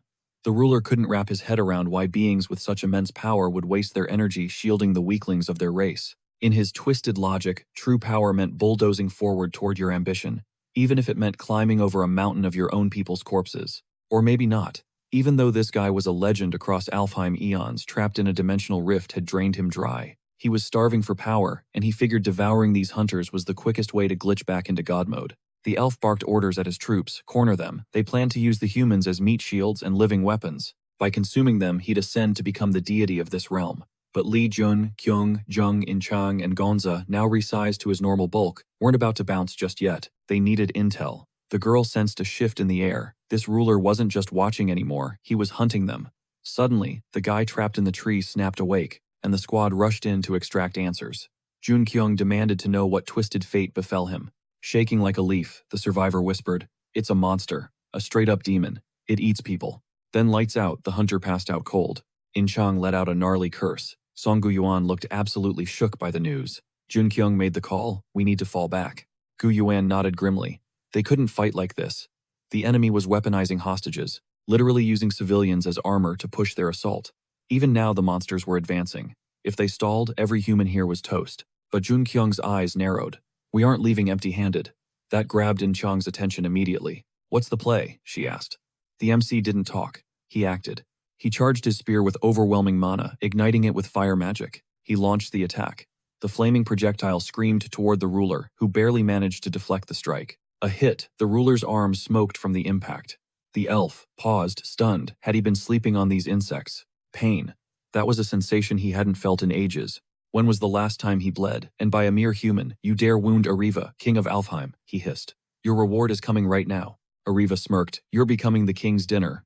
Meanwhile, back at the watchtower, the guards clocked the returning expedition. Our heroes touched down at the temp base. In Chang looked confused. Wait, don't they already know our location? Jun Kyung nodded grimly. Yeah, they figured it out. Meaning what Song Gu Yuan asked. The young man dropped the bomb, meaning they're coming. Tonight. Full-scale invasion. The team immediately shifted gears, taking positions on a nearby rooftop for better sightlines and tactical advantage. You're heading out right now? Song asked. The young man confirmed it with a nod. In Chang grinned. She's already prepped. You know Jun Kyung, he never rolls the dice without a plan. Payback time, the protagonist said. What we took, we return. He told Song to hold the fort, warning him. You saw them. These aren't brainless mobs. They're organized killers. Don't underestimate them. They will hit us, Jun Kyung warned. Song pointed out the hunter count, but Jun Kyung cut him off. Guild leader dropped the ego. If things go south, the Bifrost users are our last line of defense. You have to stay put. Failure isn't an option. Civilians are still in that hellhole, Jun Kyung added. Every second we waste is a death sentence. He vowed to end it all. In Chang cracked her knuckles. We'll wrap this up fast. Song nodded solemnly. In that case, go. We got this. Jun Kyung's eyes went cold. Plan for today, total destruction. Meanwhile, a massive horde led by a monstrous tree beast began its death march toward the humans. In Chang spotted the sea of enemies and hesitated. That is a lot. Should we fall back? No, Jun Kyung replied stone-faced. We're ready. In Chang looked nervous. We don't even have a head count. Endless waves, Jun Kyung acknowledged. But we have to trust the team back home. They focus on their job. We focus on ours. He picked up the pace. We need to move. Now. It seemed the ruler had already clocked them. He's cocky, Jun Kyung noted. He sent his army away to draw us in alone. Without a word, our heroes accepted the invite and beelined for the boss's lair. Suddenly Rubiel, the monster woman, cut them off. She drew her blade ready to kill. In Chang instantly powered up her massive greatsword, bracing for impact. Jun Kyung calculated the odds. She's out of In Chang's league. But the girl shouted, "Go, let me solo her. She's not a grunt. It won't be easy to take her down," Jun Kyung yelled. In Chang smirked. There's something you don't know. Just then, Jun Kyung saw it. The gash on her arm was knitting itself back together in real time. In Chang announced the game changer. I finally did it. The dragon bloodstone is complete. The second she hit the ground in this new land, she didn't just hunt. She tore through the place like a woman possessed. Lee Jun Kyung froze, realizing he was face to face with a literal legend, the hero who personally crushed the dragon, the Demon King. A name etched into history itself. Siegfried the Dragon Slayer.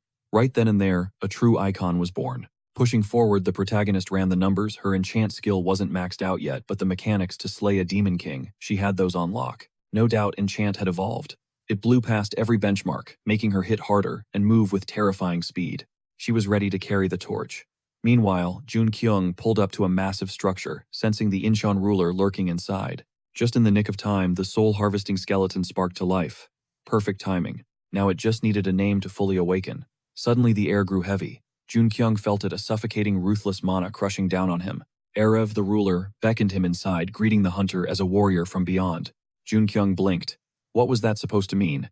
And this crushing pressure? Was it some kind of entrance exam? He decided to play it cool. Stepping toward the ruler, Jun Kyung casually asked why the guy looked so shook. Did he really think a little pressure test would break him? Erev's voice boomed, demanding to know exactly who this hunter was. The ruler dropped his titles: Erev, King of Alfheim, Lord of the Forest Kingdom. He demanded an identity. Now. Jun Kyung weighed his options, should he poke the bear, but Erev kept talking, citing intel, ripped from the memories of captured hunters. According to the data, a warrior like Jun Kyung didn't exist on this world's roster. You're just like them, Erev noted. Jun Kyung frowned. Like who? What was that angle? It wasn't clicking. Then Erev dropped the bomb. His entire kingdom was wiped off the map by them. Was this kid one of the destroyers? Erev didn't wait for an answer. He summoned a crackling energy spear, ready to strike. Meanwhile, back in the capital, the catastrophe hadn't shifted the status quo. Civilians scrambled to evacuate while hunters held the line against waves of monsters, pouring from shattered gates, fighting to reclaim lost ground. Cut to the Hunters Association HQ. In the chairman's office, Balder laid it down. Asgard was taking point on this mess. Since Odin was ghosting them, and Heimdall was out of the picture, Balder was grabbing the wheel. The Asgard elite, powerful as they were stunned. Plenty were salty about it, but let's be real, nobody else had the charisma to lead the pack, so they swallowed their complaints. Balder claimed Odin had predicted this exact scenario. The situation was spiraling way faster than anticipated. They needed to move, and they needed to move now. One hunter barked at Balder to just give the order. They weren't strategists. They were built for war. Balder internally facepalmed. How did Odin deal with these muscle-brained idiots for so long? He pivoted. Where's Kyu? Even though Kyu wasn't officially Asgard crew, the guy was basically a living nuke. Turns out he'd already bailed on the capital per Odin's instructions. A hunter noted that Kyu only handled the ultra-black ops stuff. Odin trusted that outsider way too much. His missions, completely off the books. Suddenly, bam, the doors flew open. The room froze. Who the hell? No appointments. Who had the guts to crash a meeting of the elite? Balder locked eyes with the intruder and smirked. Took you long enough. A hooded figure in shadowy robes strode in, praising Balder's performance. The hood dropped. Gasps filled the room. It was Odin, and he just looked at Balder and said, "My son." The room reeled. Odin really, but his aura was twisted dark. And wait, Balder is his son. Later in solitude, Balder's mind raced. Odin was back, and he'd just blown the lid off a secret that was supposed to stay buried. Why spill it now? Balder remembered the struggle of being the unclaimed bastard, tossed aside by fate. He'd spent his whole life grinding, desperate for just one nod of approval from his father. But he got nothing. Silence. No praise ever. This wasn't how Balder wanted the truth to come out. A knock snapped him out of it. Weird, he hadn't sensed anyone coming. The door creaked open, framing Odin in the doorway. "My son," Odin repeated. Balder looked at him, pained. Is this really how you acknowledge me? He hated it. Odin claimed he got it. He understood the years of pain and misery. Even though Balder hadn't hit the mark, Odin insisted he never held a grudge. That voice was so warm. The touch felt so kind. It was definitely Odin. But it felt wrong. Hard to swallow. Balder shook his head, admitting he was lost. I don't get your angle here, Balder said. Odin smiled. No angle. Just a father finally claiming his son. Then Odin dropped the ultimate bombshell. The throne was Balder's for the taking if he could prove he had the guts for it. Balder's jaw hit the floor. Wait, wasn't the successor already locked in? Still, this was the endgame he'd always fantasized about. But then, the Allfather dropped the other shoe. He needed a favor. Something to patch up the cracks in his power and cement his rule. Balder's brain stalled out. He stammered, needing a second to process the heavy request. Odin didn't wait. He crushed his son in a suffocating hug. I need an answer, and I need it yesterday, Odin whispered intently. I need you. I need this sacrifice. Balder's blood ran cold. Meanwhile, Dr. Manhwa and the White Tiger Squad were stress testing the perimeter, like their lives depended on it. Let's be real, the capital was the only thing standing between them and total apocalypse. Step outside these walls, and there's no coming back to Seoul. Anyone wanting to bail doors open, the hunters just looked at the doctor like he was crazy. What was he even saying? Strangers, maybe. But these were their friends' families on the line. Walking away wasn't an option. Plus, without Lee Jun-kyung, they'd all be 6 feet under by now. Sitting around doing nothing, not their style. Fedner made the call. We find Jun-kyung. Period. Hyun-moo nodded sharply. I'm with the boss. Young-yo confirmed the whole squad was all in. Wanhua smirked. Damn, these guys were loyal to the bone. They were ready to walk straight into the fire for what mattered. All right then, Wanhua announced, his energy flaring. Let's move. He ripped a hole in the barrier, creating a path. They punched through the perimeter. But the second they crossed, Wanhua's eyes widened. The central barrier in Seoul. It was starting to disintegrate. Back in the chaos, the ruler of Erev narrowed his eyes. You rolling with those shadow freaks. Lee Jun-kyung didn't flinch. He snatched the incoming arrow out of the air and snapped it like a twig. Erev blinked. Okay, he got that wrong. This guy was dripping with their energy, but he definitely wasn't on their team. Jun-kyung cut to the chase. You talking about patrons? Erev paused. Patrons, is that what you call them? The regional bosses spawning inside the disaster zones. Only the Demon King was supposed to be able to delete them. Why him? The protagonist realized he was missing pieces of the puzzle. He needed intel. Are you a patron? He pressed. Erev just cackled and unleashed a storm of arrows in response. You asking if I'm one of the Dark Ones, kid? Erev scoffed. Nope, not one of them. But I was this close. Erev's grin turned predatory. But hey, if I devour you right now, I might just ascend. Jun-kyung's eyes widened. Eat him to become a patron, and he almost turned before the lore was getting complicated. Jun-kyung shook it off. Talk later, survive now. He couldn't dance around every single arrow, so he threw up a wall of blazing fire. Erev scoffed, thinking his shots would pierce right through. Spoiler, they didn't. The protagonist's mind raced. Patrons, rulers, enemies only the Demon King could kill. He needed more data. Met any other hunters? Jun-kyung shouted over the flames. Erev sneered. I've snacked on plenty. Wouldn't call it a meeting though. Jun-kyung raised an eyebrow. Did this elf really think he was just another snack? You're built different, Erev admitted, sensing the power gap. Not like the trash mobs of this world. Suddenly, armed monstrosities began glitching into existence, swarming toward our hero like a tidal wave. We're the same you and I, Erev taunted. Kings of our own little worlds. The monster horde multiplied by the second. Jun-kyung scanned the crowd seriously, an entire army. I'm royalty, kid. Show some respect, Erev gloated. Jun-kyung just sighed. Fine. Meet hell. The skull on his bracelet flared with dark energy. Hell erupted onto the battlefield, growing to titanic size and letting out a roar that shook the ground. Elsewhere, the duel was over. Rubel was history, nothing but a stain on the floor. In-chung walked away without a scratch. She felt the surge. She was stronger now. Real power, she thought, is never needing anyone else to save you. Her patron, Prince Charming, watched her with a look that was almost proud. In-chang snapped her gaze forward. Jun-kyung was already in the thick of it. She had to move. Suddenly, a pillar of holy light slammed down from the sky, engulfing Jung In-chang. She knew that feeling instantly. Siegfried. The divine heel wiped away every scrap of fatigue. The power gap between her and Jun-kyung, it just got a whole lot smaller. No time to celebrate. She had to back him up. She sprinted toward the noise. As she closed the distance, In-chang skidded to a halt. What the actual? It was total chaos. Monsters and specters tearing each other apart. She'd never witnessed a meat grinder like this. Literally hell on earth, she whispered. Elves clashing with ghosts in a frenzy. But where was Jun-kyung? Meanwhile, the protagonist was locked in a death stare with ruler Erev.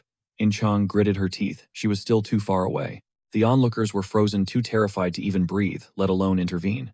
Jun Kyung could feel the intensity ramping up. Every strike from his opponent was hitting harder, heavier, and moving with insane speed. If he wanted to secure this win, he needed to juice up his spear with serious firepower. But there was a deadly catch. Unleashing that hellish energy meant risking his sanity, just like during the Odin Brawl. That cursed weapon was thirsty, always trying to swallow his soul. Meanwhile, Erev was getting cocky, thinking, man, this dude is lagging. Why is he just standing there like an NPC? Thwack. An arrow slammed into Jun Kyung, dropping him to one knee. Erev cackled, game over. Time to absorb this little hunter. Jun Kyung faced a dark choice: get eaten by his own demonic spear or the man-eating ruler. But honestly, no time for an existential crisis. The call was made. He let the spear feast on his essence. Slash instantly, Erev recoiled, clutching a fresh, deep gash on his arm. Erev's eyes went wide with shock. What was this overwhelming dark pressure? The audacity of this human to actually draw blood again. The elf roared, swearing he would gnaw the hunter down to the bone. But Jun Kyung wasn't having it. Fueled by the spear, he unleashed a barrage of attacks on the ruler. Watching from the sidelines, In Chang was shook by the evil aura radiating off the enemy. But she knew if Jun Kyung kept this up, he was done for. Yet look at his eyes, focus locked in, way more intense than even his one-on-one with Odin. Jun Kyung summoned the depths of hell. Screech, a bone-chilling shriek pierced the air, and just like that, the hero's form stabilized. In Chang saw the madness fade from his gaze. Jun Kyung realized that ghostly scream had actually rebooted his brain. Erev stared confused. His opponent looked like raging fire, but the heat, it was freezing cold. The ruler let another arrow fly. But Jun Kyung didn't even flinch. He stopped the projectile mid-air with just a glare and pure telekinetic force. Wrapped in that eerie cold flame, Erev was stunned. Blue fire blocking physical attacks. What kind of cheat code was this? The hero saw his opening. This was it. He pressed the advantage, sending the blue inferno surging toward the ruler. The elf was fuming. The disrespect. How was this mortal actually hurting him? Then horror set in. Erev noticed his regeneration had stopped cold. Was the blue fire canceling his healing factor? Erev snarled. This is absolute humiliation. I will never forgive you. The ruler let out a deafening, endless scream. In Chang shouted a warning. The guy's mana levels were spiking off the charts. They had to end him now before he went full supernova. But Jun Kyung held back. Can't hit him yet, he realized. If that mana bomb goes off, all of Incheon gets wiped off the map. He had to wait for the cooldown, catch him at 0. In Chang watched in horror as the life force of every elven soldier was being sucked straight into the ruler. Did Jun Kyung seriously think he could clutch this? Erev laughed maniacally. A blade materialized and Erev felt the rush. But Jun Kyung noticed something shifted. The fire monarch, stuck at a plateau since hitting master level, had suddenly leveled up. Oh yeah, blood was about to rain. Bam, one decisive strike, and the ruler crumbled. A spear drove straight through his chest. Erev felt his power draining away, like water. I am the king of Alfheim, he gasped. Jun Kyung looked down at him. Pathetic. He knew if he had been fighting solo, he never would have stopped this monster, not even against the power of a king.